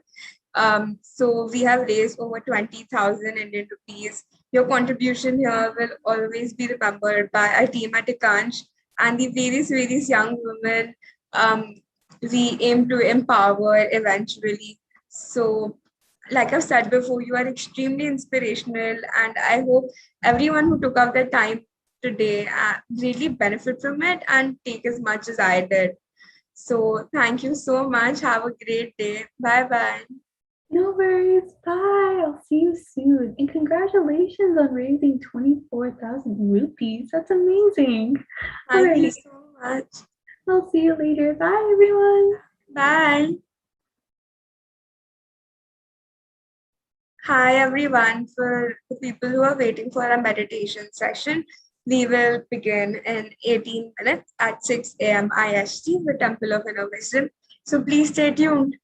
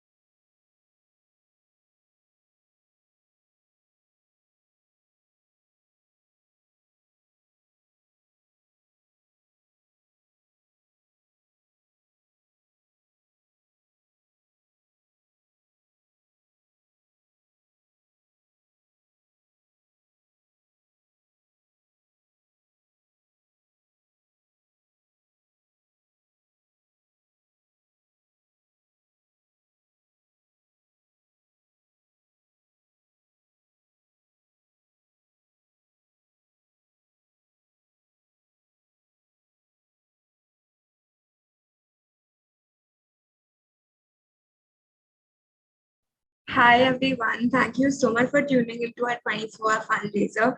We will just wait for a few minutes and then we can start with our meditation session.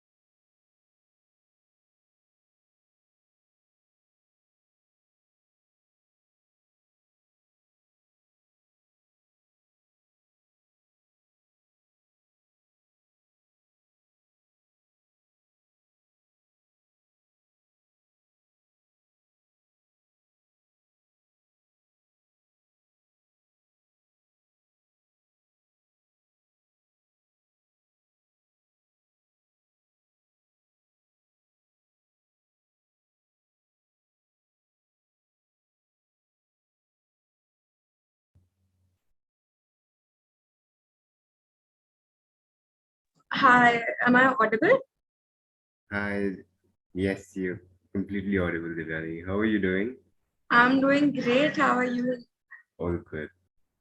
Perfect. So let's start with the session. So thank you so much for joining into our 24-hour fundraiser.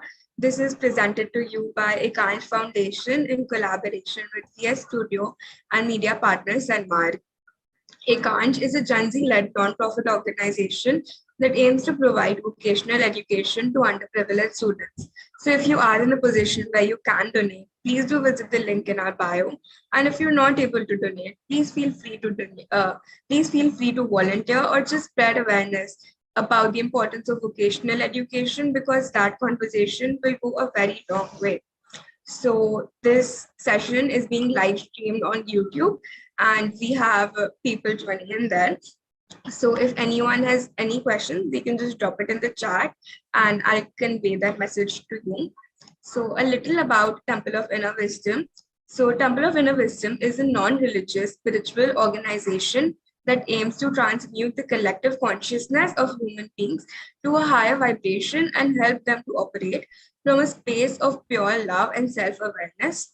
This organization is founded by Master Minur in 2009 with the purpose of awakening souls. Master Minur is a spiritual guide from Trivandrum, India. Master Minur says that each soul is divine and this inner divinity can be released by understanding inner breath through the dynamics of breath. So thank you so much for being here today and just helping everyone have a great start to their Sunday with meditation, because I believe you can't start your day better than doing something which will help you. So something like meditation is the perfect thing. So over to you. Oh, great. Thank you so much, Devyani. So I'm Aditya Pasari and I'm from Calcutta. And on behalf of Temple of Inner Wisdom, I welcome all of you on board. If you have meditated before, it's wonderful. But if you've not meditated before, I would like you to experience this unique form of meditation, which is called breath meditation. So in breath meditation, what we do is we focus on the movement of our breath. So we believe that, the breath is something which keeps us alive all the time and is an autonomous activity which we don't have to do. It happens all on its own. And if we just happen to focus on this activity, and if we remove all other things from our head and, just have a one pointed focus using this unique gift from the universe, what happens is we instantly get into a mode of trance. We move into this meditative state, and you start getting closer to the real you, that is the soul within you, or you might call yourself the soul, and you've come on a journey in the form of a human being out here. So what I would say is, let us start experiencing this brilliant gift, and I would guide you through.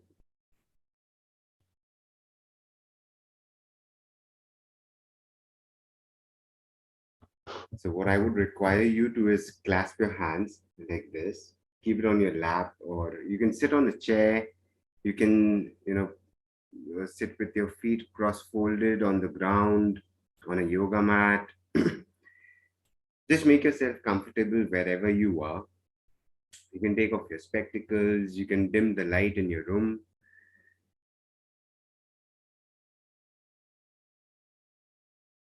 Great. So cross your feet, clasp your hands, close your eyes, sit down in a comfortable posture.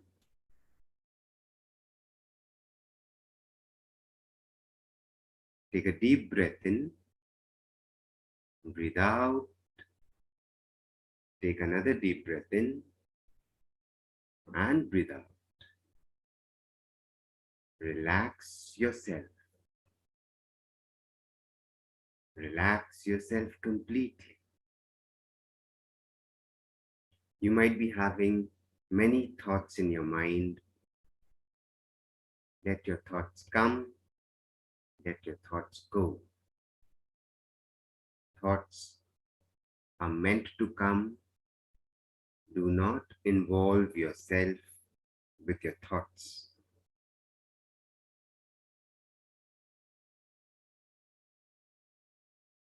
Be aware of your senses.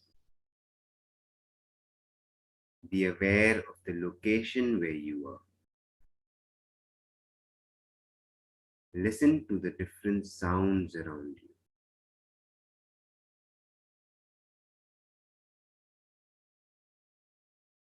Settle down. Be aware of your breath. Slowly bring your awareness on the movement of your breath.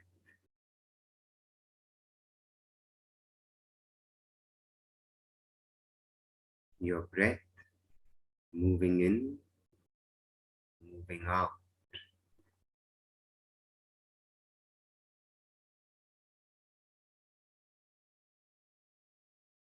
All the way into your nostrils,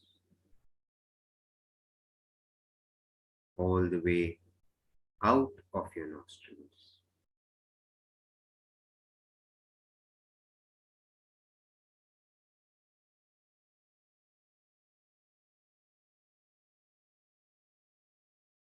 As you breathe in, feel the coolness in your breath, the warmth as you breathe out.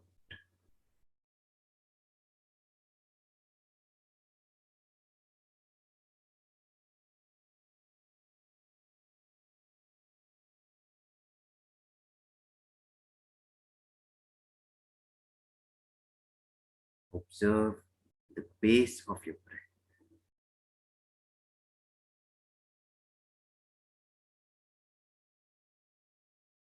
the rhythm of your breath.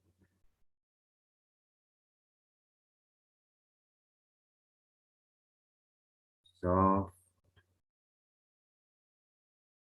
calm, easy-going breath.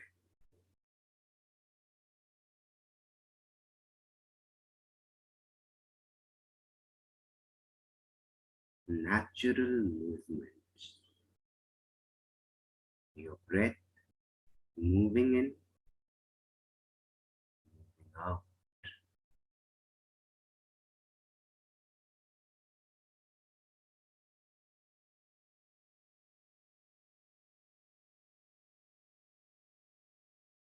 Observe the entire length of your breath.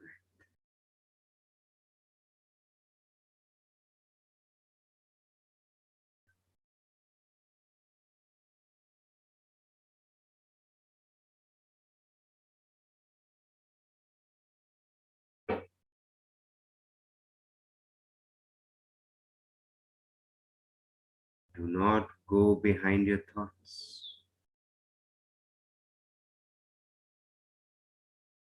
Bring your awareness on the movement of your breath.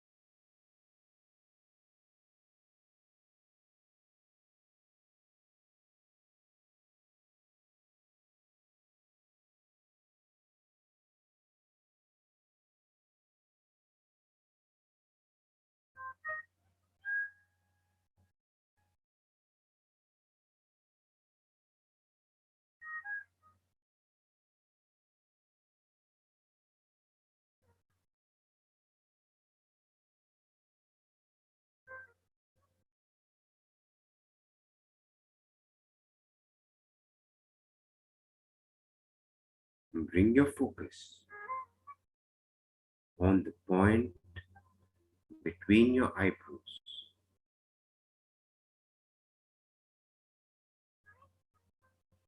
Your third eye chakra.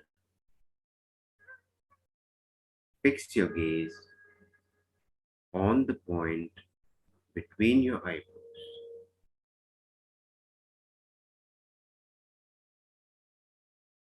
As you fix your gaze on the point,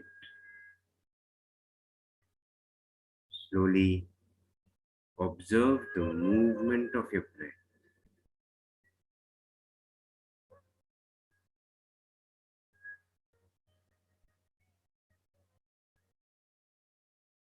Your breath moving in,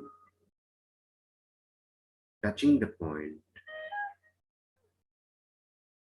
moving out.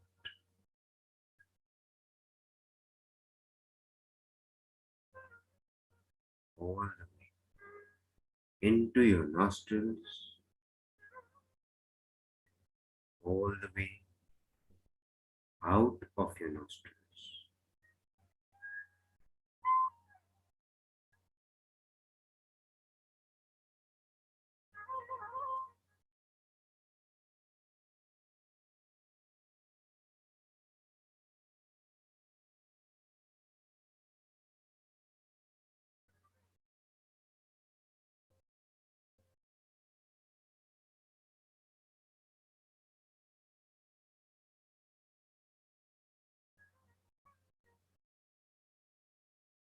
Observe each breath,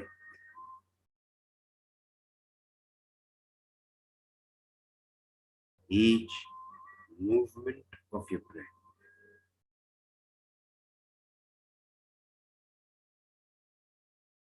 Each moment, moment to moment.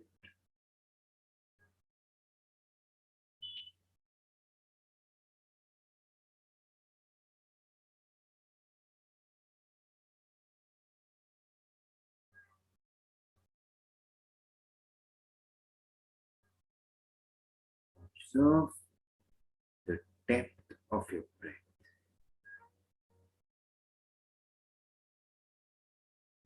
How deep is your breath? Is it shallow or is it deep?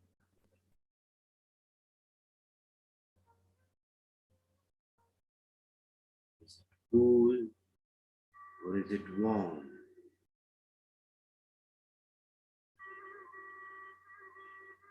Is it fast or is it slow?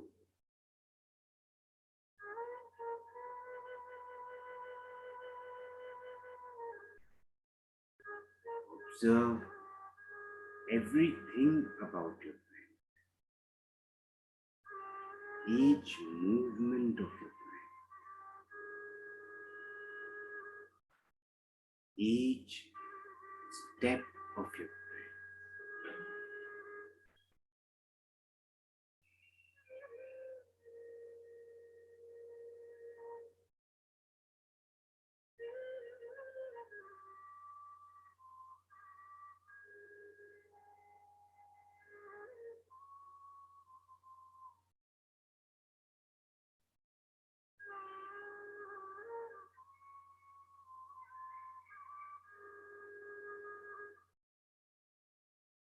If you have any thoughts coming to your mind, let them come, let them go. Do not involve yourself with your thoughts.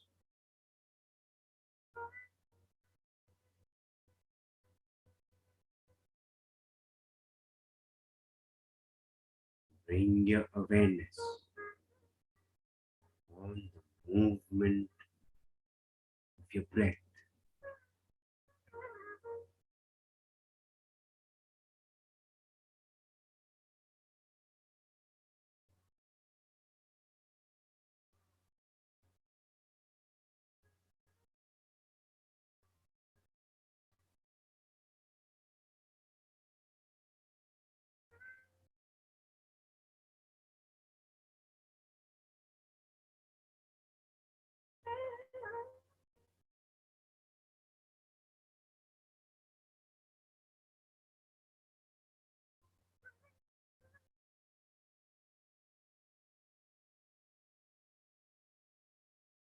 Watch the flow of your breath as it enters into your nostrils, climbs up to the point between your eyebrows, glides out of your nostrils.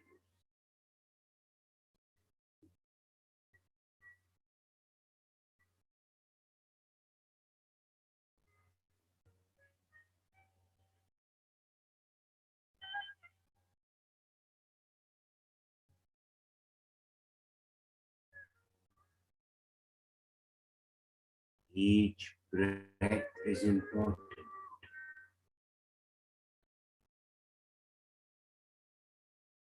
precious breath.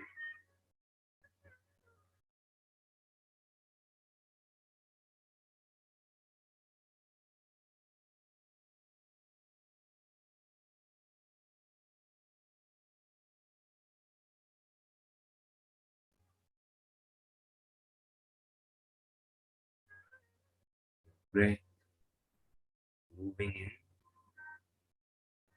moving out.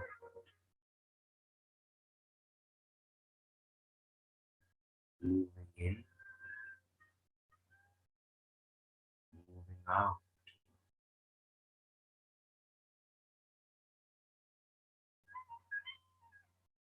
Moving in, moving out.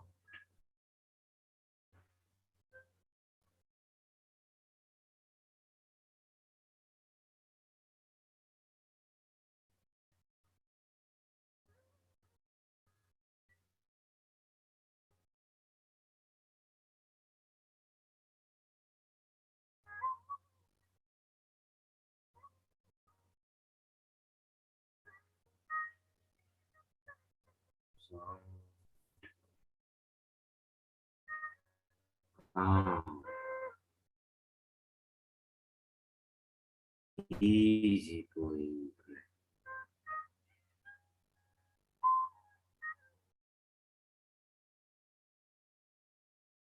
Entire focus.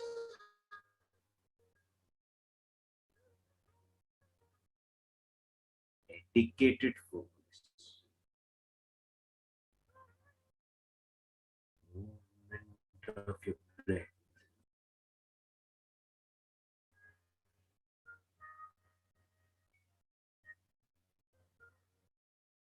Moving in, touching the point. Moving out.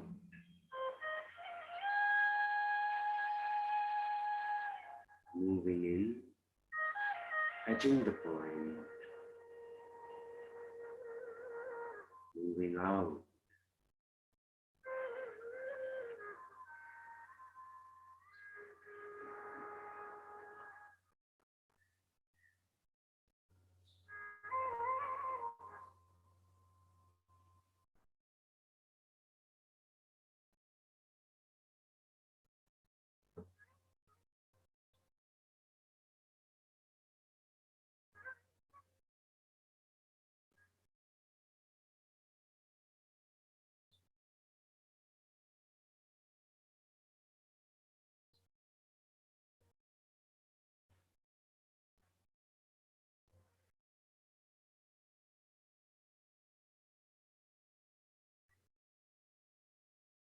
Do not go behind your thoughts.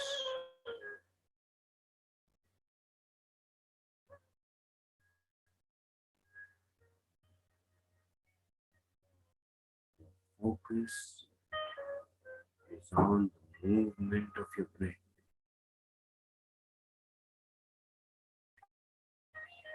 One pointed focus. Your breath moving in, touching the point between your eyebrows. Moving out.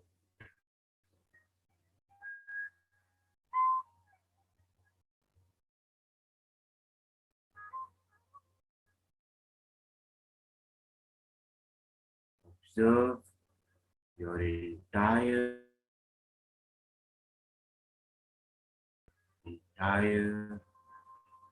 length of your breath. Moving in, moving out.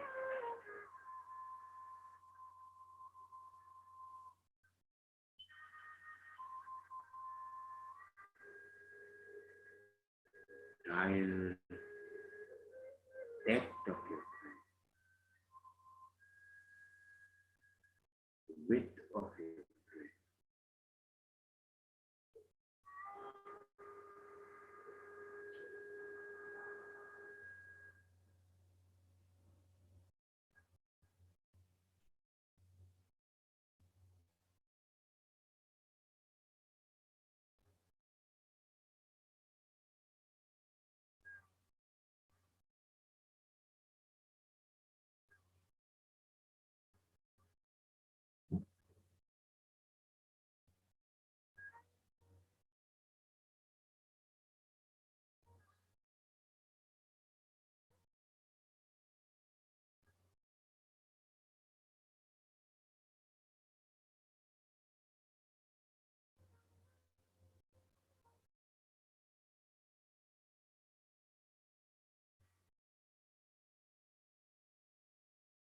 breath is your best friend.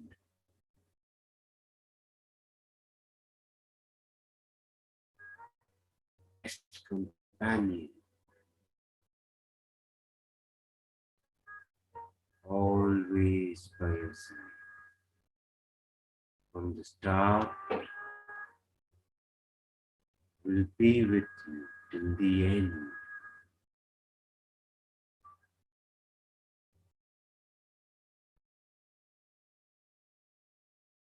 Your precious breath.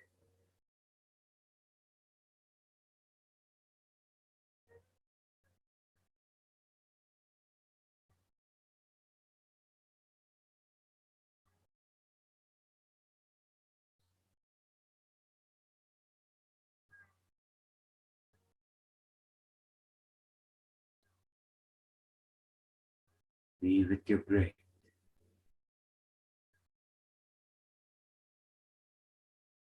Care for your breath. Love your breath. The way it loves you. The way it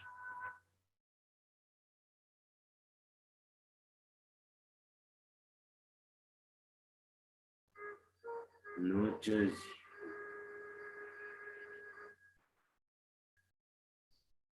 Energizes you.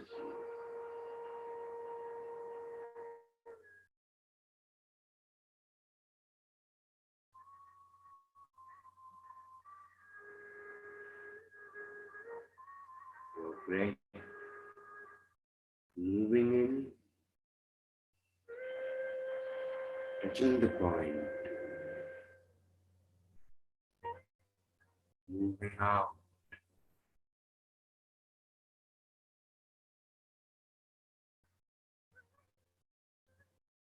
moving in, touching the point, moving out.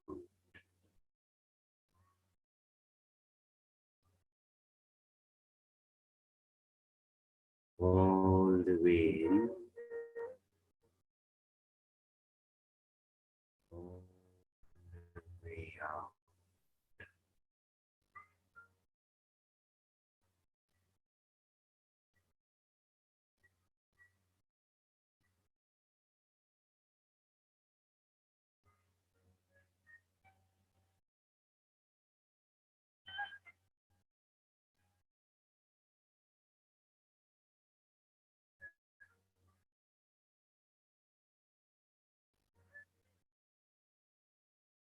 Entire focus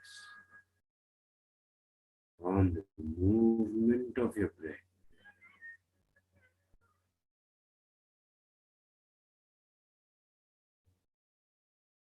Moving in,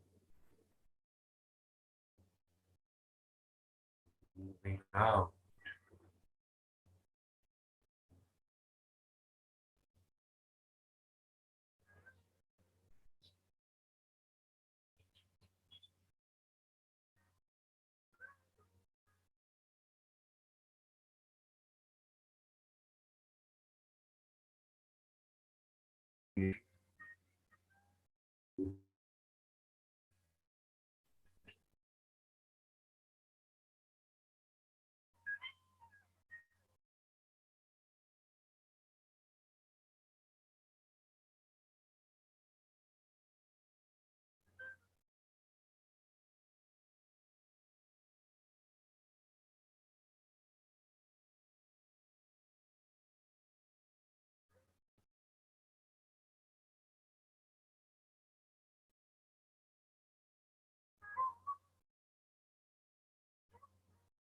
Feel the vibrations in your breath.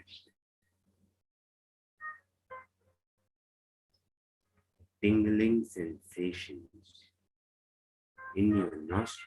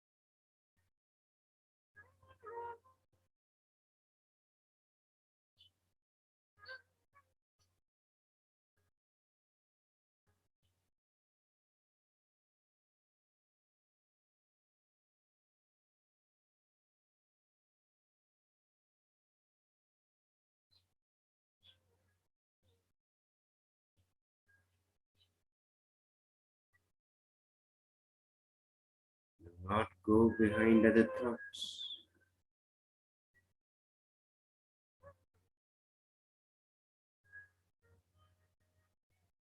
Be with your breath.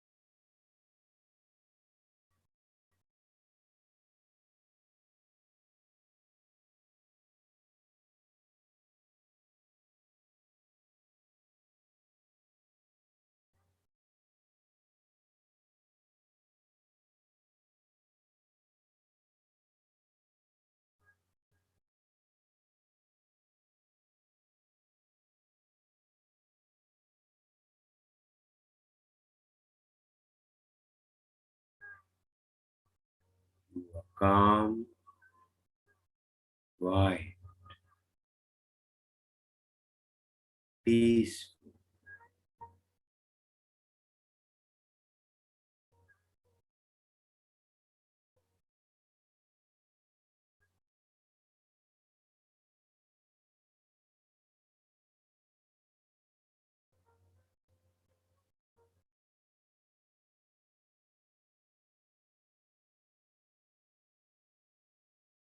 Each cell in your body is vibrating with energy.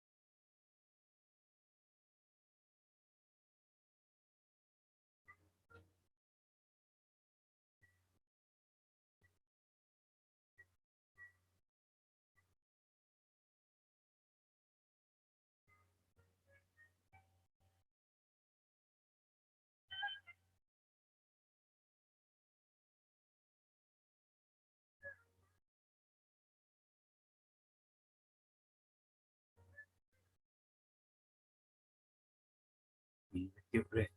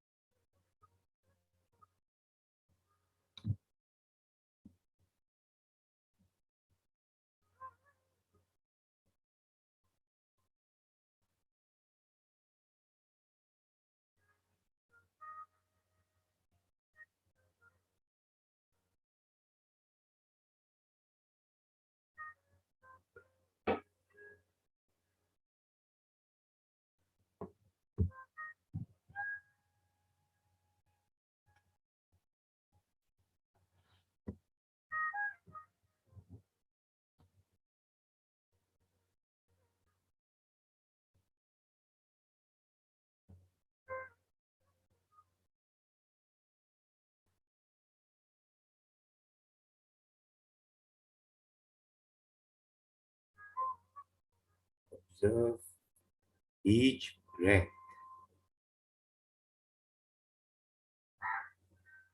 each movement of your breath.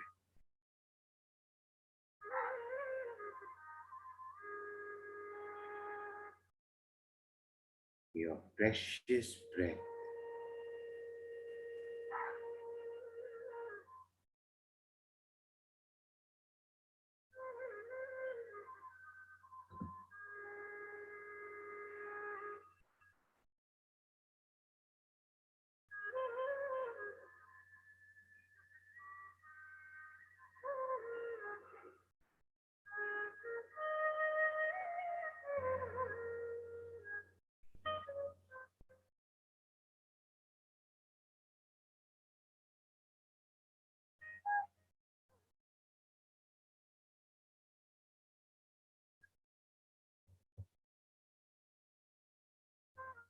Soft,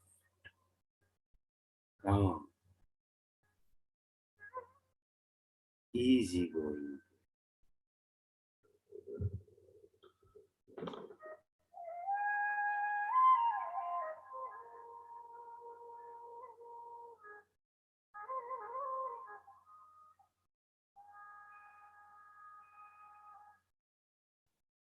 Soft, natural movements.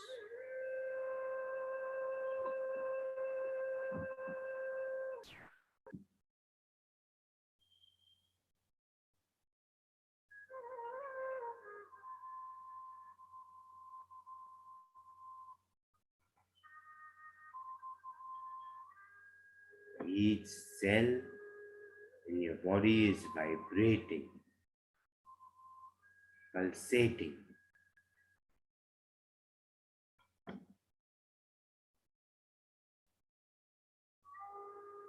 Feel the energy.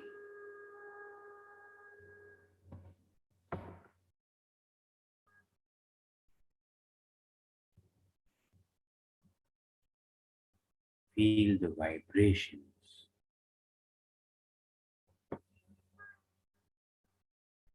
The sensations.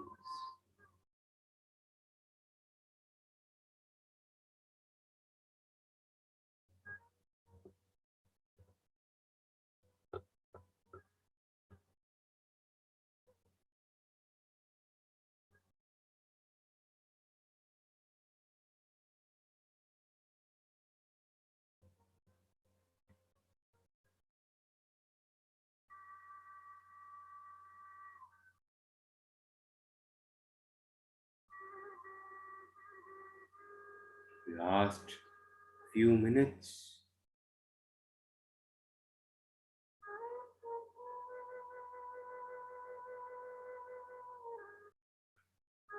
Be with your breath.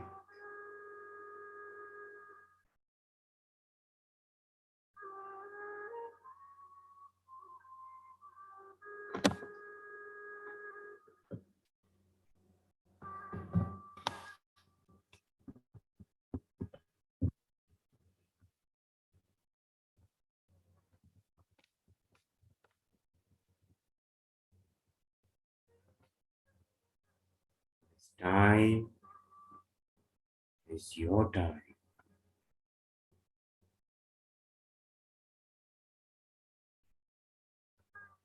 The time to be with yourself.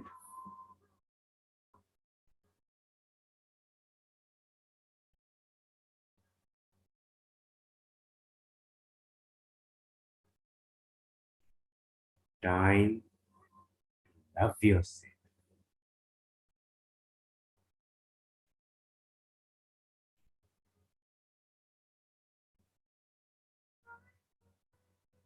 Feel the love of the universe.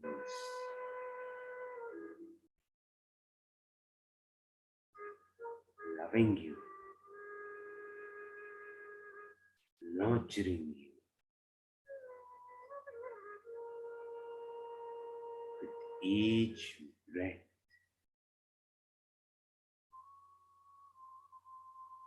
Moving in. Moving out.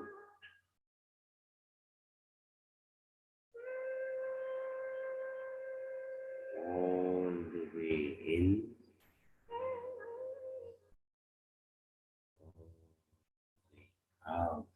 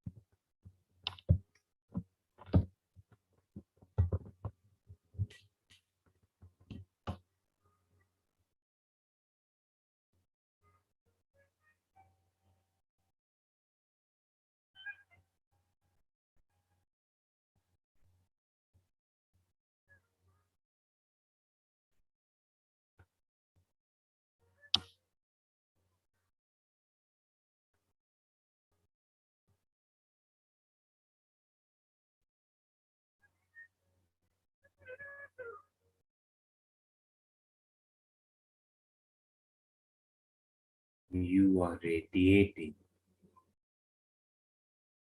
beaming with energy.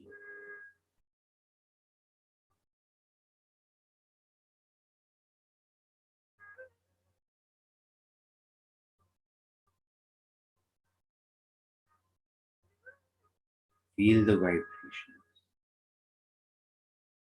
Hold on to the vibration.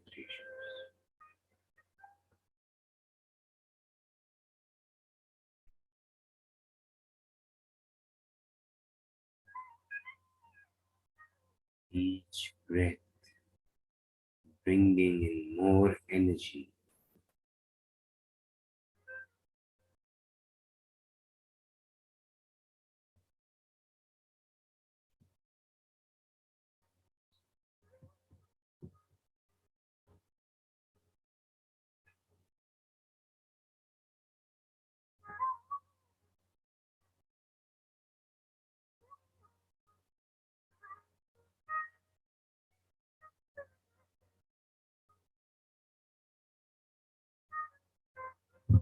Last 2 minutes.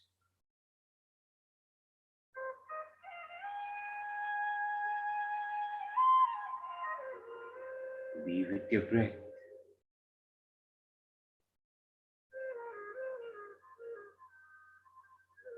Your best friend.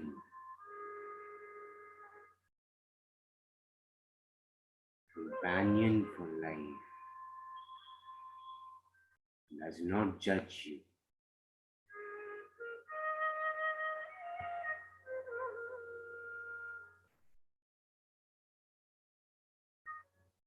Loves you. Cares for you. Nurtures each cell of you.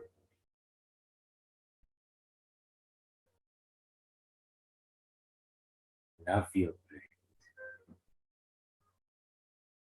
Care for you. Walk with your breath.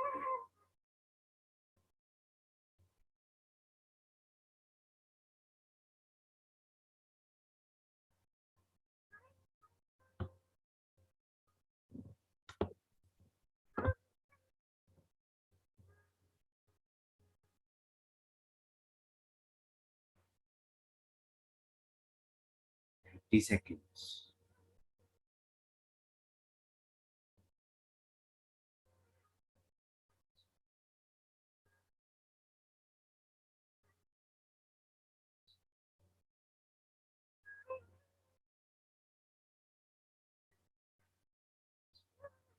Surrender yourself to the universe.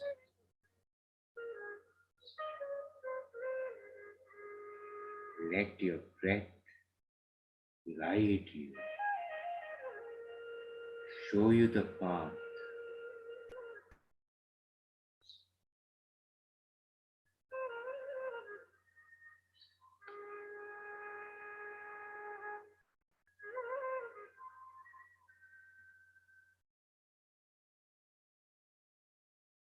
Ten seconds.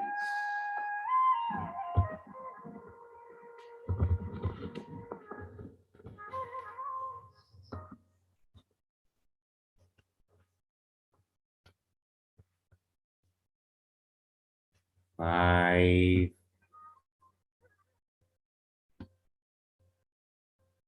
4, 3. Do not open your eyes until I ask you to.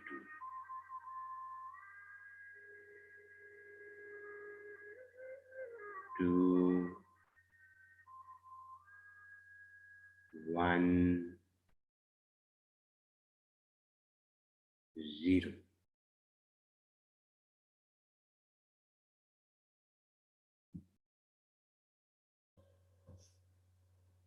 It is time to come back. Be aware of your senses. Be aware of the location where you are. Gently rub your palms, make them nice and warm. Keep them over your eyes.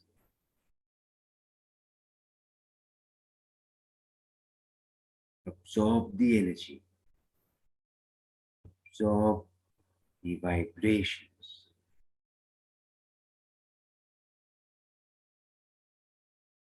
Let each cell in your body memorize the experience in the past few minutes.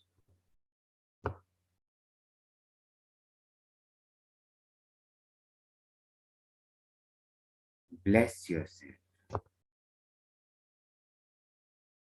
Love yourself.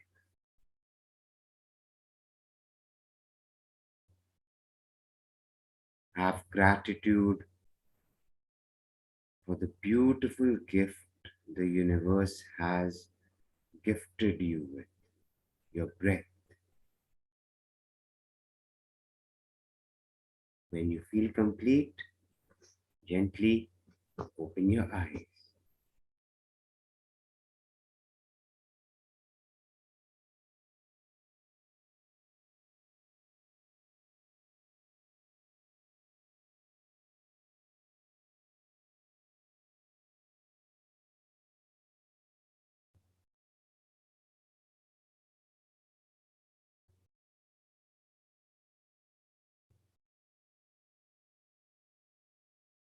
Welcome back.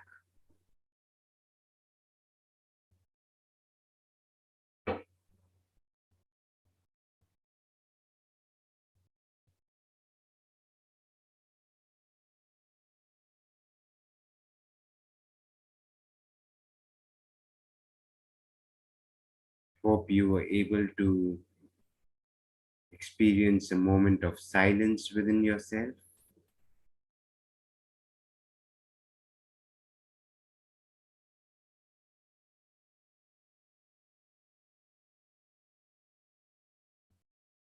If you have any questions, you can ask or you can share your experience with us.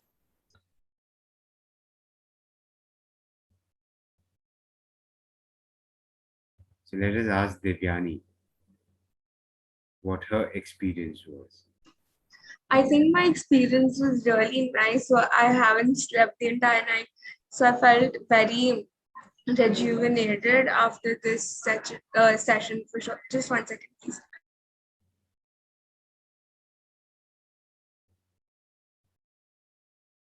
Wow. Perfect.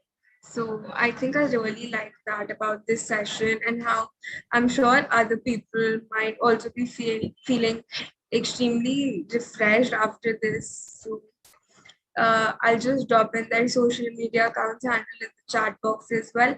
So you can contact them directly if you want to um, pursue meditation and attend sessions in the future as well. So thank you so much for this lovely session. It was a privilege having you here with us today. So I deeply, deeply thank you for so generously agreeing and willing to be a part of our initiative. Your contribution here will always be remembered by Kanch and the various young women we will further empower. So we've raised over 20,000 rupees over the span of a week or so, and we will be donating it to charities which support vocational education. So thank you so much for this lovely session. Hope you have a great day ahead. Bye bye. Thank you so much.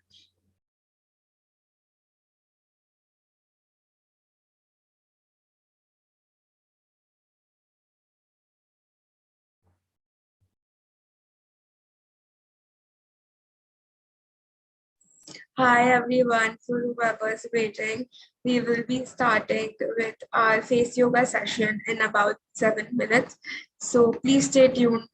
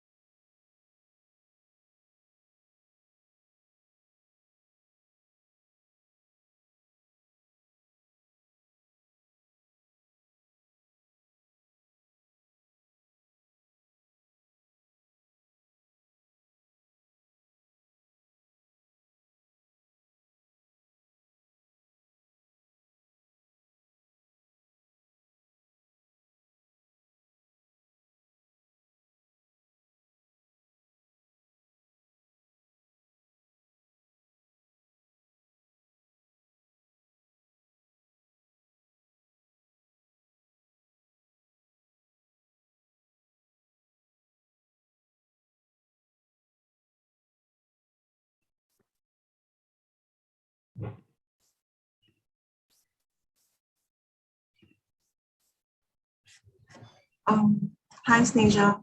Can you hear me? Hello. Hi. Great. Am I well audible to you? Yeah, you're audible. I can't see you though. Yeah. That's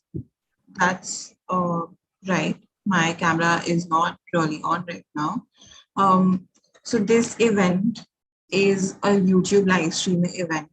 And that's the reason why there were quite a few people who joined into the waiting room, and we had to sort of tell them to join the live stream, because how we're going to do here is that we are live streaming this entire Zoom meeting so they can see it YouTube पे जैसे ही live stream हो रहा है on a real time basis. Mm-hmm. So which is why just give me a minute so I can sort that out and tell everyone to join that. Sure.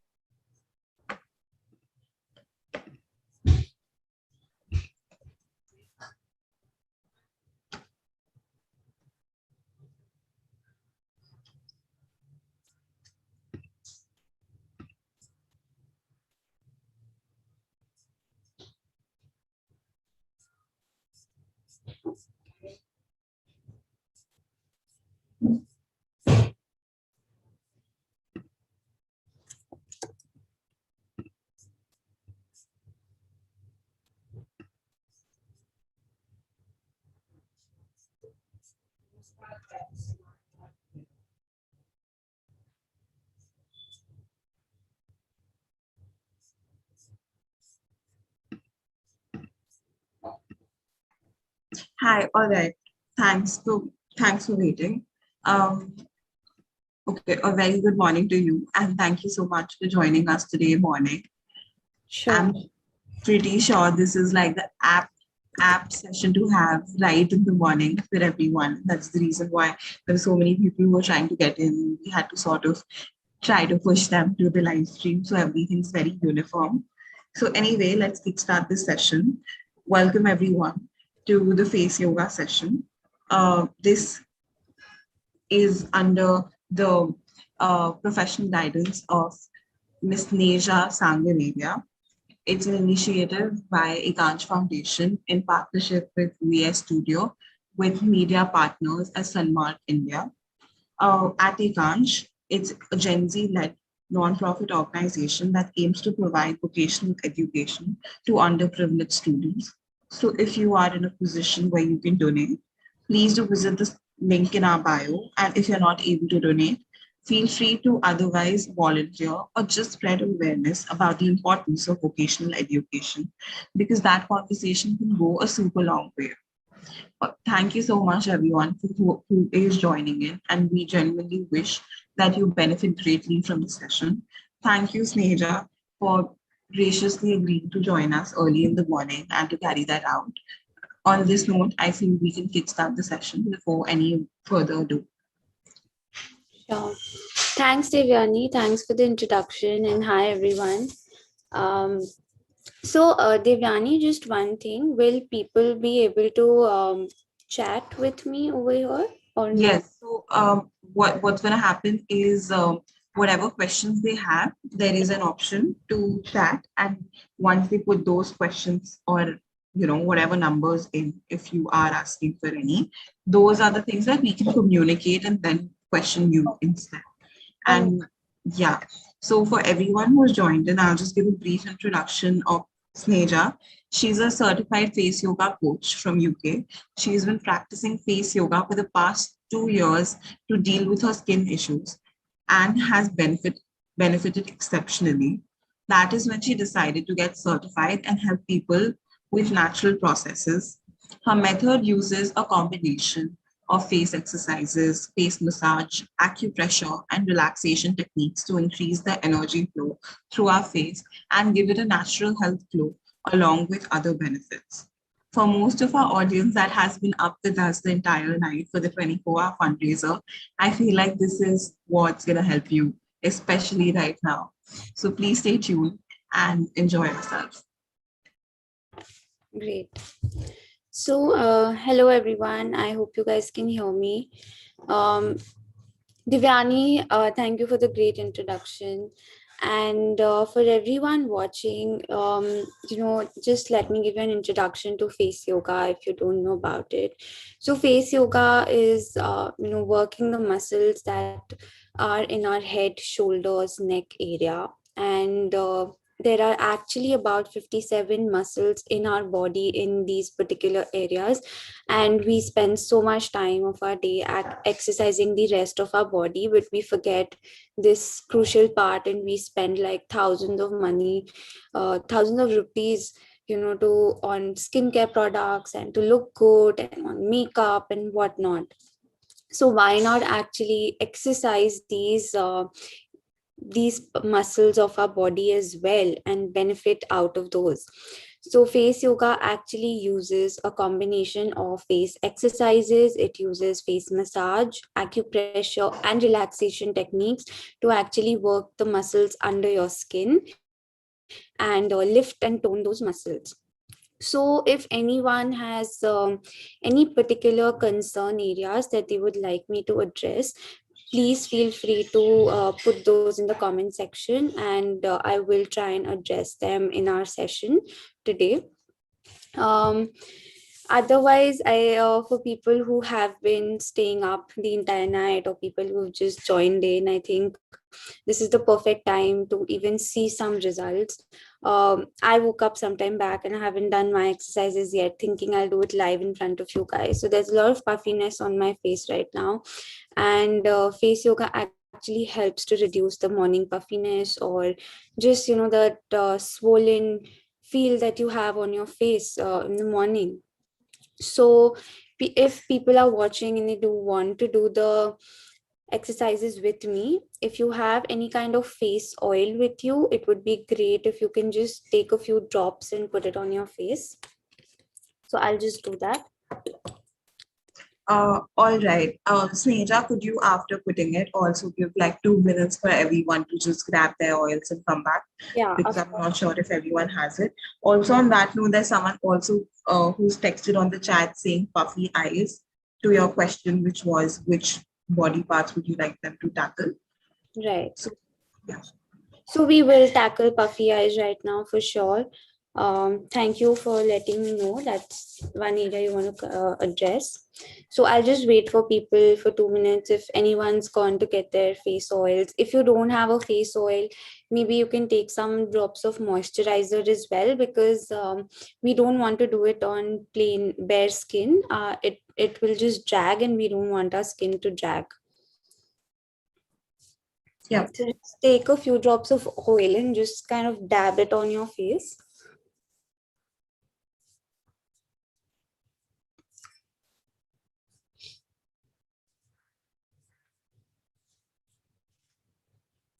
Also, please don't forget your neck area. From today onwards, your neck is a part of your face. It's not separate, it's a part of your face now.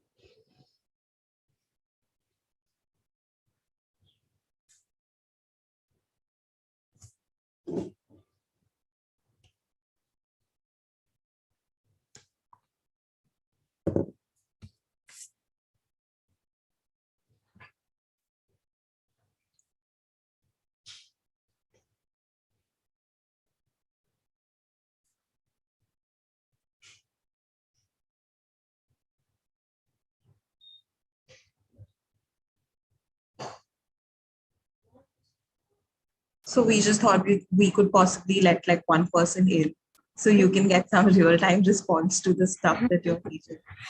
For sure, for sure. Hi, hello. I think that's VS Studio, right? Yes, yes.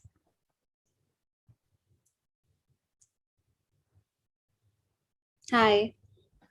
Studio, right? Yes, yes. Yeah, I can hear you.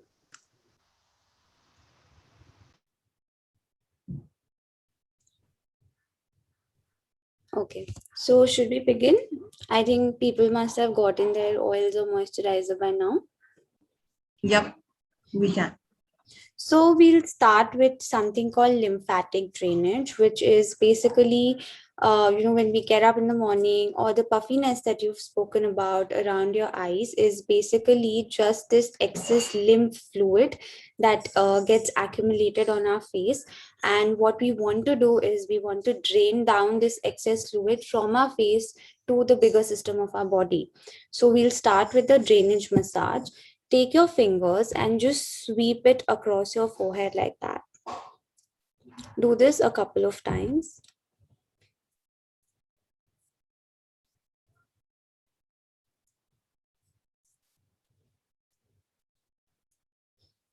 Now just take the ring finger and circle around the eyes. This will help with your morning eye puffiness. This is the eye massage that we are doing.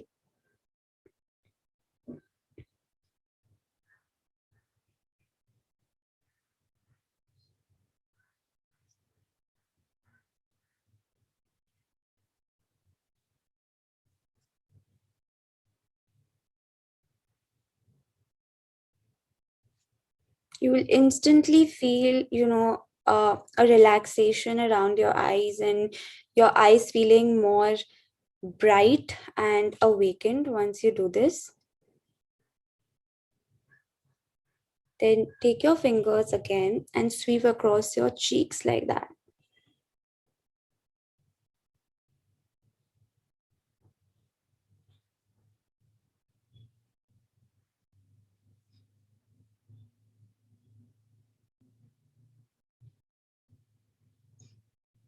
Then we'll take two fingers, our index and our middle finger of both hands. One hand just put on your cheek and with the other hand sweep across your lips, and repeat this on the other side.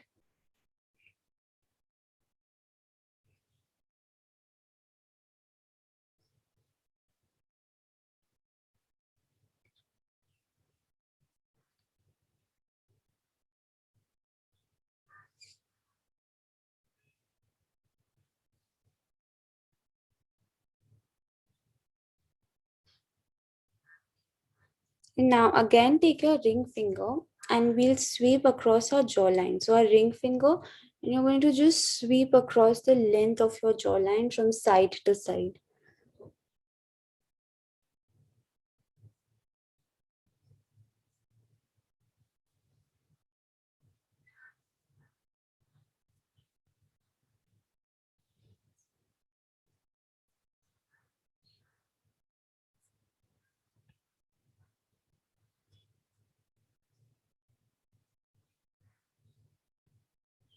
One last time. And now that we have collected all our fluid, we want it to drain down the neck into the bigger system of our body. So just sweep down your neck till your collarbone.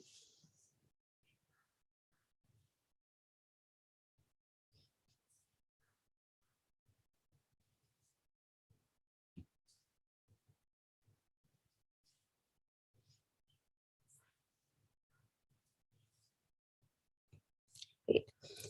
So I don't know if you guys can see or feel it, but there will be a little bit of a reduction in the puffiness on your face that would have been there since morning. So continuing, so right now we did it for our face and neck. We'll continue the same on the ears. So take your index and middle finger, two fingers. One is on the front and the other is behind your neck. Right, and we are going to do this up and down movement. So first it will be on the upper part of the ear, then middle, then lower. So first let's do it on the upper part. Move to the middle,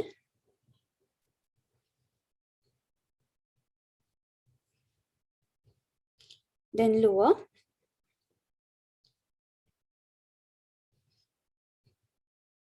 Now, hands behind your neck, both hands behind your neck. And then just where your hair kind of starts growing at the back, you start at that point. Yeah. Then you move to the middle, then down, and then we connect it all at the collarbone. So collarbone is the area which is connected to the rest of our body. So we'll repeat this once again from my ears. So top,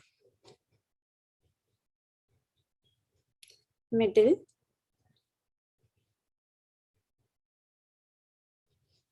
lower, hands behind your neck,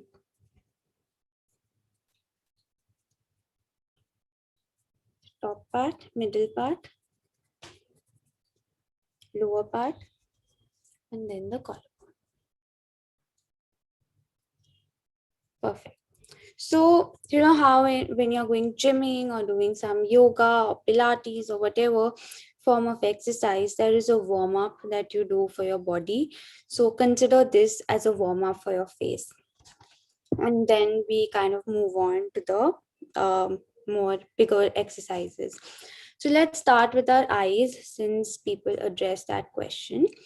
One of the things that will help reduce puffiness, and it is a great exercise. I mean, if you don't do anything else and just this 1 minute after you wake up or whenever you're feeling the puffiness, this exercise is great. It helps with dark circles as well as, you know, any kind of hollow eyes or sunken eyes, or if there is any swollen things over here.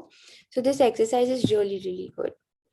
Take your ring finger, and all you need to do is just tap around your eyes in circular motion like this. The pressure has to be gentle because the eye area is really sensitive. So we will not apply a lot of pressure, but just do this for about a minute. We'll do it all together right now.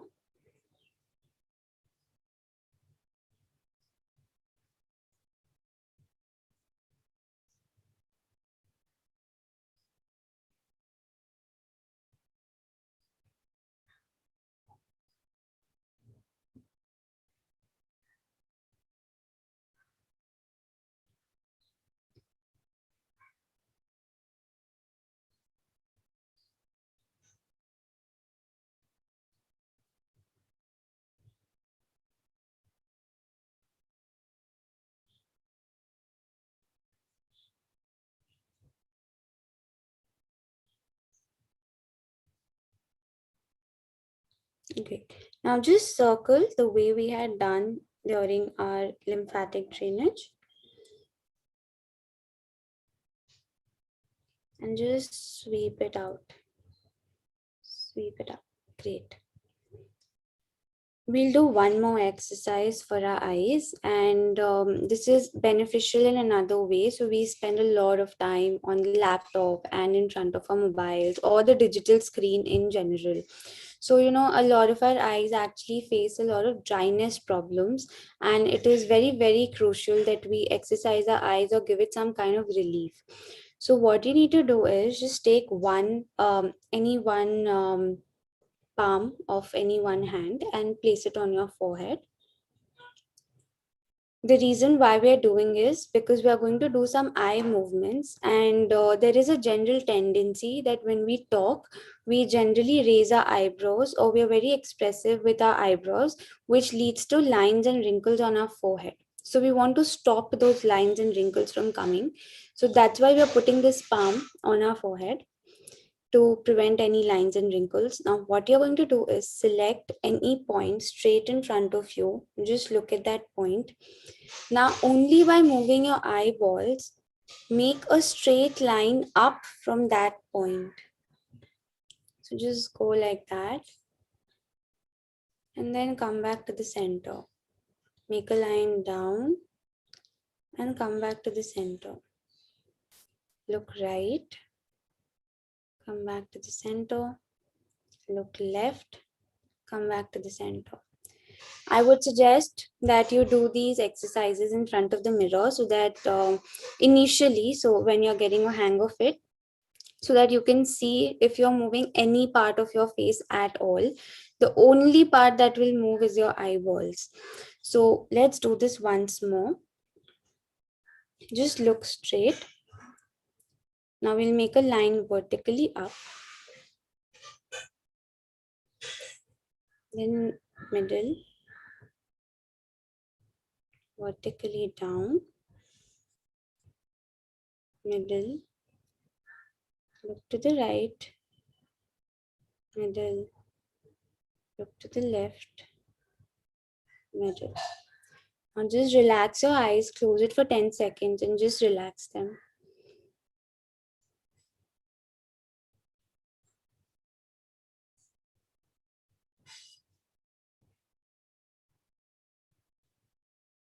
Great.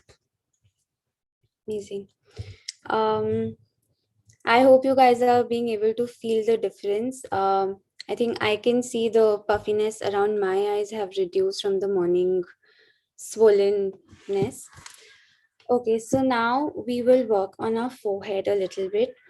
So forehead muscles are really big, right? And they kind of exert pressure on our eye muscles, which are really small. So we want our forehead muscles also to relax so that the pressure on our eye muscles decreases, which leads to relaxation of the eye muscles and thus prevents, any kind of dark circles or even puffiness for that matter, or even sunken hollow eyes. And it helps to lift your upper eyelid as well. So what we'll do is just take your fingertips, put it on the middle of the forehead vertically like this, and just massage with your fingertips. We are also activating the acupressure points over here. So it has multiple benefits. It leads to blood circulation, which leads to a glow in this part of the skin. Then it relieves you from headaches if anyone has sinus problem. Now just move away by one fingerprint and continue the same movement.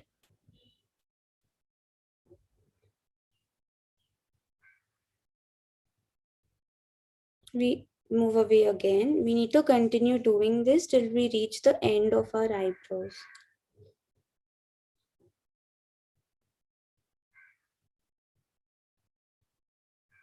Move away. Once you've reached the end of your eyebrows, please repeat this.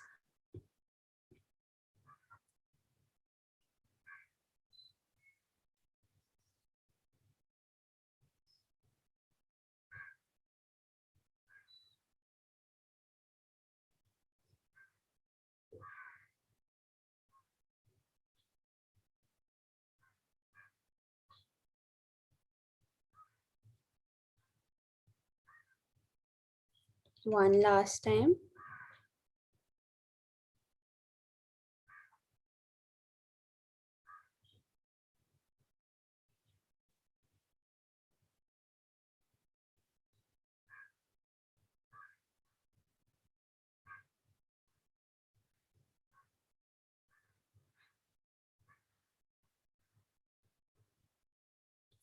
And now just sweep across again.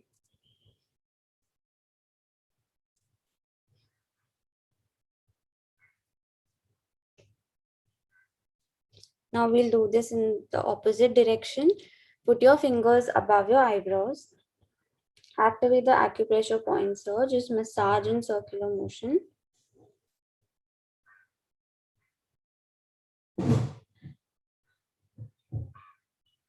Now move up by one fingerprint. We will continue doing this till you reach your hairline.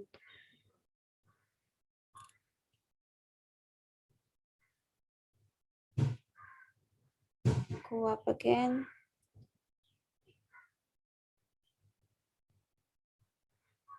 Up again.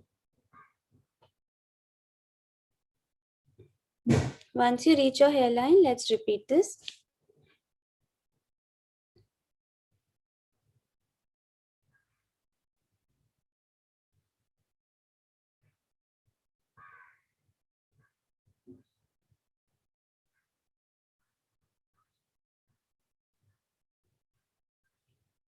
Like in any form of exercise, you do multiple sets and reps. We need to do the same with our face as well.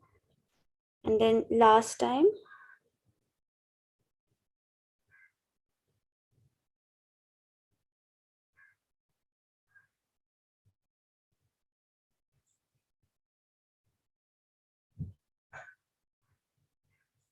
Now just sweep up.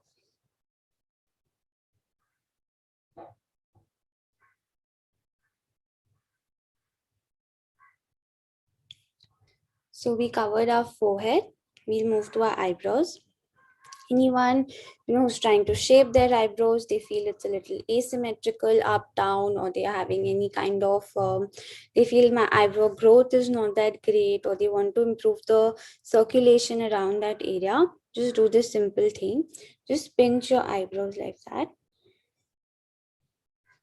This is also really great for anyone having sinus.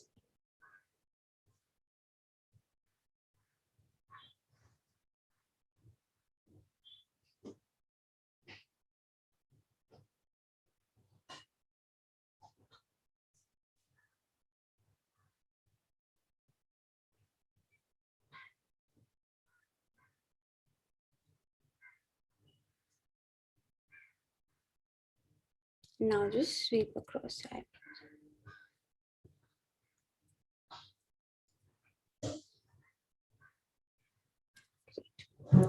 So we've covered our forehead, eyebrows, we already did our eyes. We'll move to the cheek area. Now, why not have a naturally glowing skin? God has given us everyone the same thing, and if you stimulate the blood circulation around your face, it actually helps you to give a really, really naturally healthy glowing skin. So it's a really simple technique. Let's do that. Take 2 fingers, again, index finger and middle finger. We will start with the direction in which the cheek area is contoured. So like that, okay? So we'll take our 2 fingers. The movement that we'll do is just a small up movement like that. And then we'll move, like we'll follow the direction of the contour of our cheek.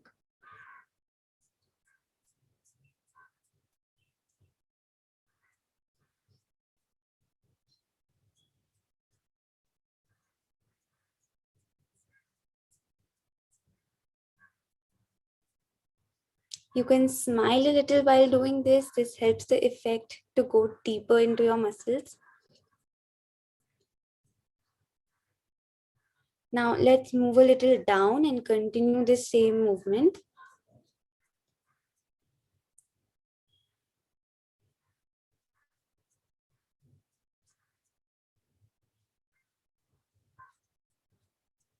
Now continue this from the corner of your lips till your ears. So we are slowly covering our entire cheek area.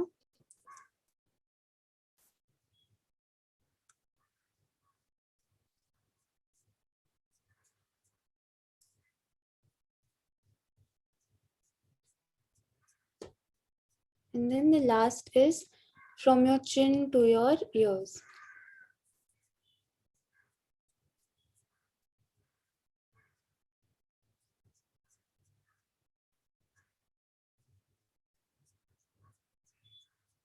Amazing.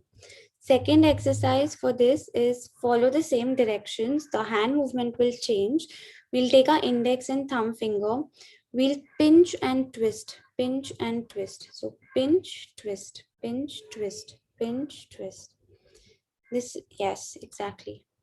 So this is what we're going to follow.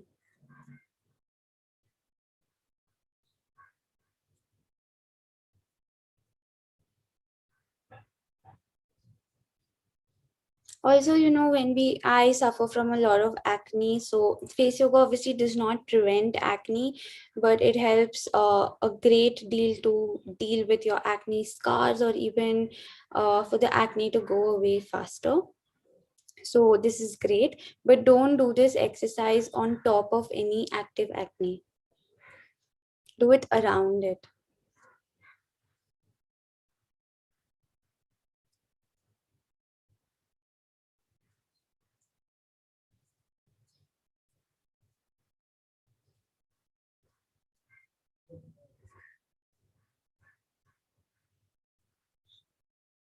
Great. So we worked pretty much the upper part of our face, and now we'll move on to kind of the lower part, which also covers a little bit of, nasolabial lines, the wrinkles that come over here. We can also do some lifting of the chin, getting some toned jawline, sculpted jawline, lifting this part of the face so that, there's like a V shape to the face that comes, the chiseled look that all of us want. So to actually lift your cheekbones and have that chiseled look, what you need to do is make a fish face like that and hold this for 30 seconds. So let's do this.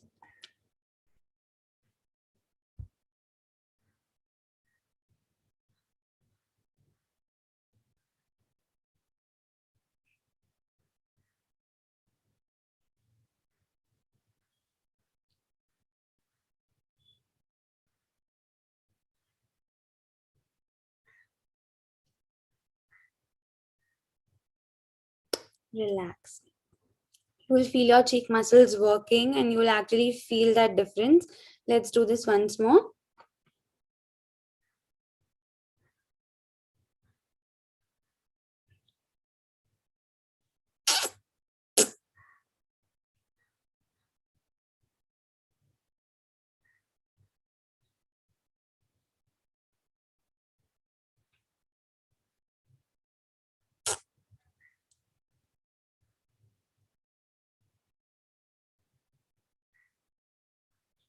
Relax.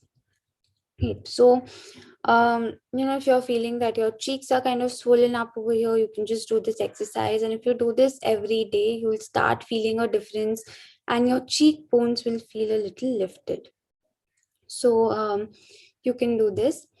Now, moving on to this part, just so basically take the back side of your fingers and we'll tap on our chin like that.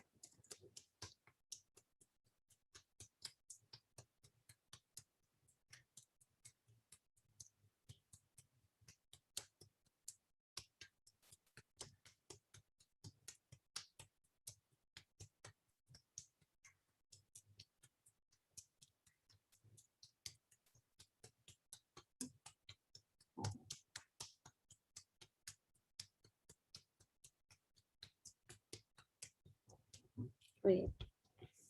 Then for a double chin and to stretch our neck muscles, what we are going to do is put your hands on your collarbone and then tilt your head backwards as much as you're comfortable. And then we are going to blow kisses to the sky. So this is great for your double chin, any kind of, extra skin over here, sagging skin, jowls, anything. So blow kisses around 30 times.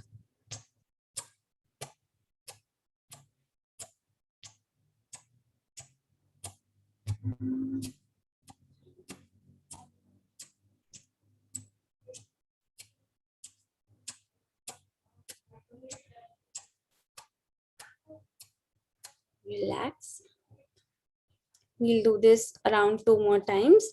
You can do it at your own pace. You don't have to follow my speed. Do it as you are comfortable. Let's do it once more. So the reason why we are putting our fingers on our collarbone is that when you stretch, you are going to feel a deeper stretch on your neck muscle. So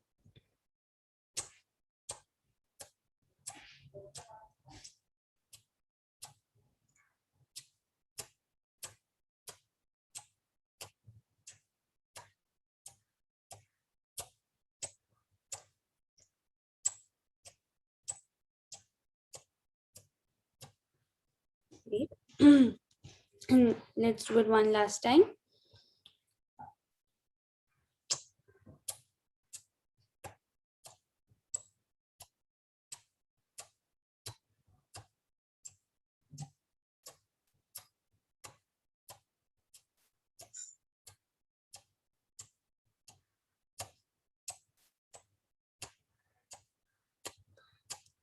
Amazing.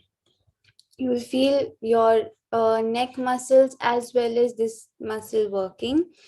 So Do this every day. You'll start seeing a difference in your double chin as well. And also you'll start getting a sculpted jawline. So let's do one more exercise for our jawline. So make a hook with your index finger like that. Okay. Your thumb is underneath your chin. And now just lift your chin like that.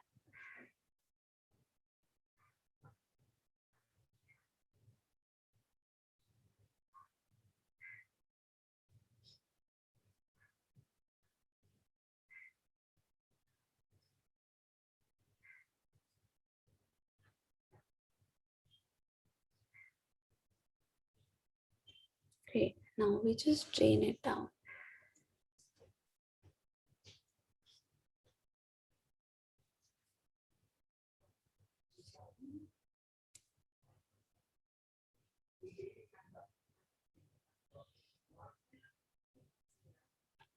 Amazing. So I think we've kind of, covered various parts of our face and addressed the issues over there. What we will move on is to a little bit of posture, because maintaining your posture is very important. If your posture is not proper, it leads to breathing problems as well as all the issues that we face on our skin. It could be lines and wrinkles, it could be double chin, it could be, like a hunched back. Everything is related to posture. So it's very, very imperative in face yoga also to maintain your posture on a daily basis and feel the difference as well. So let's start with some basic ones. I think we all know a little bit of neck rotation. So just look straight and then tilt your head backwards as much as you're comfortable. Hold. And then just come back. Look down. Hold. And then just come up. Look left.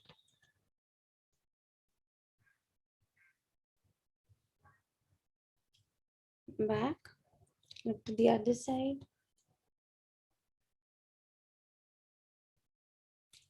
And come back.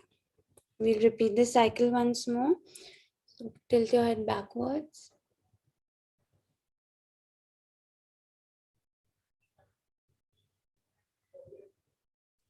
And come back.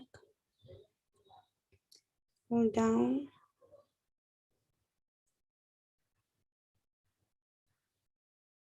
And come back.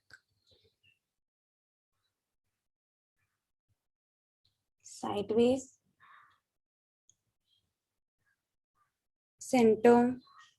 The other side. Center. Now just make half circles with your neck. So just go like one side and then make another half circle on the other side.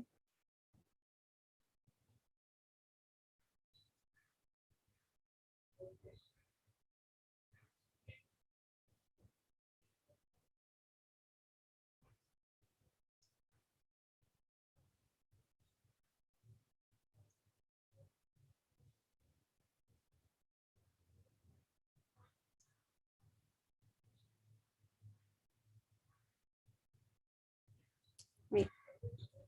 Let's move on to our shoulders. This is like basic shoulder rotation. So just rotate it in any one direction. Do about 10 rotations.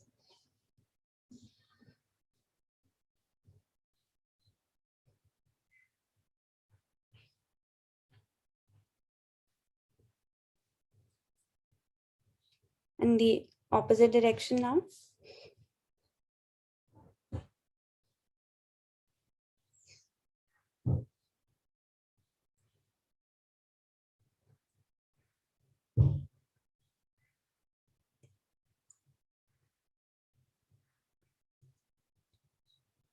Great.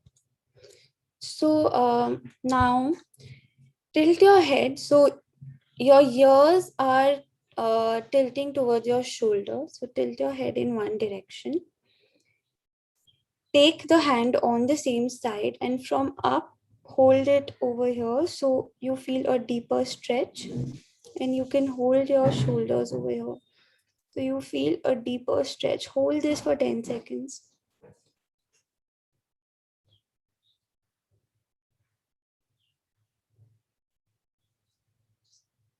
So let's repeat this on the other side.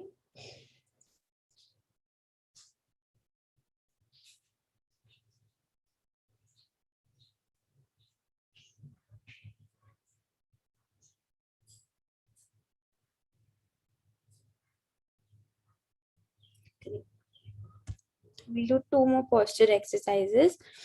Now take your hand, any one hand, put it on your spine. From the other hand, touch your elbows from the top and pull it behind. Now hold this for 30 seconds.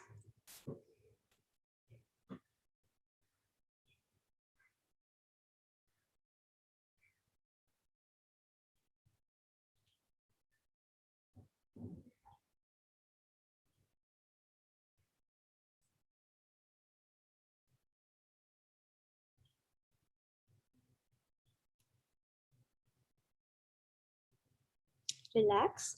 Let's do this on the other side. So the other hand is now on your spine.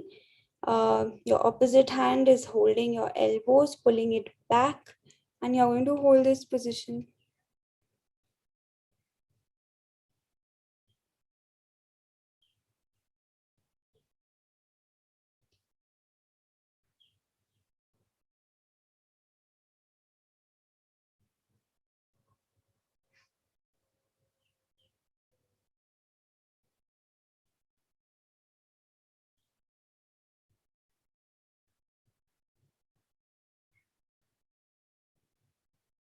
Great. We'll do one last exercise. So this the exercise that I'm going to show you guys right now is really great for technique. And technique is something we all suffer from. We spend so much time in front of technology that we are like this, and we are slouching over our laptops and everything. So this is something that we all are developing. So this particular exercise is great to deal with that and with the pain that comes along with it. So whatever age you are in, I think you should definitely do this exercise. Just put your hands like that above your head. Look down and hold this position for 30 seconds.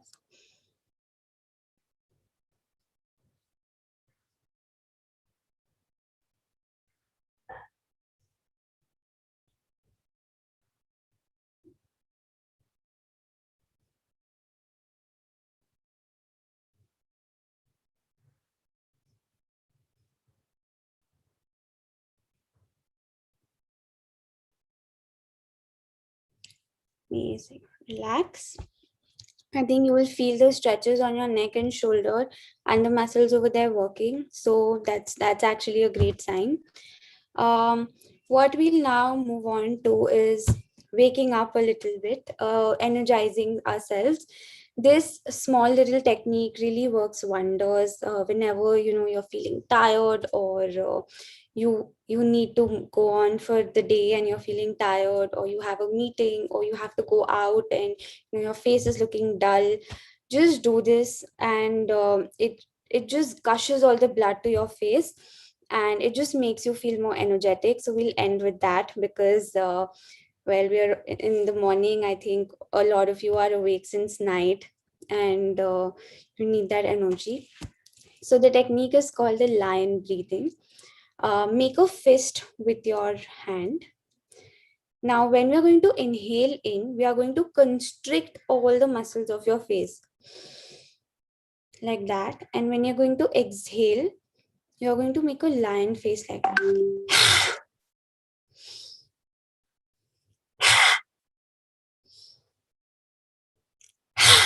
Energy, guys.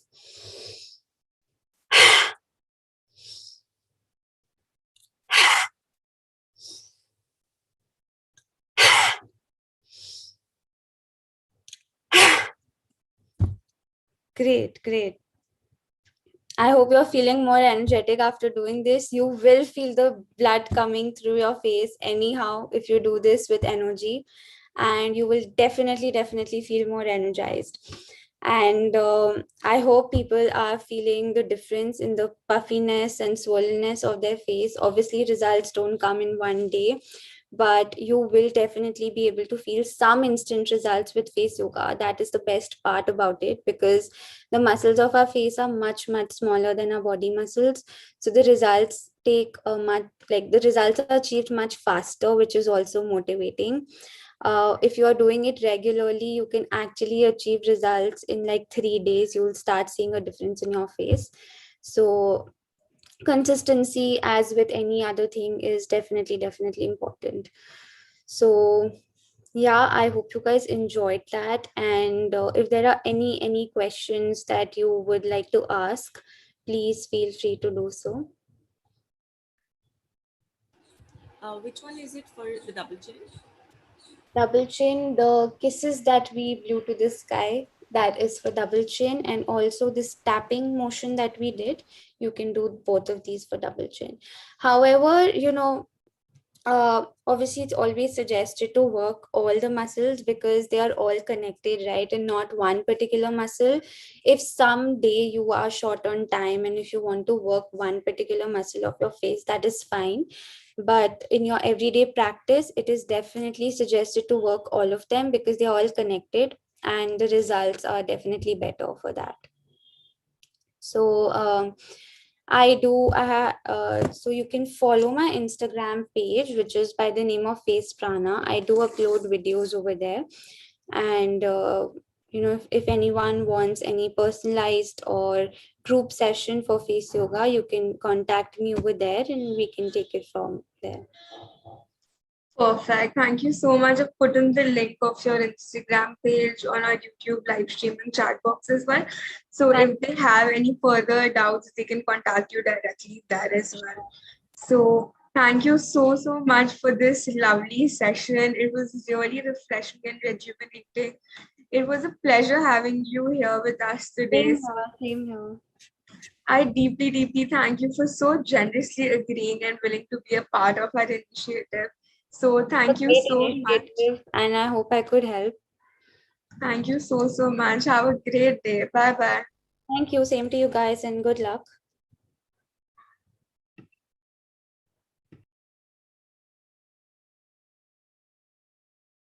Perfect. For everyone waiting, we'll start with our HIIT session in 10 minutes at exactly 8 a.m.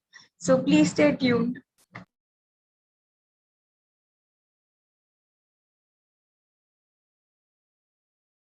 So everyone who is live streaming this right now on YouTube, so please drop in a text in the chat box and I'll send the Zoom link to you. So this workshop will be held on Zoom itself.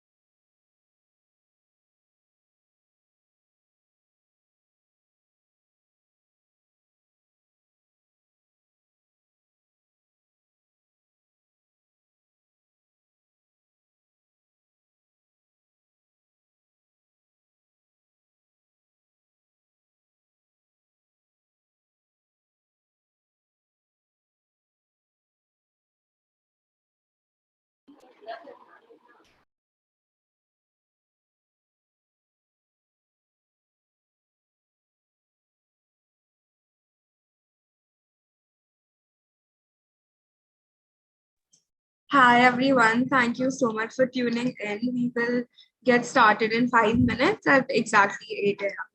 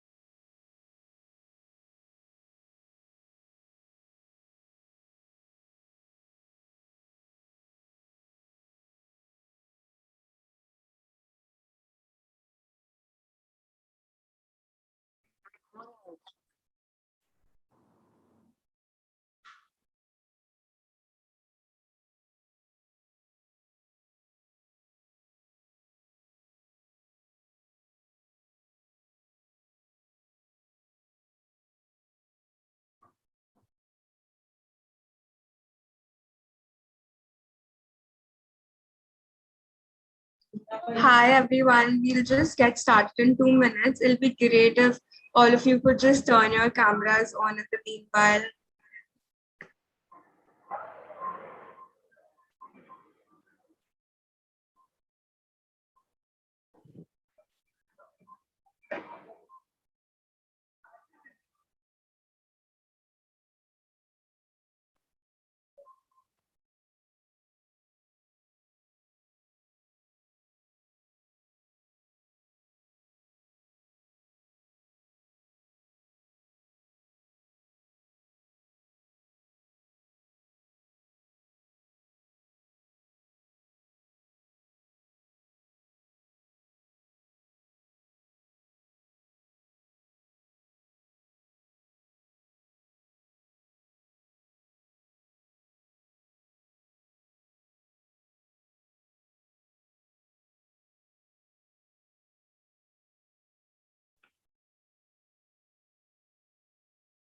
Hi, am I audible?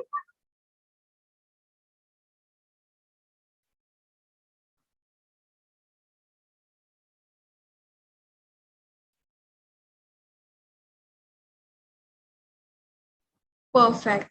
So everyone, can you please turn on your camera so that we can get started with this session soon?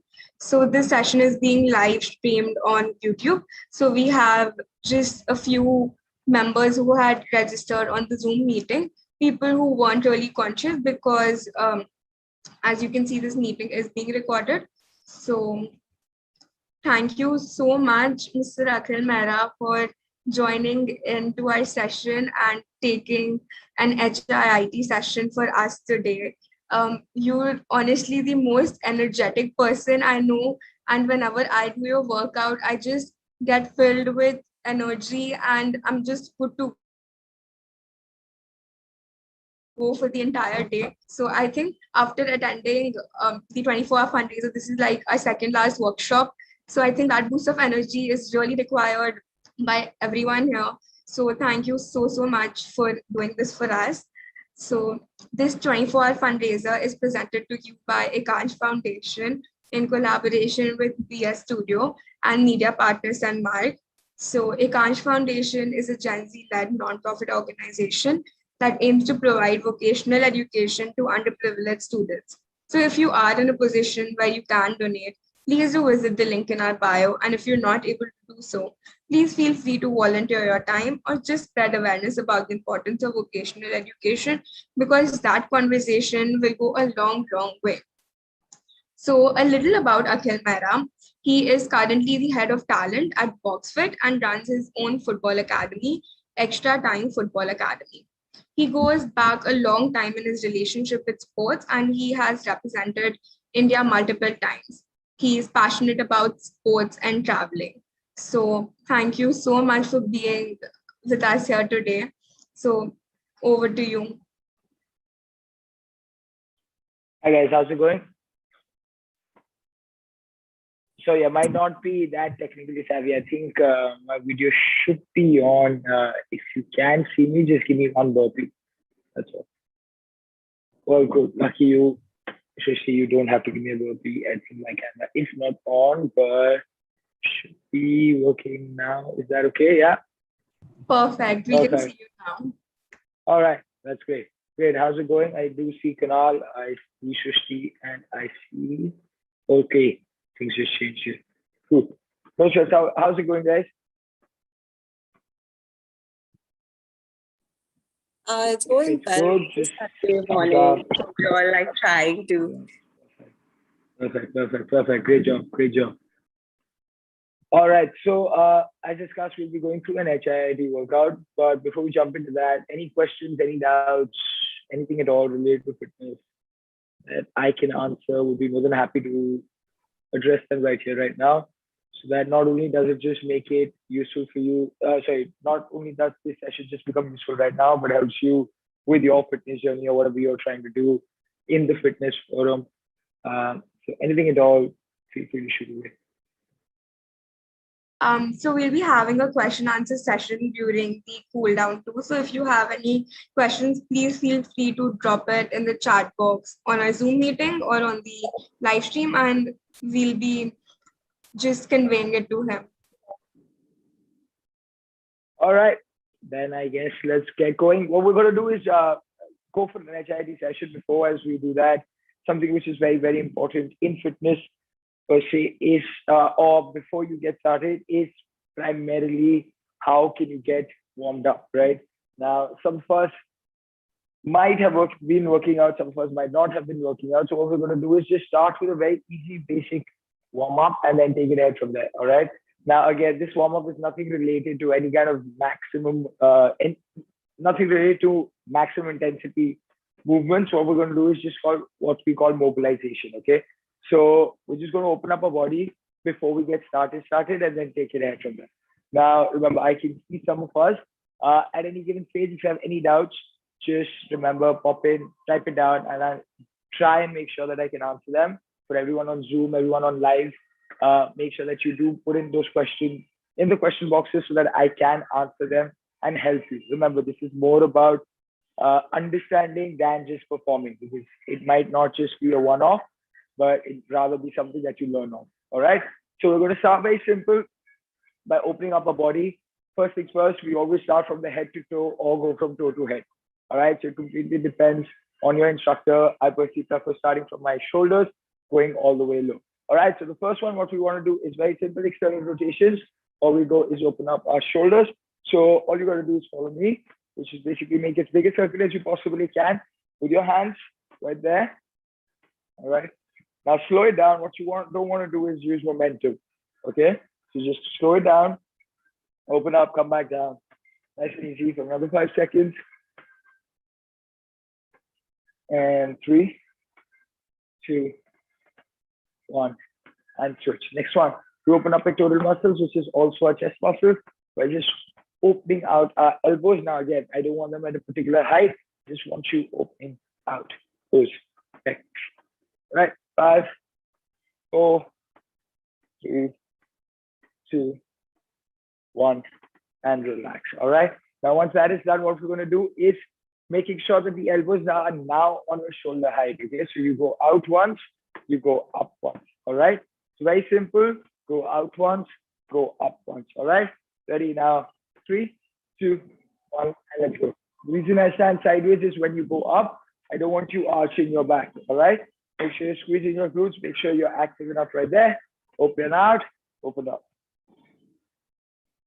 And 5, 4, 3, 2, last one. All right, excellent. Great job. Now, next one, open those heels out. Now, I don't want them out stretched completely, just about 60% or 70%, whatever comes through for you. Now, while making sure that we pivot on the opposite foot. Now, what do I mean by pivot on the opposite foot? If my right hand goes to my left side, I make sure my right toe is on the floor, but my right heel turns. All right. So all I want you to do is reach out, come back in, and then reach out, come back in. Cool. Ready? Let's get started in 3, 2, 1, and let's go. So reach out, come back in, reach out, come back in. The idea over here is to open up our lats and reach out as much as we can. All right, there will be a little bit of boxing involved. Don't worry. If you never boxed before, very simple to understand and a lot. It's a lot more effective than people think it is. All right, last one. So, and relax. Okay, next one. Again, this time we keep those heels out. Your right hand touches your left toe, left hand touches your right toe, making sure that we do not look up. All right. A lot of us have been taught to go alternate toe touches while keeping the neck on the opposite hand. Okay. We don't want to do that. We just want a right hand to touch a left toe, left hand to touch a right toe. We go for about 10 to 15 seconds, nothing too intense. Just make sure that you're moving. Okay. Get ready in 3, 2, 1, and let's go. So keeping those knees straight, right hand, left toe, left and right toe. and 5, 4, 3, 2, 1, and relax. All right. Well done. Once here, I want you to come back in. Now, this is where it gets a little more interesting, okay? What do I mean by that?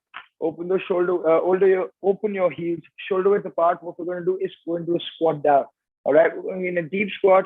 Sit down as much as you can without your heels coming off the floor. Very, very important to remember that. Your heels are coming off the floor. You're not really working your hips, okay? So I just want you to sit there, palms on the floor, lift your hips, and drop your hips, all right? Now, at no given stage, do your heels come off the floor, neither do your palms come off the floor, all right? Get ready in 3, so you are in position, yeah, 2, 1, and let's go. Come up, and come back down, nice and easy. That's 1 rep done. We got 4 more of those, okay? And you come up, back down, 2 done. Remember, with each rep, your range of motion should improve. If it's not, it's probably you're doing something wrong, all right? So make sure that you do ask those questions. Make sure you do understand what you're supposed to do with each exercise. Go one last.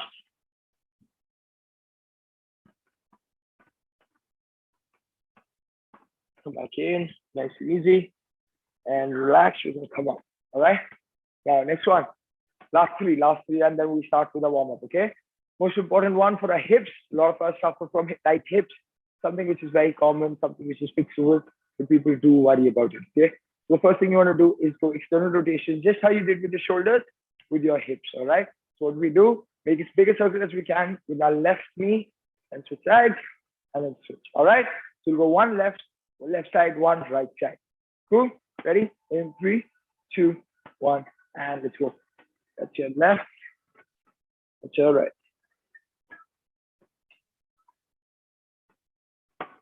We've got another 5 seconds only.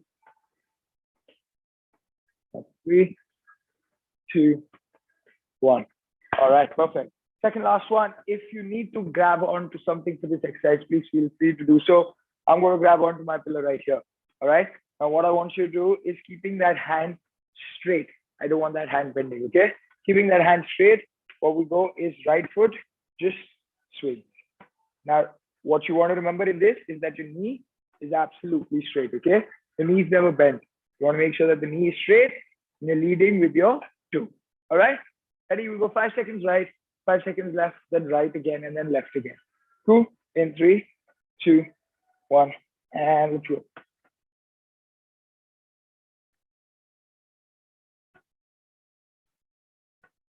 That's 5, 4, 3, 2, 1. And now you switch sides, all right? Switch sides, switch sides. So we're going to start with the left side this time.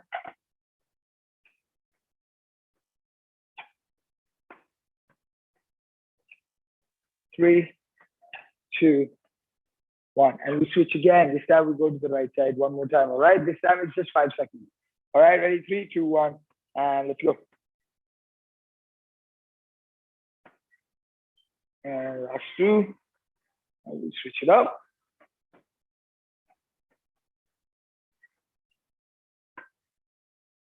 Last 1, and relax. All right, perfect. So that covers primarily about 65 to 80%. Sorry, 65 to 80% of your mobilization. Okay. Now moving in, what we're going to do is go for 10 exercises in 10 minutes. Now, your level of fitness depends how much you can do. Sorry, it depends on what your fitness levels are and how long you want to do it. Since we're going to keep it generic, what we're going to do is work for 40 seconds and take about 20 to 30 seconds break between each exercise. All right, we're trying to hit 10 exercises in over 10 to 12 minutes. Cool. First one, very simple, very easy. If you got a yoga mat, great. In case you don't have a yoga mat, make sure that you're doing all this on a soft surface. It shouldn't be marble, okay? Now, once that yoga mat is placed, all I want you to do is go from one end of the yoga mat to the other. All right, literally, that's it. So I'm going to start on the extreme left of it, or for you the right of it. All I want you to do is go to the side, come back in, and then the other side. All right, literally, that's all I ask from you.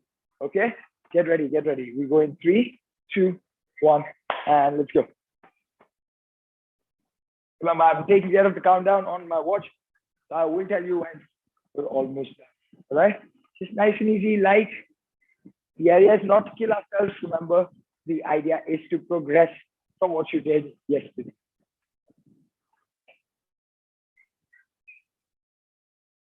Right there. That's 5, 4, 3, 2, 1. Excellent. Come down with me. We come down in a high plank position. High plank position basically means palm right under your shoulders, making sure that we reach out with our feet.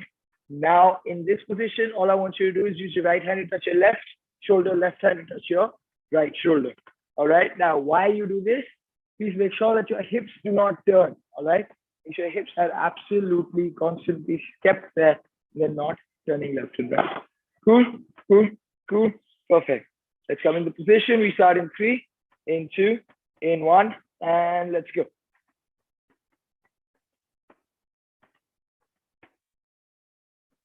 Remember, always keep that chin pointing down. What you don't want to do is turn those hips. The minute you start turning those hips, the purpose of the exercise gets defeated. Okay, keep going. Keep going for everyone that I can see on Zoom. Great job, great job, great job. Remember, you want to make it more easy. You want to make it slightly easier. Open those heels out wider. You want to make it more challenging. Get those heels closer. Last 5, 4, 3, 2, 1, and drop those knees. Excellent. Okay. Excellent, excellent, excellent. We're going to come up. We're going to come up now. We go side to side one more time. But what we do is every time we reach the end of the yoga mat, you drop down, give me 1 squat. All right. In case you don't know how to do a squat, let me know right here, right now. So let's explain it better. Otherwise, we keep going. All right. We're starting once again on the extreme left side. Go to the right, squat, come back in, squat. All right. In 3, 2, 1, and let's go. Let's come to the side. You squat down, come back in, go to the other side. Remember, back straight, chest up, heels on the floor. Go parallel to the floor, come back up, then go to the other side.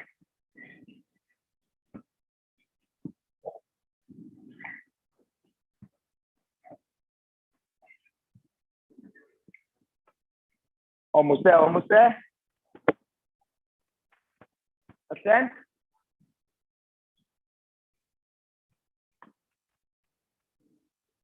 And 3, 2, 1. Excellent. Coming down on the floor now with me. All you got to do is give me 1 sit-up. Now, a lot of us, what we tend to do is do the sit-ups in the wrong form or in the wrong technique. What we want to do is lie down. Now, this is something that you should learn, not just today. So not just for today, but learn this for almost every session that you do. Your back should be arching right now if you're relaxed. Okay, in case it's not great. In case it is, what you want to do is inhale from your mouth, hit the lower back into the floor. Now, if you hit the lower back, you feel that your core is engaged. All right, the idea is not to keep it light or keep it loose. You want to inhale from your mouth, hit the lower back into the floor, and come up as much as you can. Right? That's why we call this a up. All right, that's why you're coming up all the way. Cool. Let's do this. So 30 in 3, 2, 1, and we go back, lie down, up, hit that low back into the floor, touch your toes, go back down.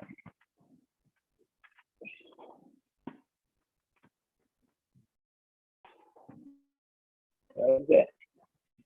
10 more seconds. That's it.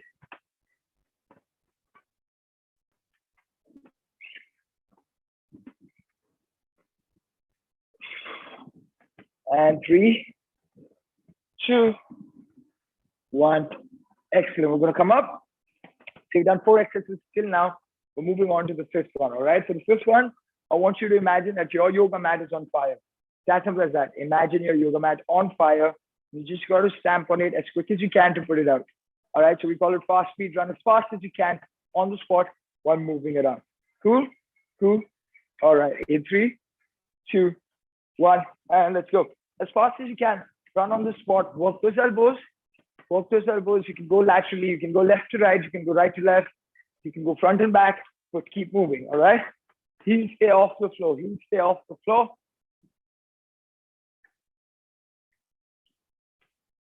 Almost there, last 10 seconds. That's halfway through, all right? Keep going.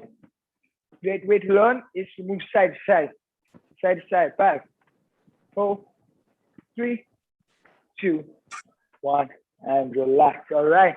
Taking that 10 to 15 seconds break while I explain the next one. All we got to do is feet together, okay? Now, align the feet together, toes pointing forward. What you do with your right foot is step out and you give me a squat, okay? Right foot goes out, give me that squat, come back in, left foot goes out, give me that squat, all right? The second your heel hits the floor, you squat down, okay?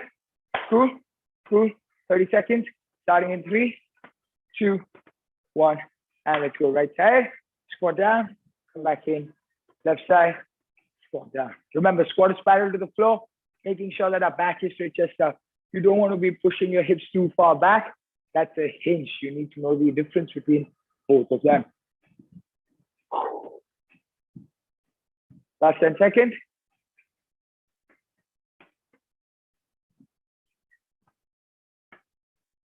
And 3, 2, 1. Excellent. We're going to drop down in a high plank position. And what we're going to do is run as fast as you can in a mountain climbing position. What do I mean by that? In case you've done this, excellent coming position. In case you've never done this before, palms right under your shoulders. Feet go out wide. Basically a push-up position. Now drive your left knee to your chest. Jump and switch. All right? The idea is to run as fast as you can once you catch the rhythm. All right? Great exercise for your core and upper body strength. Get me. All right? Get ready. 3, 2, 1. And let's go. Knee to chest. Jump and switch. Remember, very simple, nothing too intense.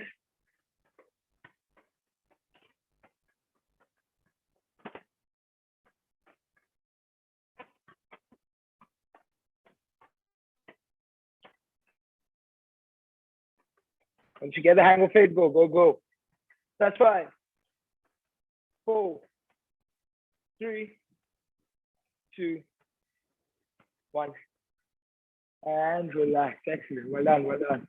Remember, it's not about getting those 40 seconds in or 30 seconds in. The idea is to push yourself as much as you can, not what the timer is. And slowly, gradually, you will progress with the exercise and you will get stronger. All right? Moving on, we're going to come up. Nice and easy. All we're going to do is now in and out squats. All right? What is that? You did side squats right now, 2 exercises before. What we're going to do now is feet together. We're going to jump out, touch the floor, come back in, and then repeat it with the other hand, okay? The idea is, or the purpose is to squat down, not to bend over, okay? Cool. Let's go in 3, 2, 1, and let's go. So jump out, touch the floor, come back in, then you do it with the same side. The opposite.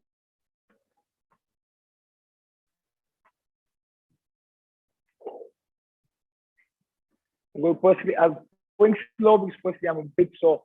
Worked out almost for 3 hours yesterday. So making sure to do it best.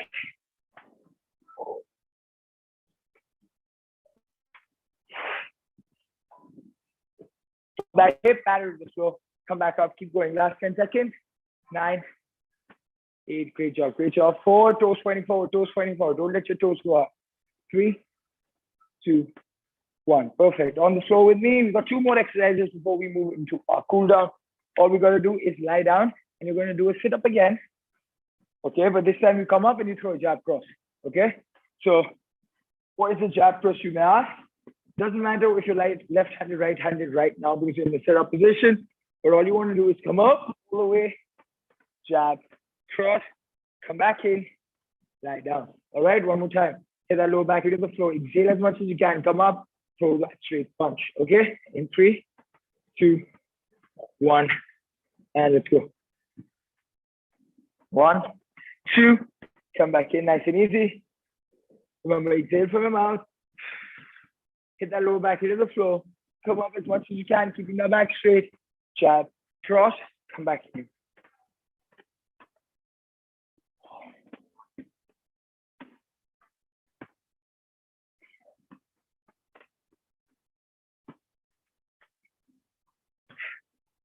Almost there, last for 10. Keep those elbows in, always keep your face protected.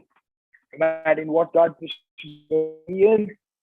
3, 2, 1, and relax. All right. Excellent. We're going to turn around now.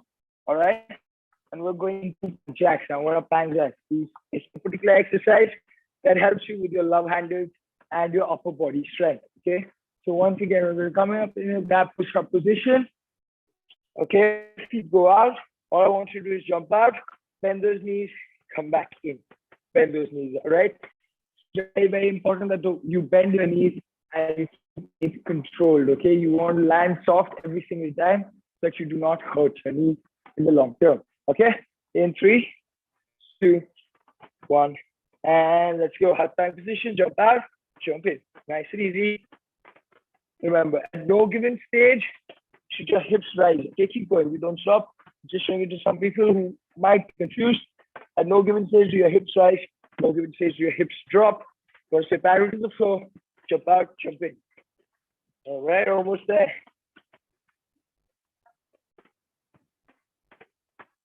Last 5, 4, 3, 2, 1. Perfect. All right. We're going to stand up and we're going to put in that one last exercise. Okay. The last exercise is on the spot jab cross. Now, the reason I do this at the end is so you can go as hard as you can, as fast as you can. All I want you to do is come parallel to each other. Your heels coming parallel to each other, shoulder width apart, hands tucked in, covering your face. You just punch. Okay. You just punch straight ahead. So if you're right-handed, your left hand is a jab, right hand is a cross. If you're left-handed, that's vice versa. All right. So once again, we're going to start on the spot. 40 seconds, or let's make it 45 seconds for this one, as fast as you can, just straight punches. Okay, ready? In 3, 2, 1, and let's go. 45 seconds, 40 seconds to 45 seconds, keeping those elbows in, all right? If you know what you're doing, great. In case you don't, do not remember, keep those elbows out. Don't tuck them in, just keep punching, right there.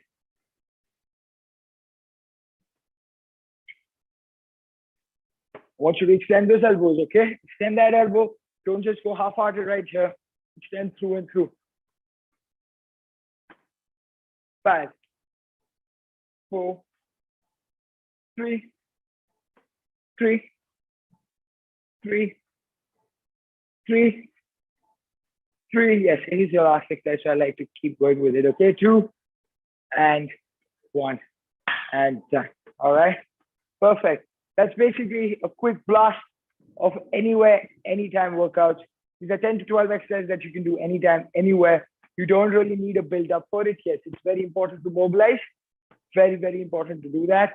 Cool down. For some people work. Some people like to skip through it. That's okay. There's no stress whatsoever.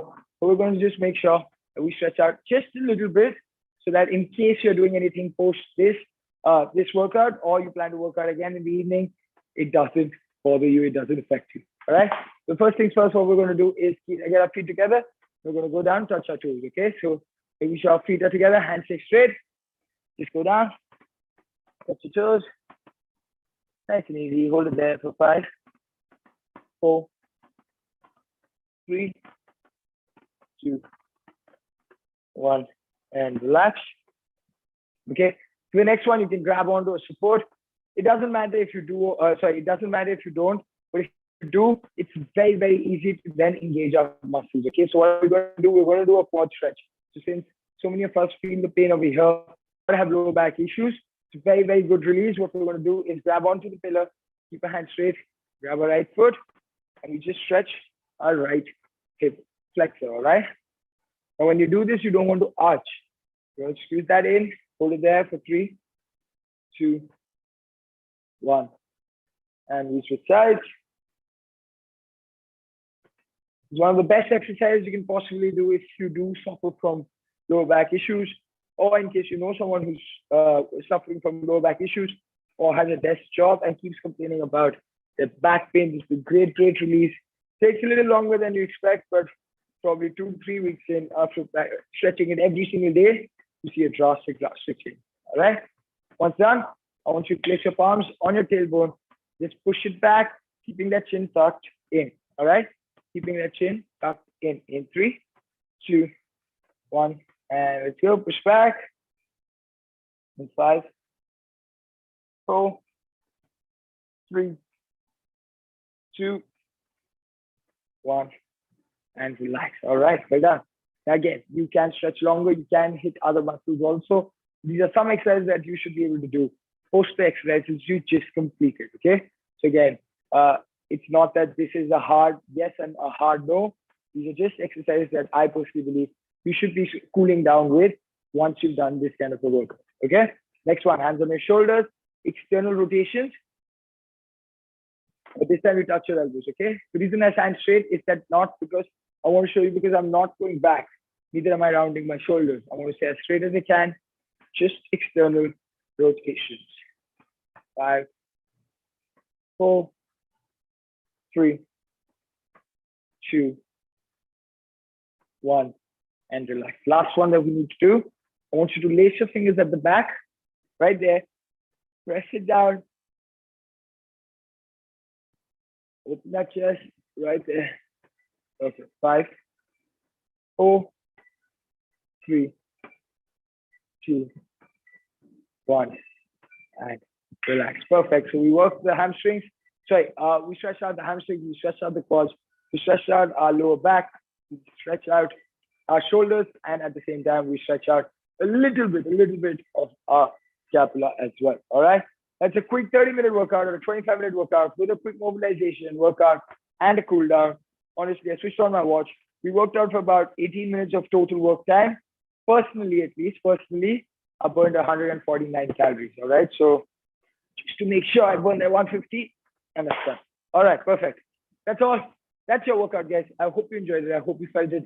Again, the idea once again is not to kill yourself. The idea is to get moving. The idea is to do better than you did last time. And then obviously build upon that every single time.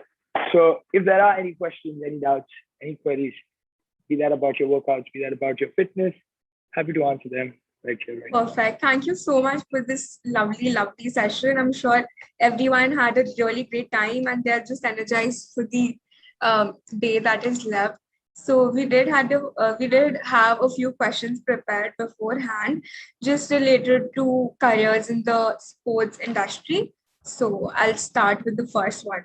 So what challenges did you come across in getting to where you are today?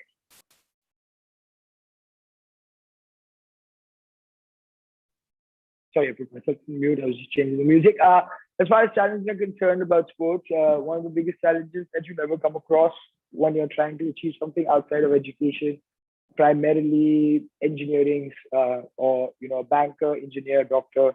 These are professions, these are service industries. They're great, no matter whatever said and done. As much as we might, excuse my French, shit on them, they are great, great resources. You can do that.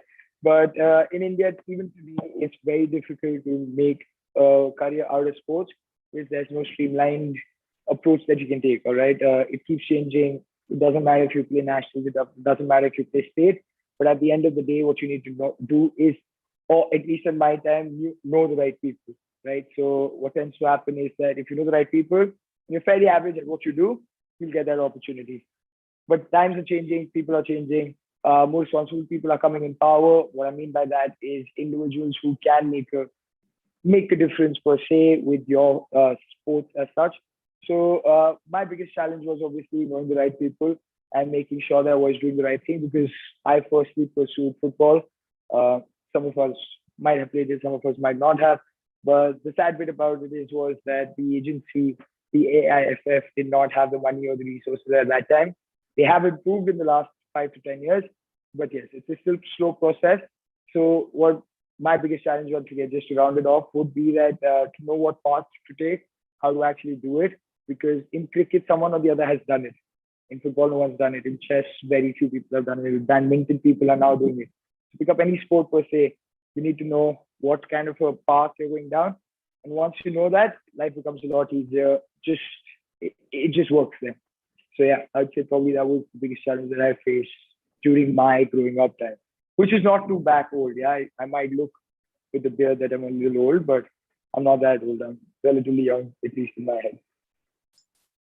Definitely. I think consistency is the key to every consistency is something which every successful person kept in mind, and I'm sure that is what you're following too. So our second question is, what drives you to get up in the morning and work out every day? So I did work out for a couple of days, say once a week or twice a week, and I was extremely tired. So how do you what drives you to get up every day, train people, and work out for the most part of the day? See, as far as my personal workouts are concerned, I remember only two things. One is, why did I ever start? If I know why I started, then I never stop. Just remembering, okay, this was the particular reason I did so, X, Y, Z. The second reason I did starting, or why I actually started working out, was I saw a direct relationship to my sport or what I wanted to do. So I understand a lot of us do not pursue a sport professionally, but what you do is day-to-day activity, right?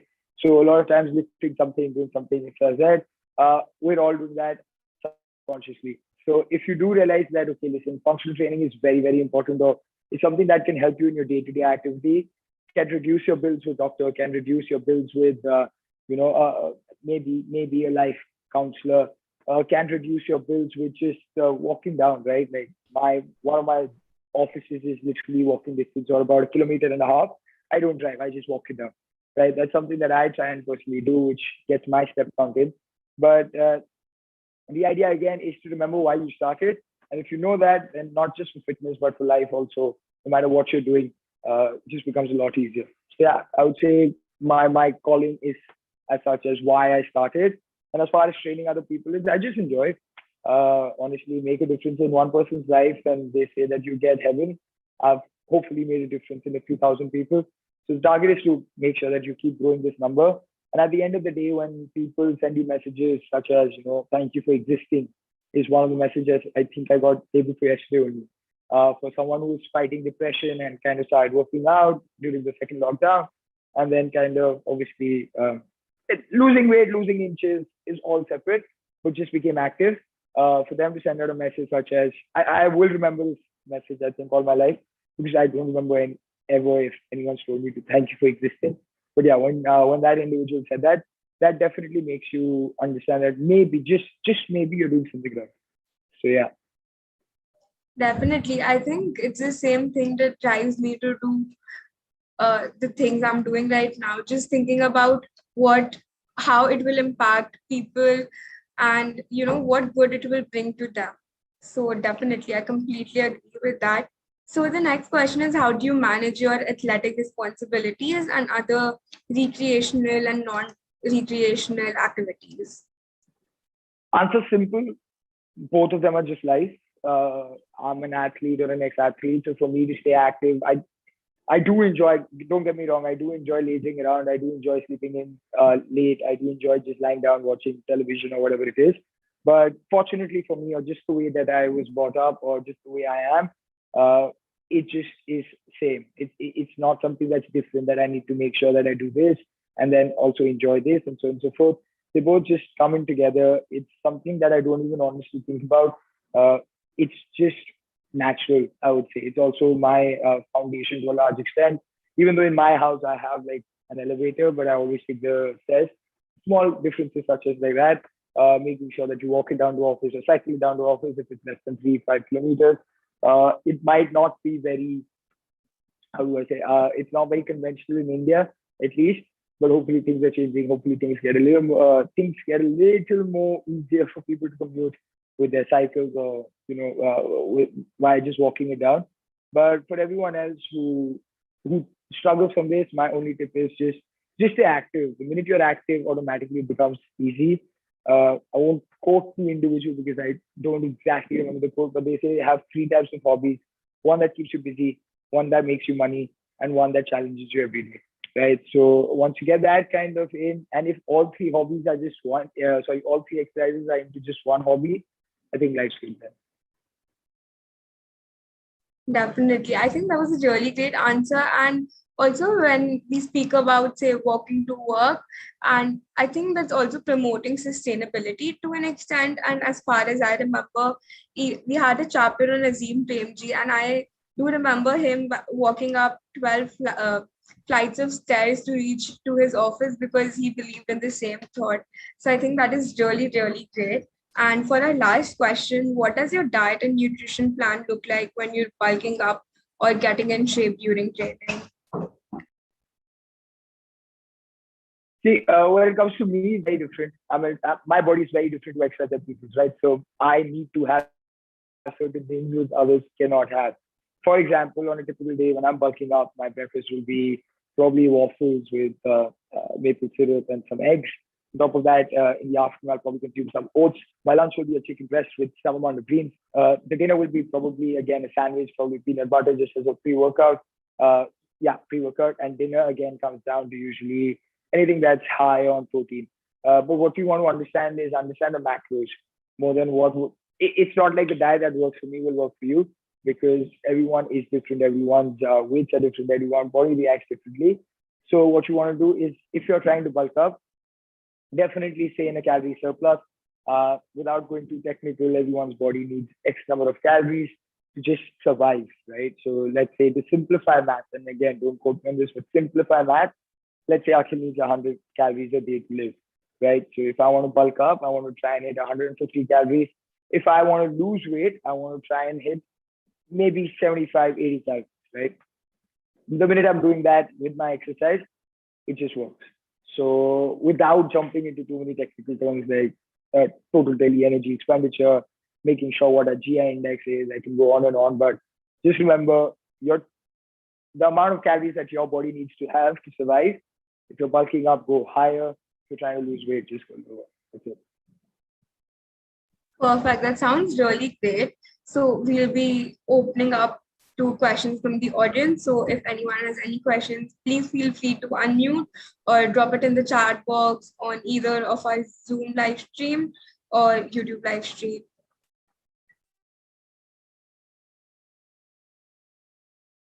To determine an HIIT workout routine on a daily basis for someone looking to become fitter. So my first question is, what is fitter? How do you define fitter? That's your main, that's what your answer would be around. If you're looking to lose weight, yes, HIIT is a great way to do it. Remember, HIIT means high intensity interval training. It is easy to say that you're doing it, but at the end of the day, it is still challenging because you've got to put in everything that you got for those X number of seconds. So for example, today we were covering anything between 30 to 40 seconds. The idea behind it is for 30 to 40 seconds, you go absolutely all out with the right form again. Your form should not compromise. As far as getting fitter, I would say personally, and this is my opinion, don't think about getting fitter or losing weight or losing inches. Yes, all that is important. But the minute you start focusing on getting stronger, all of this just falls in place. All of it. So on general basis, I would say 3 sessions of HIIT in a week should be good. With 2 to 3 sessions of functional training, weight training, strength training will help you not just get fitter, but also get you stronger. It's Kunal, consuming protein shakes. Yes, absolutely, 100,000%. If you're buying it from the right person and it's authentic, 100%. If you're buying from a place which is actually kind of grating Mari biscuit and you're popping that into water and having it, that's wrong. That will obviously cause you harm. But the idea is protein is 100,000% safe. It is not even a supplement, actually. Right? Supplementation is not about proteins. It's not about pre-workouts or post-workouts. The idea is to consume the right amount of protein. So now, if let's say, I think you just switched on your camera, I'd say probably looking at you, you weigh about 65, 68 kgs. What you want to do, yeah, he's nodding his head. See, I do this for a living. But yes, 65, 68 kgs. If you're trying to bulk up, you should be hitting 130 grams of protein a day. If you're trying to just recover, 1.5. And if you're just trying to live life without any injuries and any kind of aches and pains, I would say try and consume at least 80 grams of protein. Now, how you do it is on you, right? It's certain people enjoy the protein shake because it's a quick trick.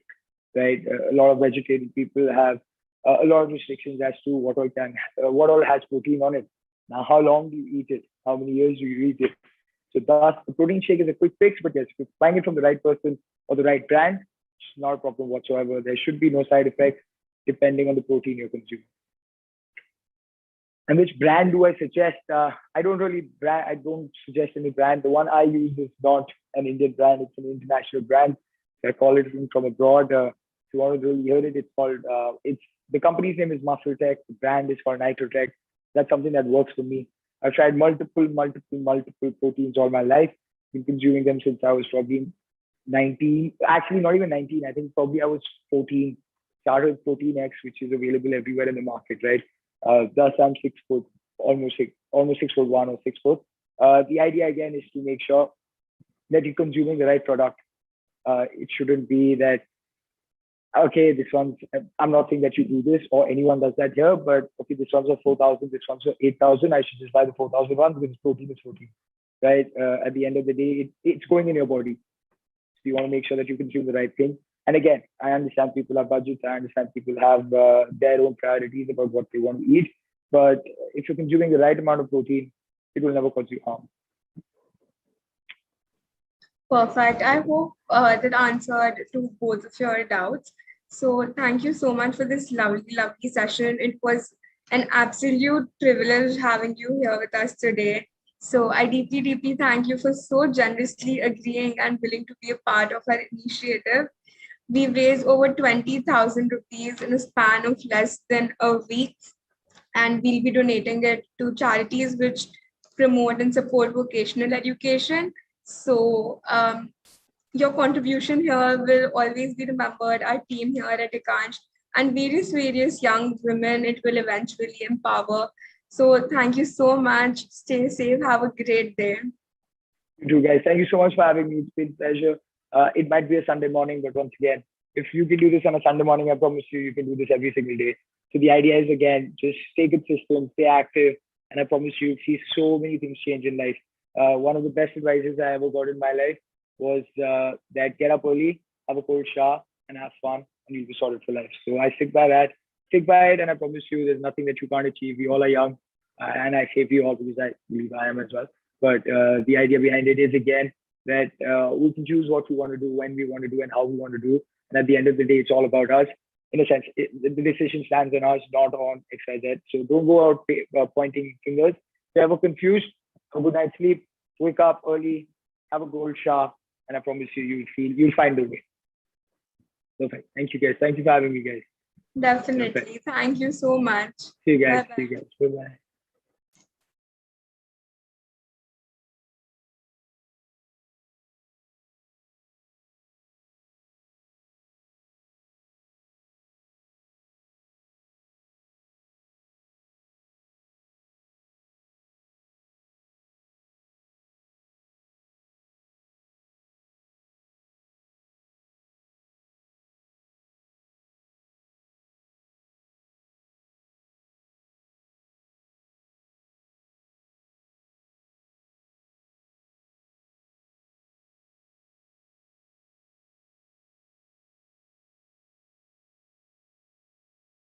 Hi everyone. For everyone waiting for our cooking session, we will start exactly at 9 a.m. in about 13 minutes. So please get all your ingredients ready and we'll start then. So stay tuned.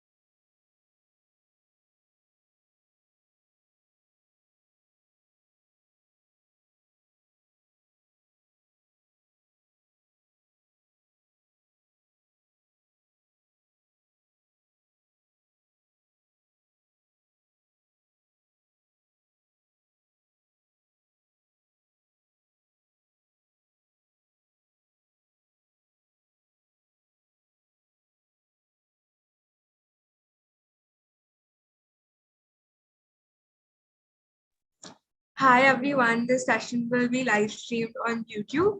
So please head to our YouTube channel and view it there. So we will be getting started in a couple of minutes.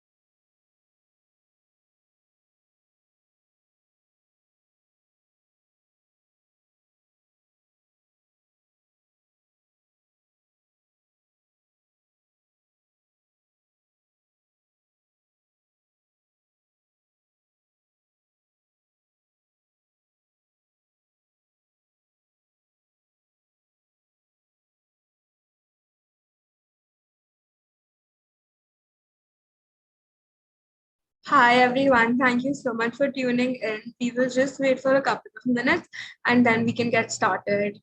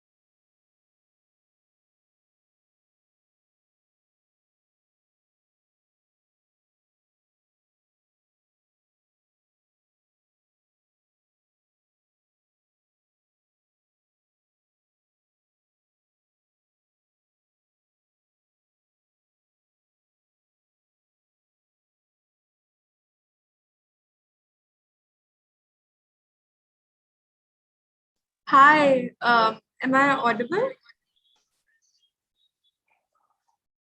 Hello everyone. Hi, Uh, perfect. I can hear you. Hi So, guys, what's up? so everyone has joined our live stream and they can converse with us through the chat box there. And whatever they say, I'll just convey it to you here. Surely. So like before we start, could I give a brief introduction about myself? If Sure, that's I'll do okay, that. like, yeah. So could we go ahead? Perfect. Yeah. Yeah. So thank you so much, everyone, for tuning into our 24-hour fundraiser. This is presented to you by Ekansh Foundation in collaboration with VI Studio and media partner Sunmark. Ekansh is a Gen Z-led nonprofit organization that aims to provide vocational education to underprivileged students. So if you are in a position where you can donate, please do visit the link in our bio. And if you are not able to do so, please feel free to volunteer your time or just spread awareness about the importance of vocational education, because I'm sure that conversation will go a long, long way. So thank you so much for being a part of our fundraiser and teaching such amazing things to our guests here. So a little about Harshvardhan. He is the founder of the Food Lab Kolkata. He is a home chef currently pursuing culinary arts. He was a finalist of Young Chef India 2016 and that starred on NDTV Good Times. He trained in one of the premier hotels in Mauritius, Maldives Villas and Spas for 6 months.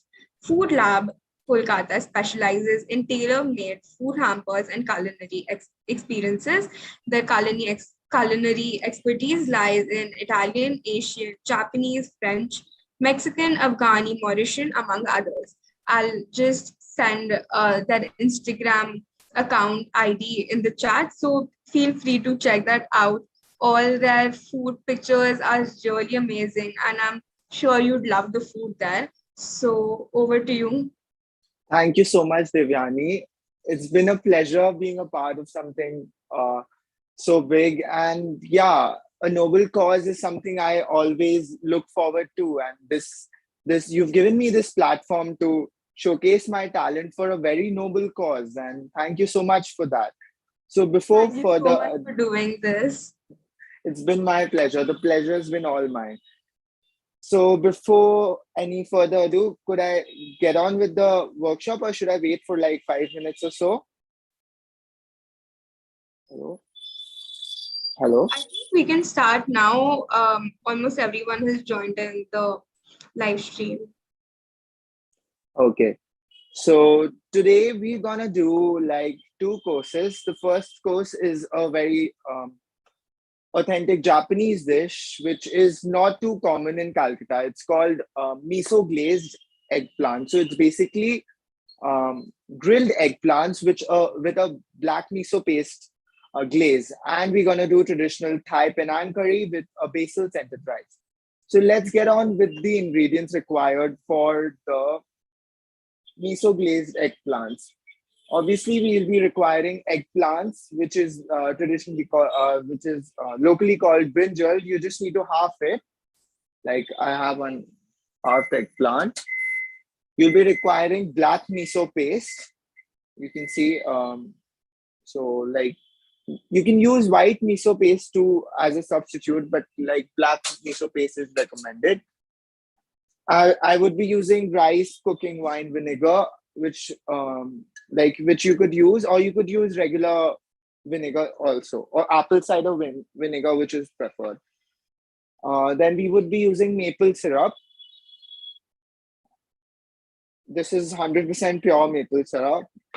And for that, and rest, this is an optional ingredient. I like to use light soy sauce along with it. So basically, we need to start by preheating the oven at 180 degrees for like 10-15 minutes. So let's get on with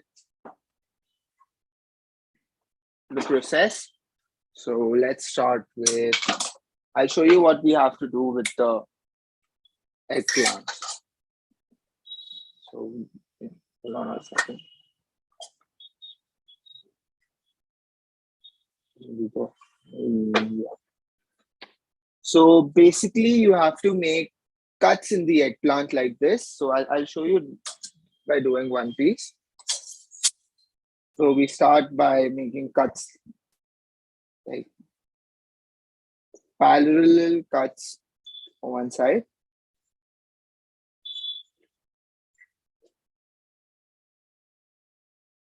Yeah, and we do the same the other side. Make sure the cuts are not too deep, otherwise there's a chance of the eggplant breaking off. So yeah, it's ready. So while your oven is preheating, you need to get on with the paste for the Penang curry. For that, we need one shallot or like a red onion, about 3 cloves of garlic, 3 to 4 cloves of garlic,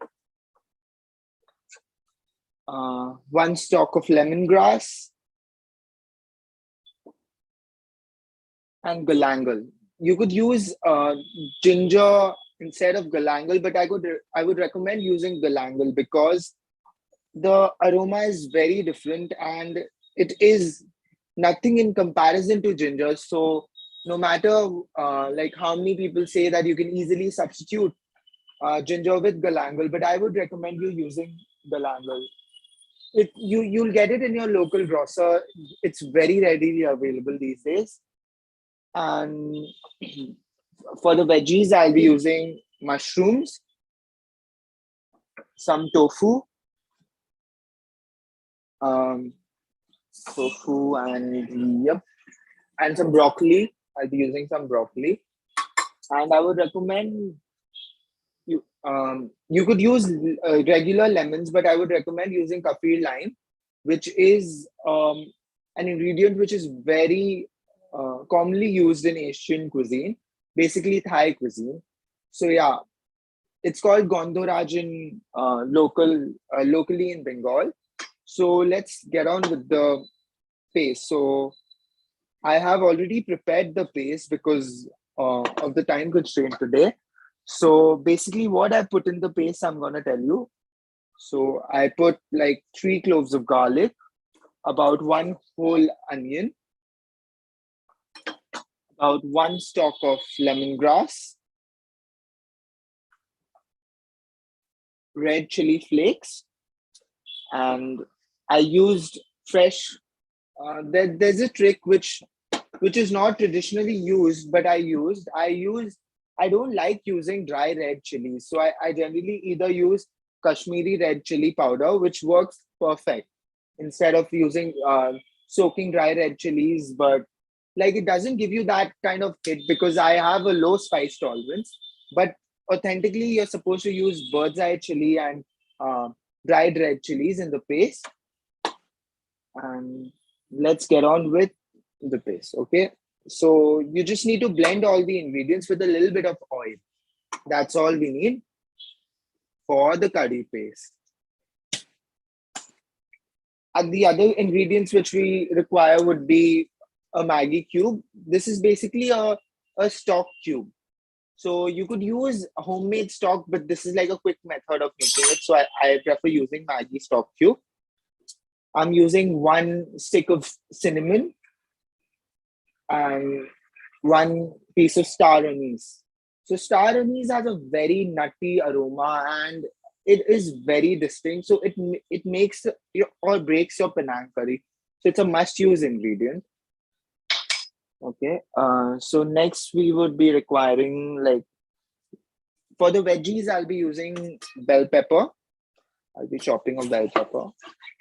So I don't like to use a lot of veggies in my Thai Penang curry, but traditionally you can use, they use a lot of vegetables, but I'll be using just 1, 2, 3, 4 kinds of vegetables today.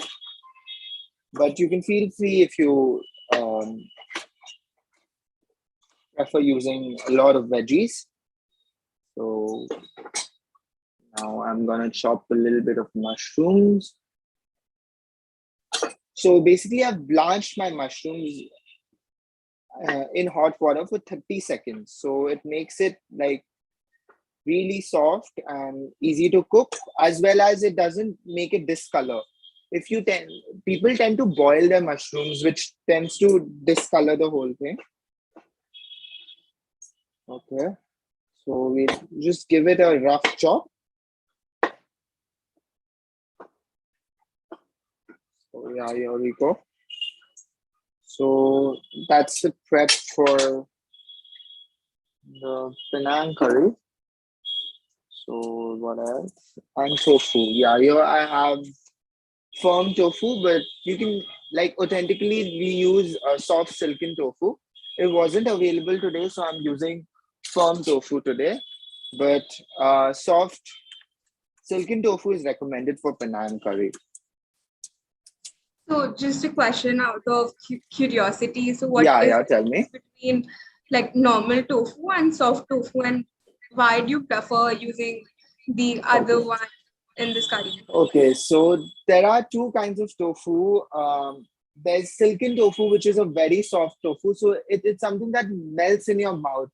So in this curry, you don't cook the tofu a lot. So like you put it in the end. So silken tofu is preferred because it doesn't need a lot of cooking, and it just melts in your mouth. Whereas with firm tofu, you have to cook it a bit longer. It it tastes very good along with that also. But yeah, soft silken tofu is preferred in that All sense. right, got it. Yeah. Thank you. Thank you so much. So we'll chop it into small cubes. Like, give it a rough chop into small cubes.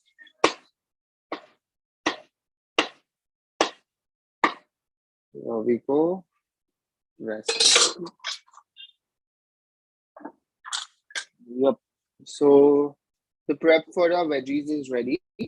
So let's start with, we need 1 can of coconut milk. So I would prefer using this brand because, like, the texture wise and everything, the stability wise, I prefer using the brand Habit, which is imported from, yeah, it's an imported brand from Indonesia. So like I would recommend using this company of coconut milk. So, and what else do we need? We need a wok. You can use a pan, but a wok is better for, as it basically, the difference is it speeds up the whole cooking process. So let's get on with, before we get on with the cooking, let's just prep our eggplants and put them to bake. You have to bake them for around uh, 15 to 20 minutes until they are soft and tender at 180 degrees. So let's just start. So I'm using olive pomace oil. So you just need a little bit of oil and just drizzle it over the eggplant before baking it. Yep. There we go. I'm using about 2 cups of oil. So that's about 1 tablespoon of oil in both. So yeah, you just rub it with your hand. That's good enough. Or you could use a brush, but I'm making it fuss free. So let's just get on with baking it.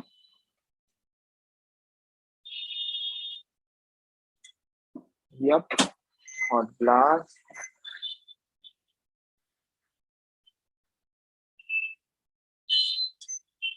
Now, once you're done with the eggplant, you need to forget it for like 25 to 30 minutes and just relax and do whatever you want to. So, but we have like a time constraint, so we'll be getting on with the curry. So before we start with the curry, I would say, like, along with the curry as a accompaniment, you could have like jasmine rice. But today we'll be doing basil scented rice. For that, we need about a cup of boiled short grain rice. So I have that rice already boiled and ready. So basically, we need to toss it in some herbs. So let's just start with the curry, and I'll run you through the whole process. So for the I'm so curry, sorry to interrupt, yeah, but yeah, someone tell me. It's absolutely fine. really into cooking. They just joined. So if it's okay, could you just briefly explain like in a minute or two about what we just did so that they can just catch on with what's happening? Okay, surely.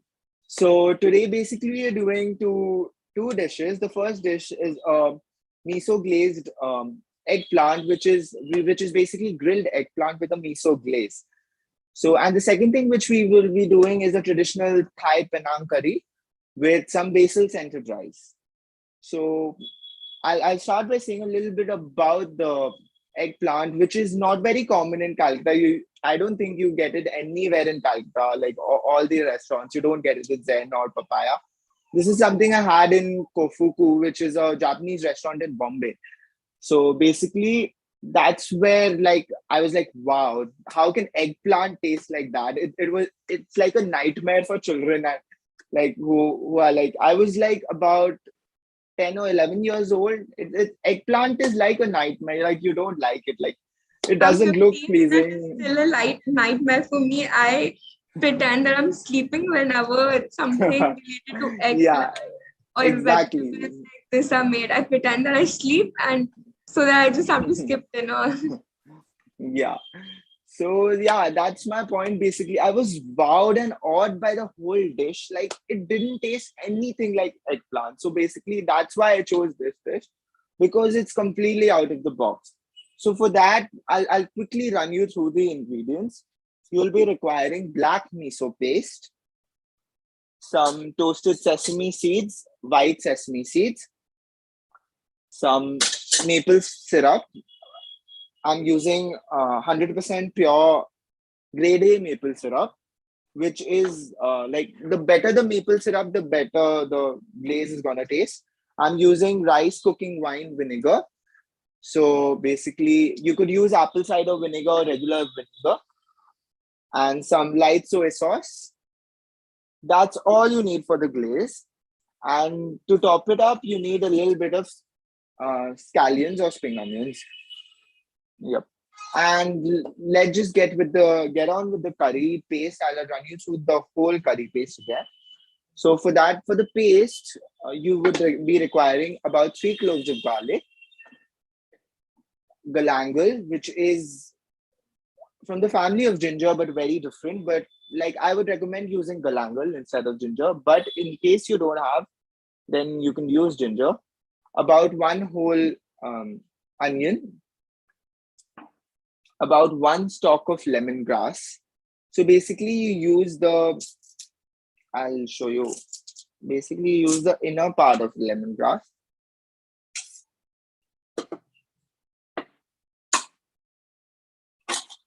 So, like the part, you're supposed to chop it off roughly, and you just need to blend it. So I have the paste ready over here, so you can take a look. So what else did I put in the paste? I put some chili flakes and Kashmiri red chili powder. So like traditionally you would be using dried red chilies which are soaked and bird's eye chilies, but I recommend using Kashmiri red chili powder. What else you could be using? You could be using the peel of a kaffir lime leaf, but I don't recommend using it. But traditionally they use it because it tends to have like a very bitter flavor if you don't cut it properly. So like I recommend adding it after while you're cooking the curry. So it's a more foolproof method. So like what else? You'll be using 1 stick of cinnamon, star anise, salt and pepper to taste, some light soy sauce, and some jaggery or palm sugar. So I'll be using jaggery today. So it's a very organic jaggery. So by Rainbow Agro. So I would recommend using organic products of Rainbow because like they really do make a difference and they're really good. So yeah. So let's just get on with the curry itself. So I'm using a wok. So I'll just turn the camera a bit so that it's easier for you to see. So wait, so I'll be showing you the whole process by turning my wok a little bit. So we'll be using a can of coconut milk, about 200 mils of coconut milk. Yep. So we start with the process. We basically, I'll just move this. Hold on a second, please.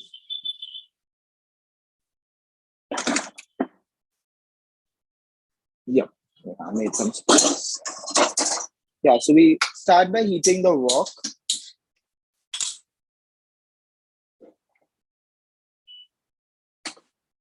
And then adding a little bit of your coconut cream. Little bit of your coconut cream. And let it heat. So what you got to do is you have already added some oil in the paste. So you're not using more oil. I prefer using, like, minimizing the use of oil. So basically you're supposed to boil the coconut cream, and the moment it starts boiling, you take your paste and you add it. The whole of it. So basically, the recipe which I'm doing today, it serves like provided to you. It serves around 4 people, but I'm making half of it because, like, I don't like wasting food. Like,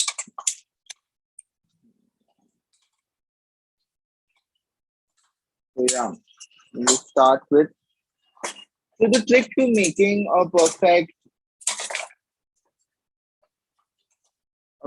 Penang curry is cooking the paste correctly. So you have to cook the paste for a long time, like in high heat, medium to high heat, till it leaves the oil. Like, it's supposed to leave some oil. So the moment that happens, you know the paste is done. So while I'm cooking, I'll tell you a little bit about Penang curry. So how I came across the curry and why I chose the curry today. Like, there are a lot of curries in Thailand, but why Penang curry? So basically, Penang curry is a relative of red curry, and it's very similar to the whole red curry, but like, there's a use of peanuts and the flavor profiles are very different. So, like, I wanted to showcase something that is very similar to the Indian palate, but it has like a oomph of flavor, which is there in Thai food, and Thai food is one of my favorite cuisines. So I chose the curry. So, like, you can see, the curry has started to brown a little bit. So, while the paste is browning,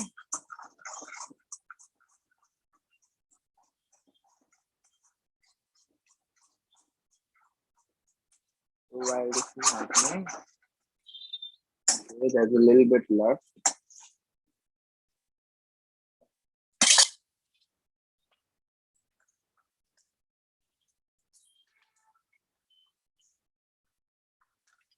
So, like I said, like in Thailand, the curry is supposed to be very spicy. So you could adjust the spice according to yourself. I recommend having it medium spicy, and the 5 core flavors of Thai food is like, it needs to be sweet, salty, spicy, um, a little bit. It needs to be sour. Basically, that those are the 5 um, flavor profiles of Thai food, which is key to Thai food. So as you can see, our paste is almost ready.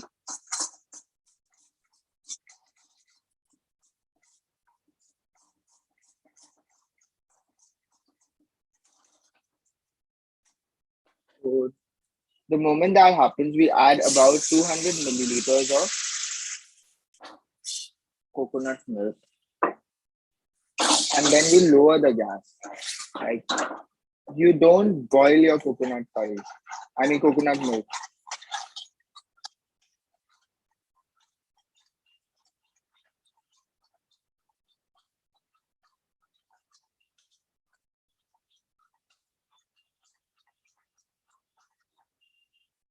Now, while that's cooking, we add in our 1 stick of cinnamon, our star anise, and we start cooking it. Yeah. So here we go. So our curry is all set to cook.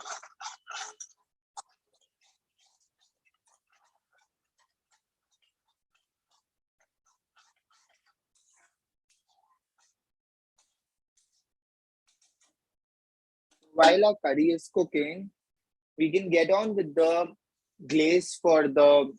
You just need to like cover your curry and let it cook for like about 15 to 20 minutes or so on low flame. So while it's cooking, we'll get on with the glaze for the miso glazed eggplant. So for that, we'll be requiring a bowl and all the rest of the ingredients. Yep.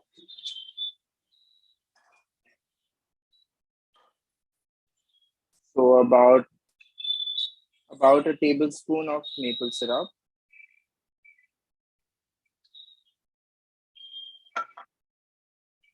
about a teaspoon of rice wine vinegar,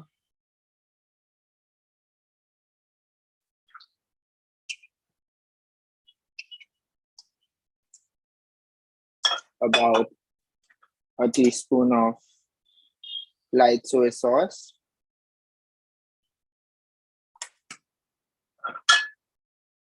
and about a tablespoonful of black miso paste. It's that simple, and it is something that you can make on a weekend, a weekday. It's fuss free, and we take a whisk and we just need to whisk it. That's all. It requires no salt, no pepper. The sauces make up for the seasoning of the whole glaze. You can still taste your glaze. I would recommend tasting your glaze before. If the salt is a little less, according to your preference, it's perfect according to mine. So yeah, the glaze is ready. That's all. And curry is cooking. Yep. So we have our veggies which we had chopped. We have bell pepper, we have tofu, and we have mushrooms, which we gonna, and broccoli. So which basically you can add in your curry at this point of time, because I like my veggies very soft. You can add them in your curry. Like you can wait for the tofu, add the tofu the 10 minutes before your curry. So I'm adding in mushrooms and more. I'll give you a look of how the curry looks. How do I?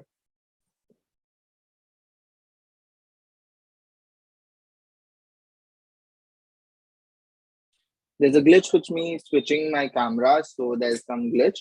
Sorry for the inconvenience caused. Yeah, so basically, this is something how my curry is starting to look. It's getting a pale That is orangish so color. nice. I Thank can't you so wait. much. My mother's making the same, so I can't wait to go home and eat this. Surely. Yeah, I would recommend everyone you trying this. This is something very easy, and it's like Thai food is like soul food. Like it feeds your soul, and it's so comforting. So I would recommend you trying this at home. Like not just at special occasions. Like I love Thai food, and I prefer having Thai food. I can have Thai food 3 times a day. That's my love for Thai food. So like, so while your curry is cooking,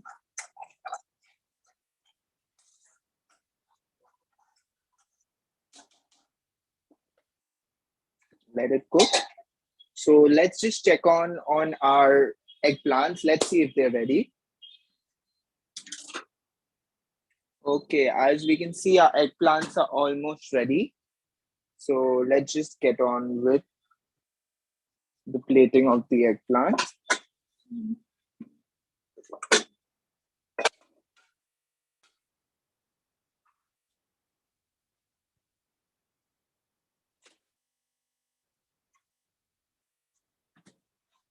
So I'll show you how the eggplants look like. So basically, you know when your eggplants are cooked, when they are soft, like they're soft from the below. So like I'll show you how they look like. So let's just get on with glazing them. So for that, you'll be requiring your glaze, obviously. A spoon, you can use a brush or a spoon, and you just take spoonfuls of your glaze and just put it on your eggplant. Like that, due to the crisscross uh, cut that we made, there are crevices created on the eggplant. Crevices created. So basically, your glaze fills those crevices up, and then you just need to turn on your grill. So I'm using and grill it for 5 minutes. You could, if in case you don't have a grill, you could grill it on a pan. It works perfectly. So I've placed the eggplants. I'm waiting for the grill to heat up. While that's happening, let's get on with the tempering of the rice. So we're doing a basil centered rice. For that, I'll be running you through the ingredients in a bit. Yeah. So for that, I would recommend using fresh basil. So you could use sweet Thai basil or the regular basil. Or the regular basil is readily available. I would recommend using about 2 tablespoons of butter. So regular Amul butter works fine. So let's just get on with the temper. And I recommend using about half teaspoon, about 1 tablespoon of dried basil. So what this does is when you cook the dry basil in the butter, it really enhances the flavor of the butter. And as long with the fresh basil, it goes in tandem and there is like consensus in the whole flavor profile. So I would recommend using dried basil also. So now we can add our Maggi stock cube inside the curry. So like I said, this is like a substitute for vegetable stock. So you could be adding about a cup of vegetable stock instead of this. So we just added that. And you cover and cook the curry for about 30 minutes or so. So here I have some, let's get on with cooking the tempering for the rice. So there are 2 ways of doing it. You could either do it in a microwave if you're feeling very lazy. You just need to melt the butter. You just need to put butter and dried basil and microwave it for about a minute, and check on it so that the butter doesn't burn. There's another way of doing it where you can do it on the gas itself, and the process is the same. So basically, once that's done, you need to just incorporate it with the rice and add fresh chopped basil in the rice. So that's all. That's how easy it is. But it makes a very big difference along with the curry, with the flavors and everything. They work really, really well. So let's just get on with the tempering. So I'll be using like a saucepan. So in that, I would be adding, hold on a second, please. I'm using dried basil. So in that, we'll be adding. Yep. Yeah. So yeah, sorry for the inconvenience caused. Okay, 1 second. Oh. Okay, so with that, there's some trouble.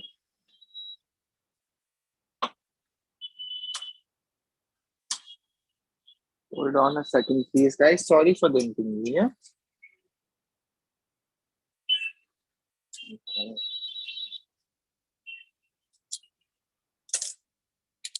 Yep, that's fine.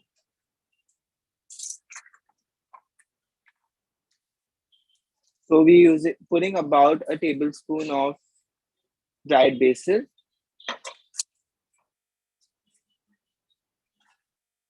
And then in that we'll be adding about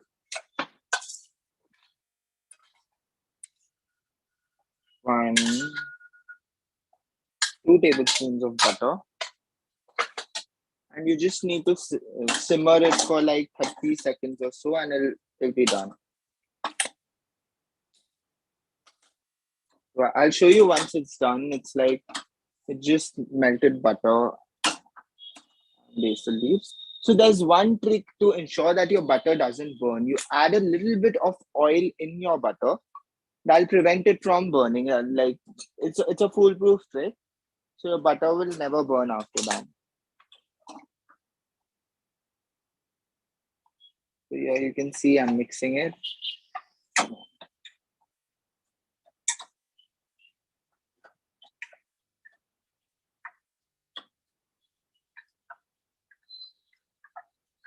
Okay, like when we're done, we're just done. You don't need to add salt, pepper, nothing in the rice, because like my grill is piping hot. So you put your eggplants facing down on the grill itself.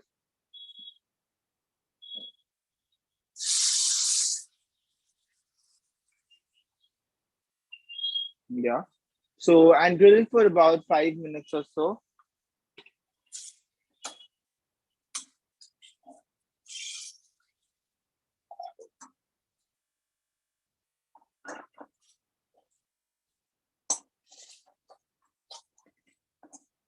So as my curry is getting ready.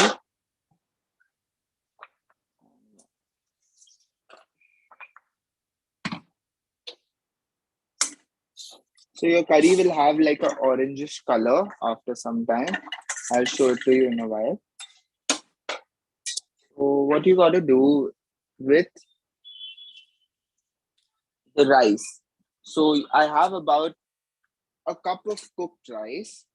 Like I've used short grain rice. So like you can see it's like it's cooked. You need to cook it perfectly, so that like you don't need to keep it 3-4 cooked. Okay. So what you got to do is you basically got to pour your melted butter in the rice mix. You can take a fork and you just need to mix it with the rice, and that's all. It's that easy.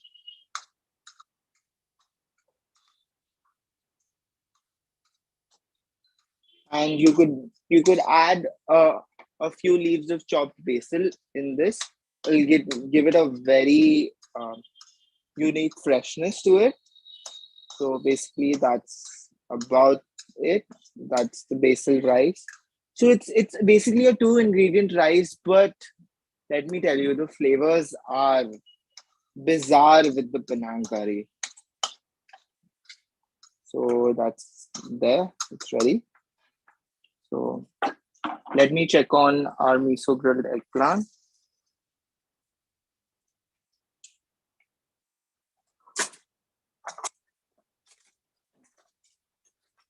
Hold on a second, please.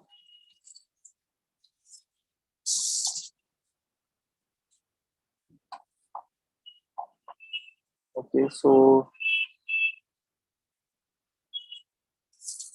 like it'll take about 5 minutes or so more. So while we're grilling it, we gotta prep for the plating of the eggplant. So I'll be taking a white plate. So for that, for the garnish, I would be requiring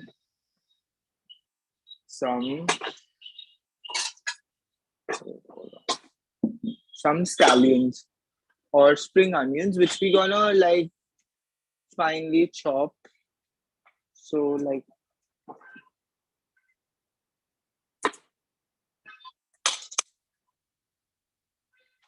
I finely chop a few stalks of spring onions. So I require you can discard or use the white part for some other dish. I wouldn't be requiring the white part. So just the green part above the stalk. Just need to finely chop it.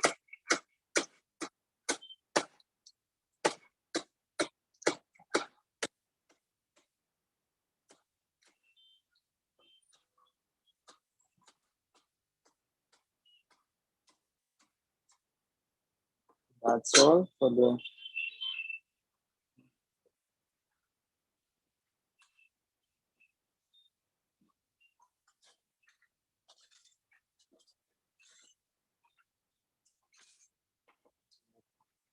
So we're done with the prep of the garnish for the eggplants. So it's basically a 2 ingredient garnish. We need white sesame seeds. So basically, what you got to do with the sesame seeds is basically you got to toast it for like 2-3 minutes and then it's ready to go. So sesame seeds is a very integral ingredient for Japanese cuisine. So I would recommend you not skipping it, and it's very like in an Indian household, it is very like readily available. So then we're gonna add in our tofu. Now it's in our curry.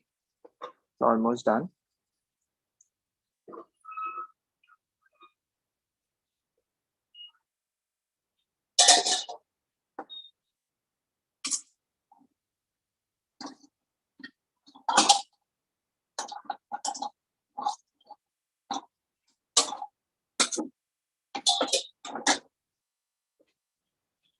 Add in some tofu, and then next we're done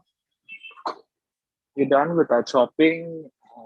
Let's just get on with the eggplant.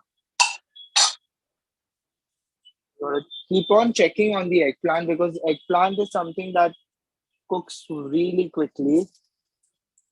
Like you can see, it's almost done.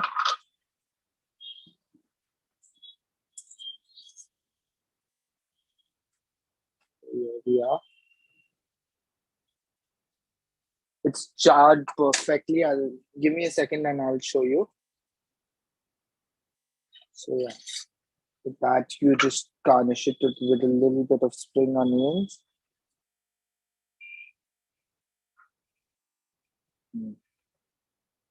And toasted sesame seeds.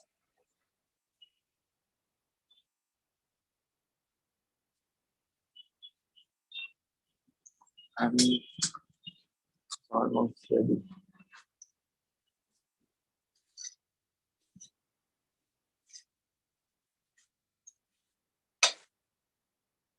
You can take a little bit of your glaze. And I like to make like a pattern around the eggplant. Put a few droplets on the eggplant itself after it's grilled.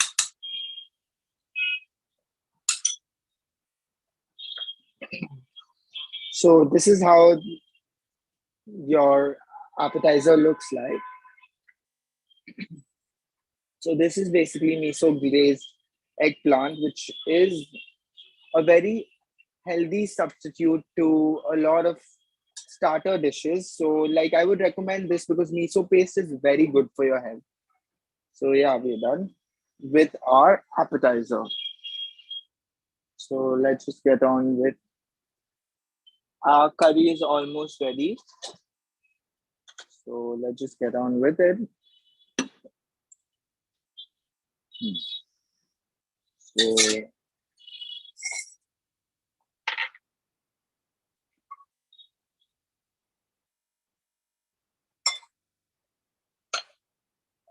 So we're gonna season our. It's time we season our curry. As you can see, our curry has become brownish in color. So what you can do is you can adjust the consistency by adding a little water if you want. Add in a bit of water if you want. So till you get a desired consistency. So I'll add a little bit of water. I think the curry needs a little bit of water. Some salt. About some salt. Some palm sugar or jaggery. If you don't have any of those, I would recommend using regular sugar. It also works fine, but you have to use it, like use a little less of it because regular sugar is it's very sweet for my, like it gives a very different flavor profile to Thai food. So like it's not recommended, but like you could be using. So now you can see the curry is almost ready. So yep.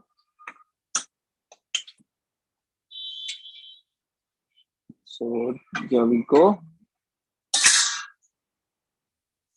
Added.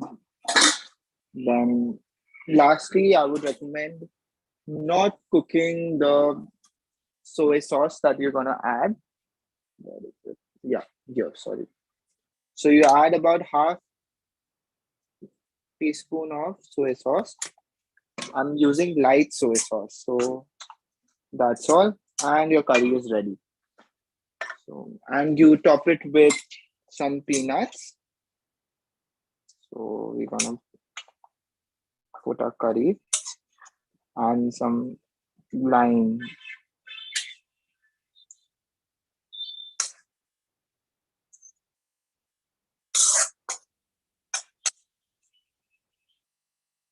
So yeah, this is ready.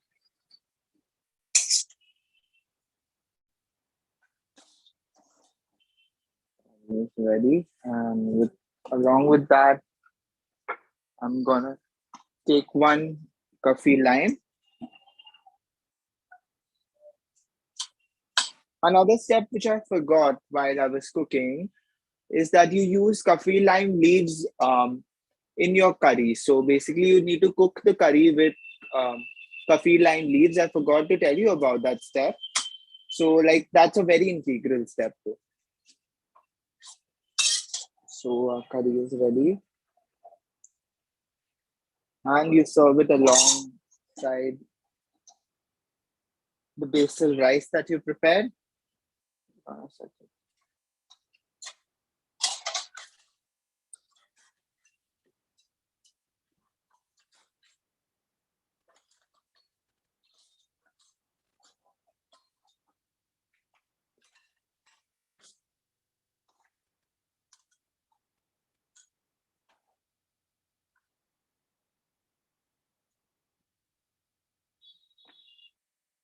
So yeah, here we have some rice.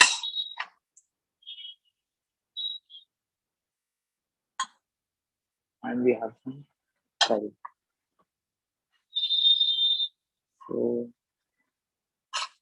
I would top it with a little bit of scallions, some peanuts, which is like a very integral part of Penang curry. So you top it with a little bit of peanuts.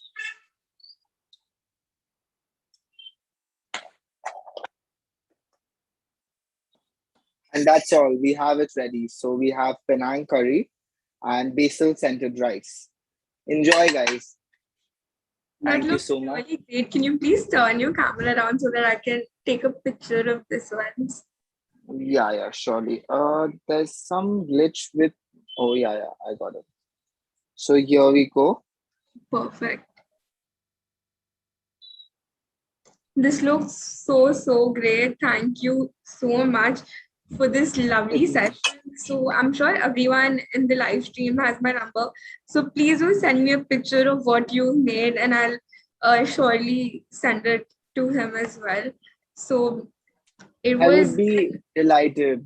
I would be delighted if everyone would show me what they made, their own interpretation of the dish. and it will be my pleasure. So I'm excited and really looking forward to that. Over to you, Devyani. Sorry for cutting you off. Yeah, No go problem. ahead. So it was an absolute privilege having you here with us. I deeply, deeply thank you for so generously agreeing and willing to be a part of our initiative. Your contribution here will always be remembered by little family at Ekansh and various young women. It will eventually empower. So thank you so much. I hope you have a great day. Bye bye. Thank you. Thank you so much. Thank you so much for giving me this opportunity, and the pleasure has been all mine. I should be the one thanking you for giving me an opportunity to contribute to such a noble cause. I would say the same thing again because it makes a big difference. So thank you so much for letting me be a part of something that's going to be very big someday. So yeah, that's what I hope for the Ekansh Foundation. So yeah, looking forward to it. And please let me know. It would be my pleasure to conduct more workshops if you want me to. And that I'm really looking forward to seeing you again. Thank you so much, everyone, for being a part of the whole workshop. And have a good day. Bye-bye. Bye bye. You too. Thank you. Thank you.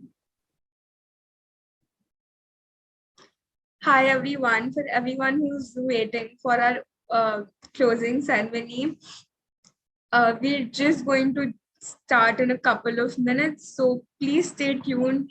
This is the last event of our 24-hour fundraiser. We have officially held workshops and sessions for 23 and a half hours.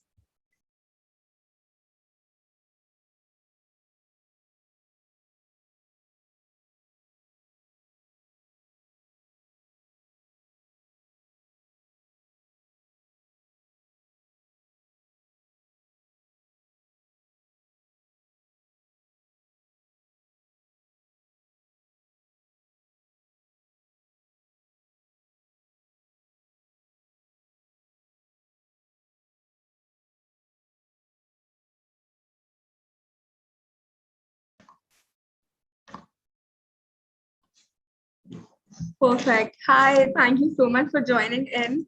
We'll just wait for our guest speakers to join in and then we can start with our closing ceremony. Sure. Yeah.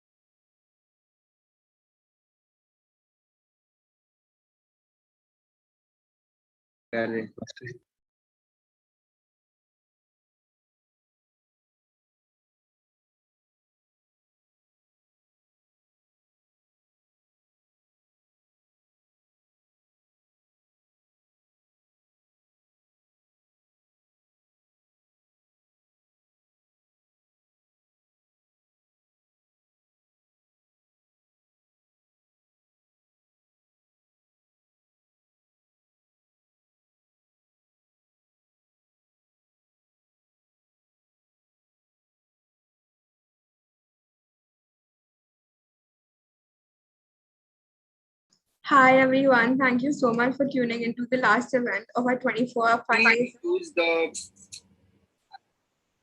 We have officially completed conducting events and workshops for the past 23 and a half hours. So we'll just wait for 2 more minutes and then we can start with this.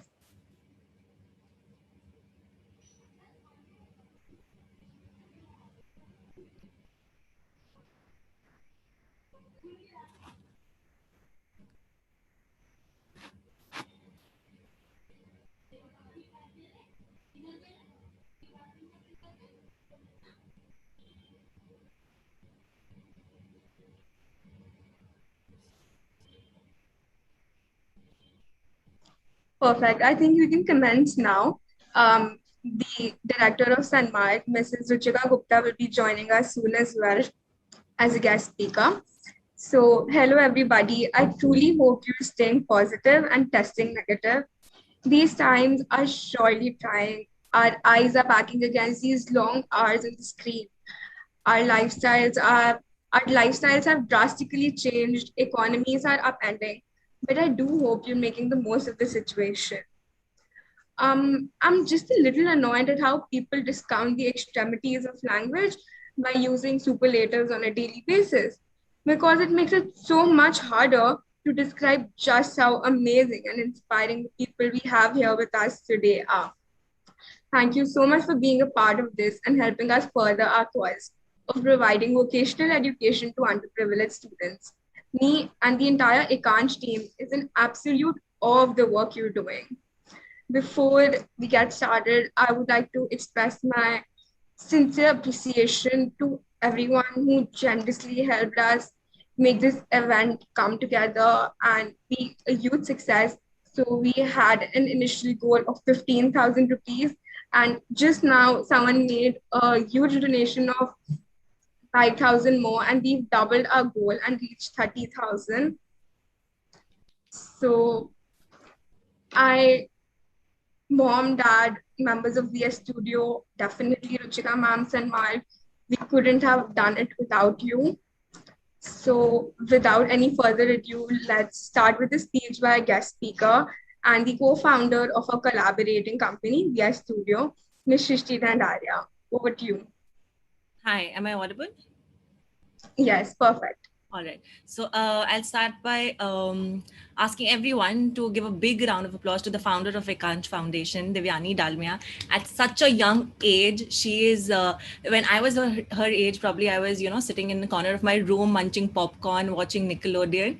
And she is out there to change the world one person at a time. So we are extremely honored to be a part of this association and looking forward to more such events in future where, this is something very new for us also. Like we've been in this industry since a long time, looking at so many events, philanthropic events, but this one was really different and really like in 1 month's time for her to manage so many speakers and a 24 hours fundraiser back to back without sleeping. I remember like last night I spoke to her, she's like, I'm going to take a quick power nap, and then she's still texting and she's still working. I'm sure she's not slept even one bit. But it's all for a great cause. So a shout out to Ekansh Foundation in this generation of social media. It's become so important for us to support such foundations. So feel free to still, like, people who have not been able to support because of them being busy, go to the link. Devyani put in the link again once, and the donation link is still open. If you feel generous and if you want to give any kind of help, go ahead, do it. It's for vocational education for women. She has spoken about it, but I'd like to again mention that this is, giving someone a monetary help versus giving someone the capacity or capability to earn on their own is way different. And the second one is going to sort them for life. So that's like commendable. That angle to philanthropy is crazy.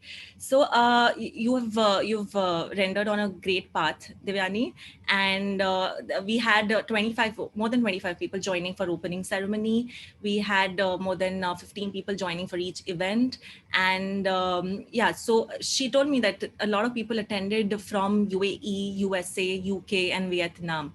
So that's crazy. Within a month doing all of this, a big round of applause to her, and we're looking forward to more such events. Much love to you, Devyani. Thank you so much for this lovely and heartwarming speech. I'm truly awed by it. So let's move on to a speech by our chief guest, Dr. Mrityunjay Guha Majumdar. So a little bit about him. He is a senior postdoctoral researcher at the Center for Excellence in Quantum Technology, Indian Institute of Science, IISc, Bangalore, and a postdoctoral associate of Nobel laureate Professor Brian Josephson at the University of Cambridge. Just 1 second, I'll mute. Perfect. I think we can go on now. So he completed his PhD from Cavendish Laboratory, University of Cambridge, at the age of 25. His area of specialization has been in entanglement, quantum information, and foundations of quantum mechanics. He has pursued research in various institutions of eminence, such as TIFR, SINP, SSPL, ISER, IIT Delhi, IIT Guwahati, and the Delhi University, and has taught physics at the University of Cambridge as well as the University of Delhi. He has been into science popularization with popular science talks delivered on platforms such as Doordarshan, along with being a regular columnist for Science India magazine.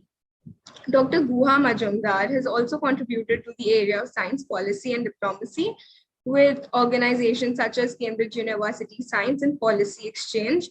He has represented India at international summits such as the Asian Youth Science Summit and has been showcased by UNESCO in the documentary for the Global Convention on Higher Education in 2019.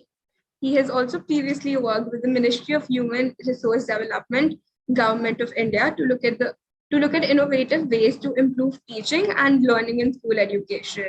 I can just go on and speak about how talented and amazing you are, but I'm sure this was enough for our viewers to know about your personality, and I'm sure they'd love to know more. So without any further ado, we would love to listen to your speech. So over to you. Yeah, thanks a lot, Nivyani. I think that was a lot to digest, and yeah, well, that was not the intent at all when you asked for the small bio. But today, I think this is a very important occasion, and the whole kind of convention, the whole initiative as such. You briefly touched upon the idea of the work with UNESCO. Essentially, there has been a recent kind of development and program of sorts.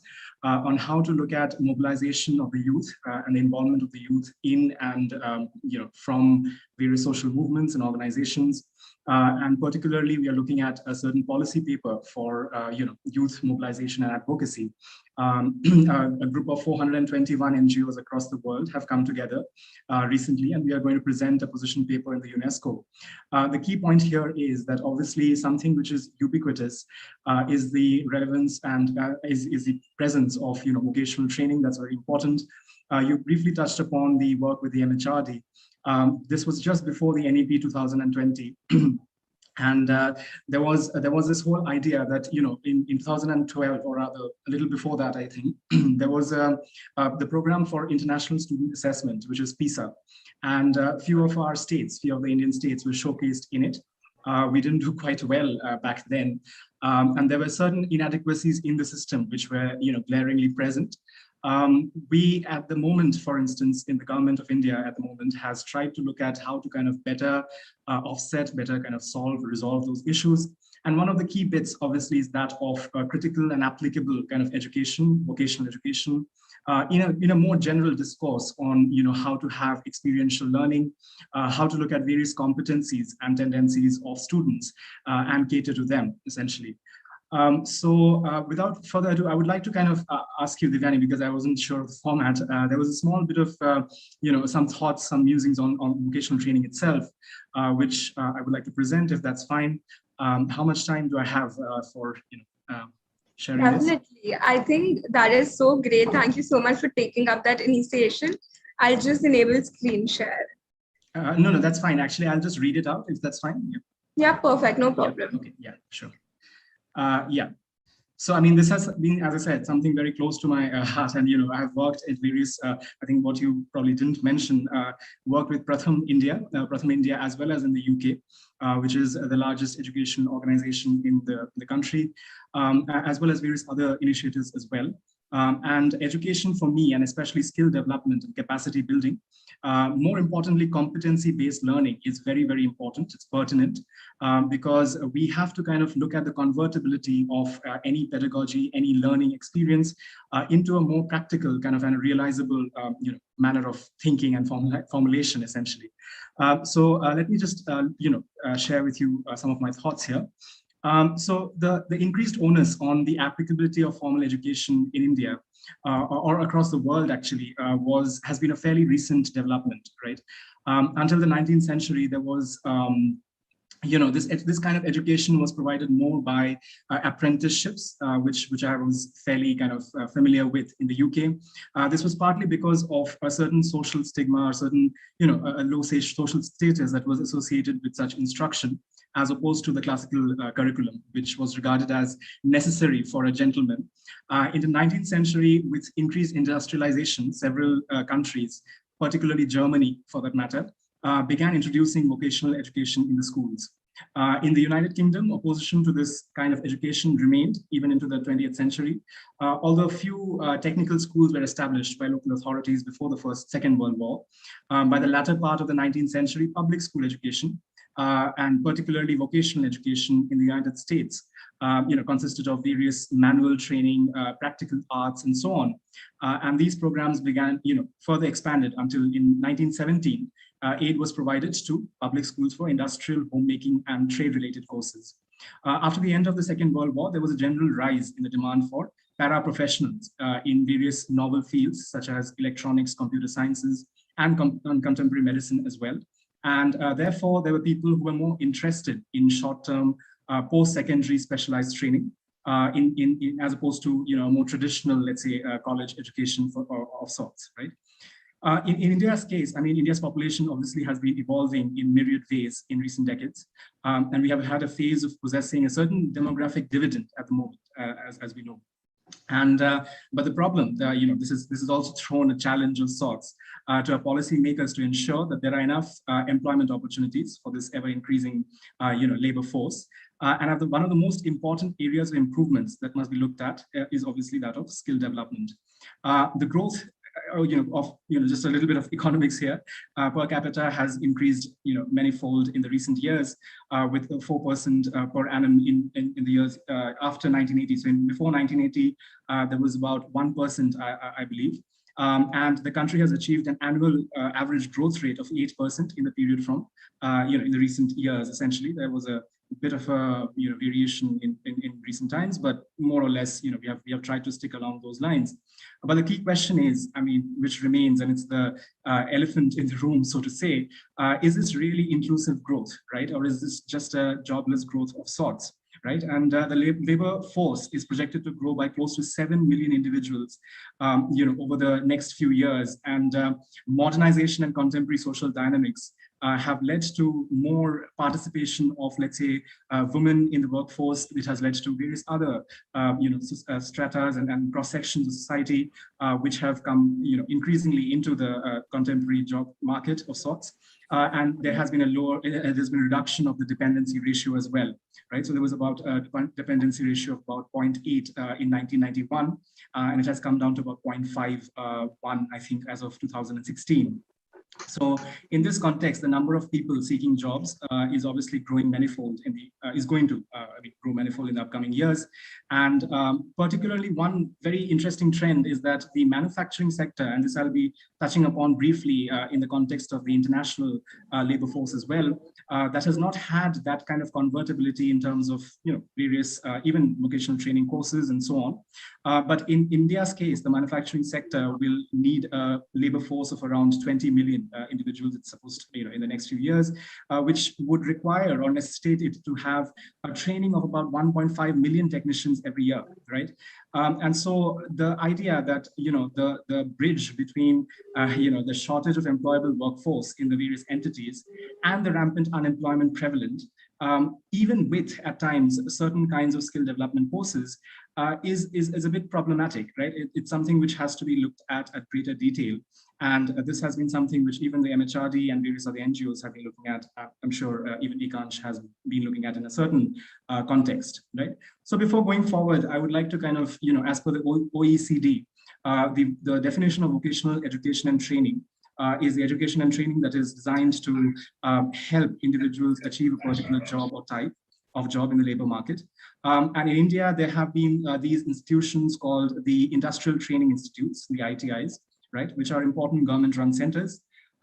However, there has been a certain inadequacy in terms of the catering that it has done to the individuals in the last few decades.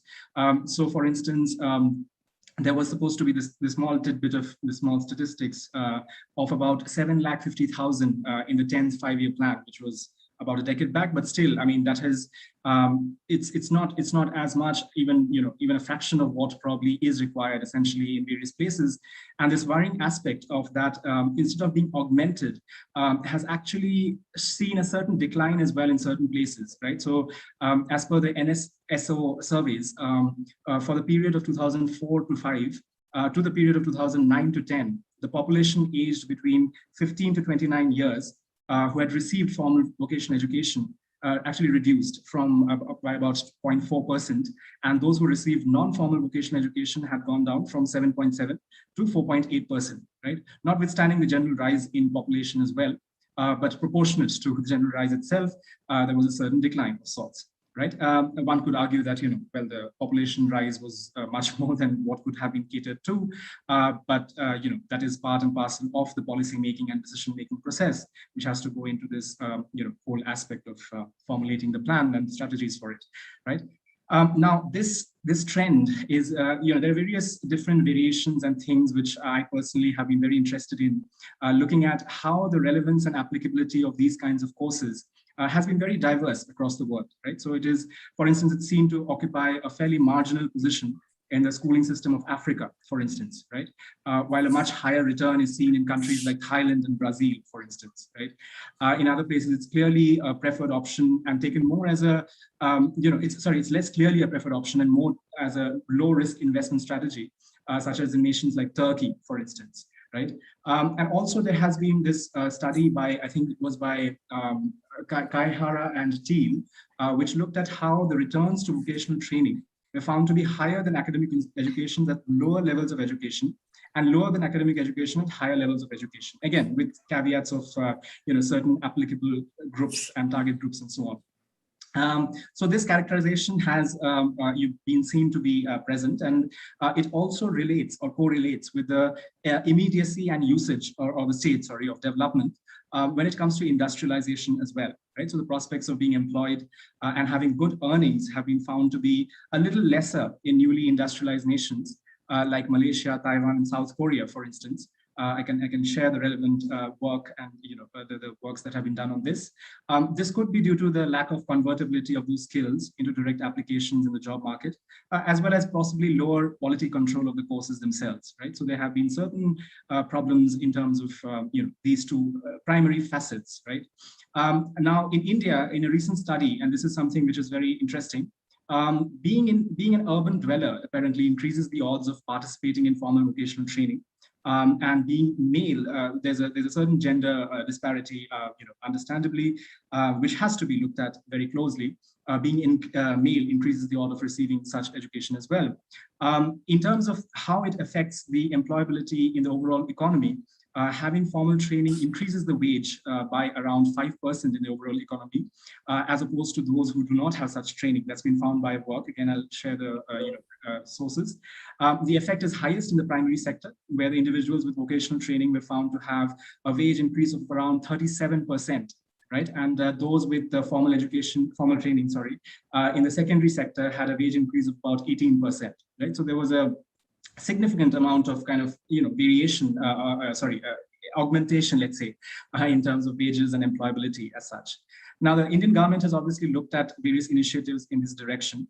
Ajivika, the National Rural Livelihoods Mission, has been looking at this from 2011, and it aims to ensure that the disadvantaged sections, as well as the economically backward sections of society, are provided with the necessary skills for managing the institutions, linking up with markets, managing their existing livelihoods, and enhancing credit absorption and credit worthiness, as it is called. And the important element here is the manner in which you engage community professionals and community resource persons, right? People from within the community for capacity building for SHGs and the federations and so on. Under the Skill India mission, which is fairly spoken about quite a lot, essentially, which was launched in 2015. The government of India has upskilled around, I think around 1.7 crore youth by around January 2021, right? With skill development courses by organizations such as AIMS and ISRO, intending to train Indian youth to become self-reliant and financially stable. The NEP 2020, which I was talking about previously, possibly heralds an exponential growth of vocational training because it necessitates that all the education institutions need to integrate vocational education into their offerings, right? But there still needs, there's still a lot to be done, essentially, right? So, for instance, one of the things that I found in my work at the MHRD and during consultations with the NCRT, with the SCRT and so on, was the problem of how the teachers, for instance, were equipped at the higher secondary levels to kind of undertake such courses. Right, so there was, for instance, in my case, I was looking more at competency-based learning, experiential education, and differentiated curricula. But also in terms of various vocational courses and so on, it was not as much the students, but rather the teachers who needed more comprehensive training for equipping them with the understanding and, more importantly, I would say the ease for teaching such critical development courses. Moreover, while students are taught various theoretical parts of vocational training, such as with subjects like what is called as socially useful productive work, SUPW, as per the NEP 1986. This has proven to be slightly ineffective because the curriculum has been somewhat fragmented and disjointed in certain places. So even if students opt to pursue vocational courses at higher education level, there are no proper admission criteria as well, as I'm sure most of the listeners and viewers here would know. In general higher education systems, for those particular qualifications, for vocational education qualifications, which obviously constrains and limits the vertical mobility in the education system. The other glaring problem, which was also the case why vocational training did not come up quicker than it did, is that of social stigma, right? So despite an increase in vocational training institutes, the data shows that vocational education is not a particularly preferred choice. And that is because there is a perception that employment through conventional channels of education has a slightly more, has more dignity of labor as compared to the vocational system. And that's a very unfortunate thing because, there are a lot of areas and places where, there is probably a great applicability of vocational training courses, which is again constrained by these social stigmas. Hopefully the integration that I spoke of a little while earlier, as per the NEP, would lead to emphasizing the dignity of labor and importance of various vocations involving, let's say, arts and artisanship as well, right? So that is actually, a certain terminology that has been used in NEP. Yeah, sorry. Next sitting after speaker selection as president. I'm so sorry for this. I'll just mute this person. Oh, sorry. Yeah. Is everything fine? Yeah. Yeah. Should I continue, Devyani?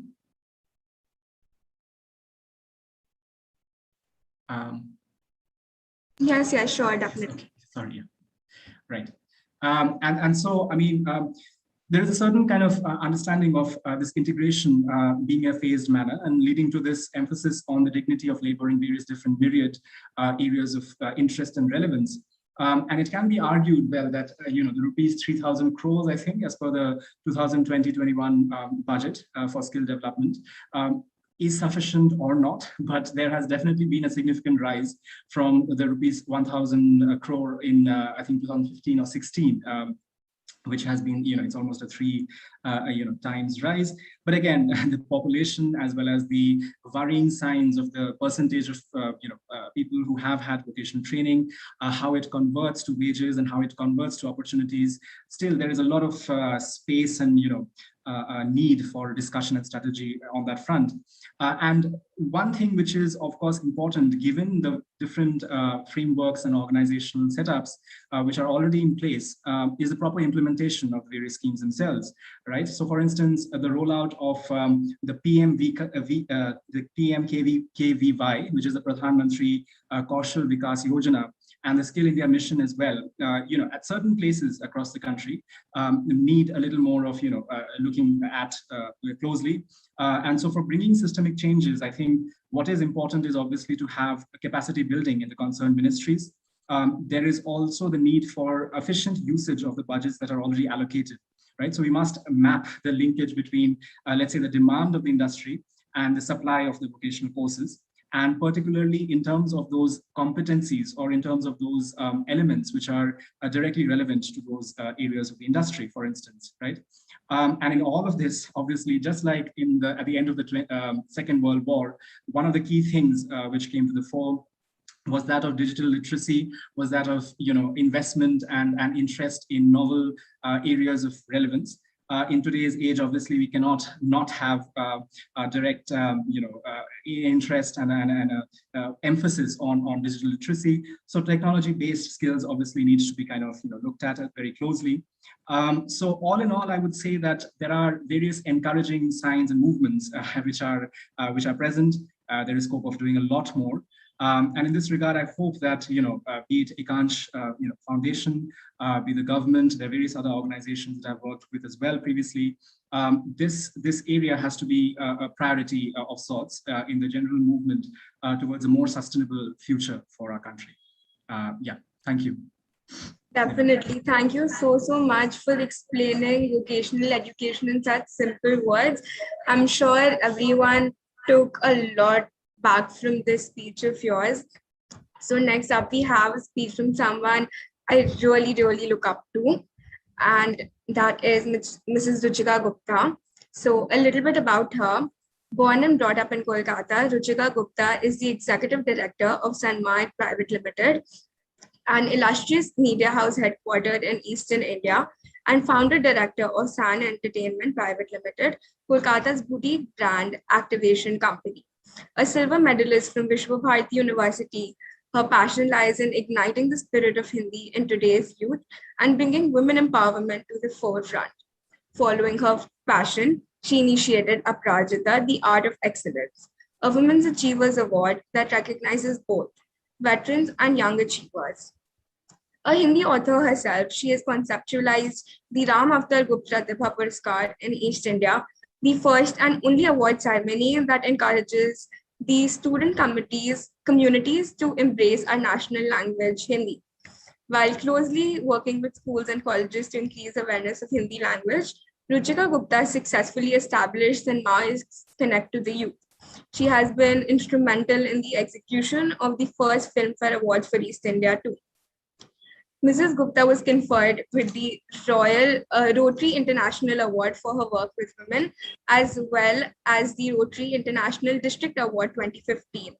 An awardee of the prestigious Marudha Kasturi Megnab Award, she received the ASRA for exemplary contribution in the field of media. A committee member of ICC, a national governing body, member of FICCI FLOW, she has been the past chairperson of FLOW Kolkata chapter 2012 to 2013, a member of the Advisory Council for Asian International School Howrah. She is also the president of Women's Wing of the Nagrik Swasth Sangha. So thank you so much for being a part of our closing ceremony, ma'am. We are so grateful to have you here with us. Thank you, Devyani. It's indeed a pleasure to be here, and it was a joy to listen to Dr. Mrityunjay Guha. I must say that I have done a lot of work with skilling also, and I have visited these PMKVYs like he was mentioning. And my only advice or suggestion to him, since he's working so closely with the government, is the government has made such lovely centers. If you go to these places, they are, literally pieces of art, and you cannot even imagine the level of development. But people hardly know about these places. So what is really required is visibility, publicity. And I think though the government makes such places, with all due respect, they are doing great work. But what is really required is a lot of publicity, a lot of promo. And I think this is where Ekansh Foundation fits in. And congratulations to all the great work you all are doing. The other thing I would suggest at this platform, since you all are youngsters, you all are kind of, really overtaking the world, there is a huge bridge between the actual physical training and its transition into the corporate world or the real world. Because a training, like we all know, it's only practice which makes us perfect. And I'm saying this out of sheer experience because I have worked very closely with NSDC over the last 2 years. That is the National Skill Development Corporation. So at this platform, Devyani, with a lot of youngsters, I do say that Sinmar being, the organization, we also have a lot of sister concerns. I feel we should encourage apprenticeship, internships for students where they do not live in that bubble that, okay, today I'm educated, you straight come out of a B school and then there is this huge reality check. And I think that is the bridge I, as somebody who represents the corporate world, would like to fit in, that if there are people who really want to get a job experience, a real life experience, and especially women, I must not, be shy to say that every woman really deserves a chance to skill, because like we've heard in the past and like our great president Abdul Kalam said, because today skilling in women is very, very important, and developing them, because you actually progress a household literacy is equally important. And we've been working very closely with adult literacy. So I take this platform that please, apart from skilling, what is really required is soft skill training, like Mr. Guha also said, digital literacy is very important, but also real life experiences, internships and apprenticeships is how you complete the cycle. Otherwise, it's just, we cannot have piecemeal solutions for, the generation which is going to emerge. We need to give them the full cycle. And that's what is my perseverance.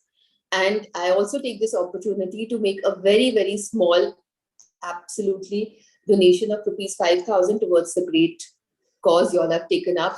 Honestly, it's the money which is not important, though it is important, but it is just a small token which is there. And I've actually asked all the kids in my house to contribute so that they also feel a part towards all the great work you youngsters are doing. And to just close, as we all talk about, with due respect, the art of living, the art of joy. But what is really required is to learn the art of giving, because we are so blessed in our lives that we have so much. And what we really need to learn is the art of giving. And that's how we make the world a better place. With these few words, I'd like to, close this great ceremony. Great work you all are doing. So please continue the work consistently and make sure that you reach your ultimate goal, because a race started and not gone up to the finishing line is no race at all. Thank you so much, Devyani, and all the best to you and the team and all the speakers you've lined up. Fantastic work.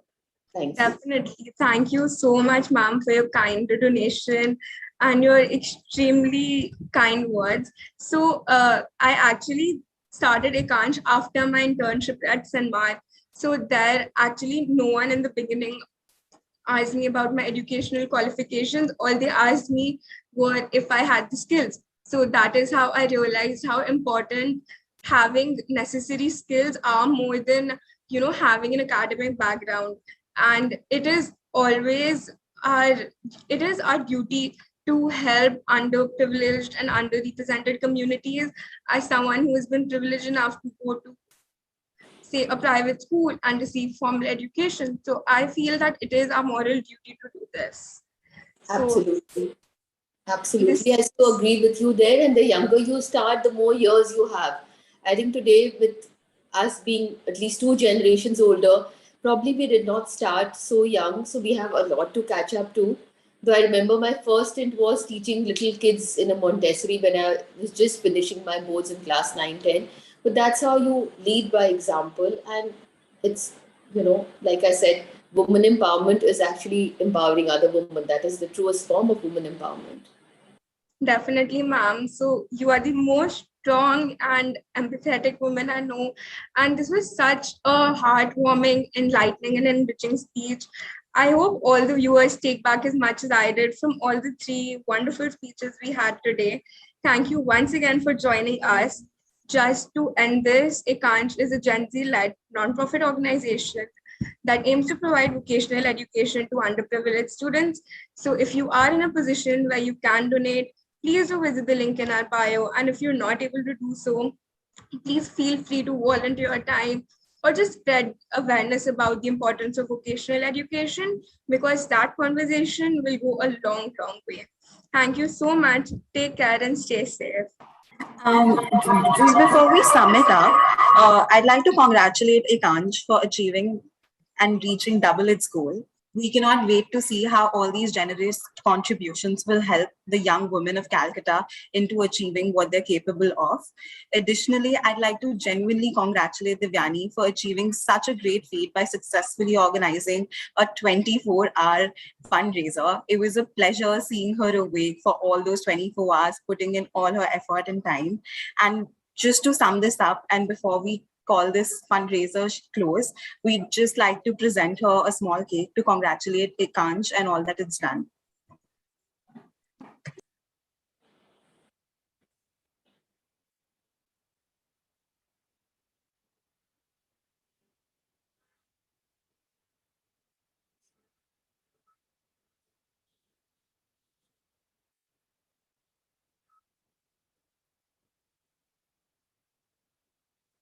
Congratulations, Devyani. Congratulations. Thank you so much, everyone, for being a part of the first ever 24-hour fundraiser. We're looking forward to helping other people through your aid. So please be on the lookout. Have a great day. Thank you so much. Bye-bye.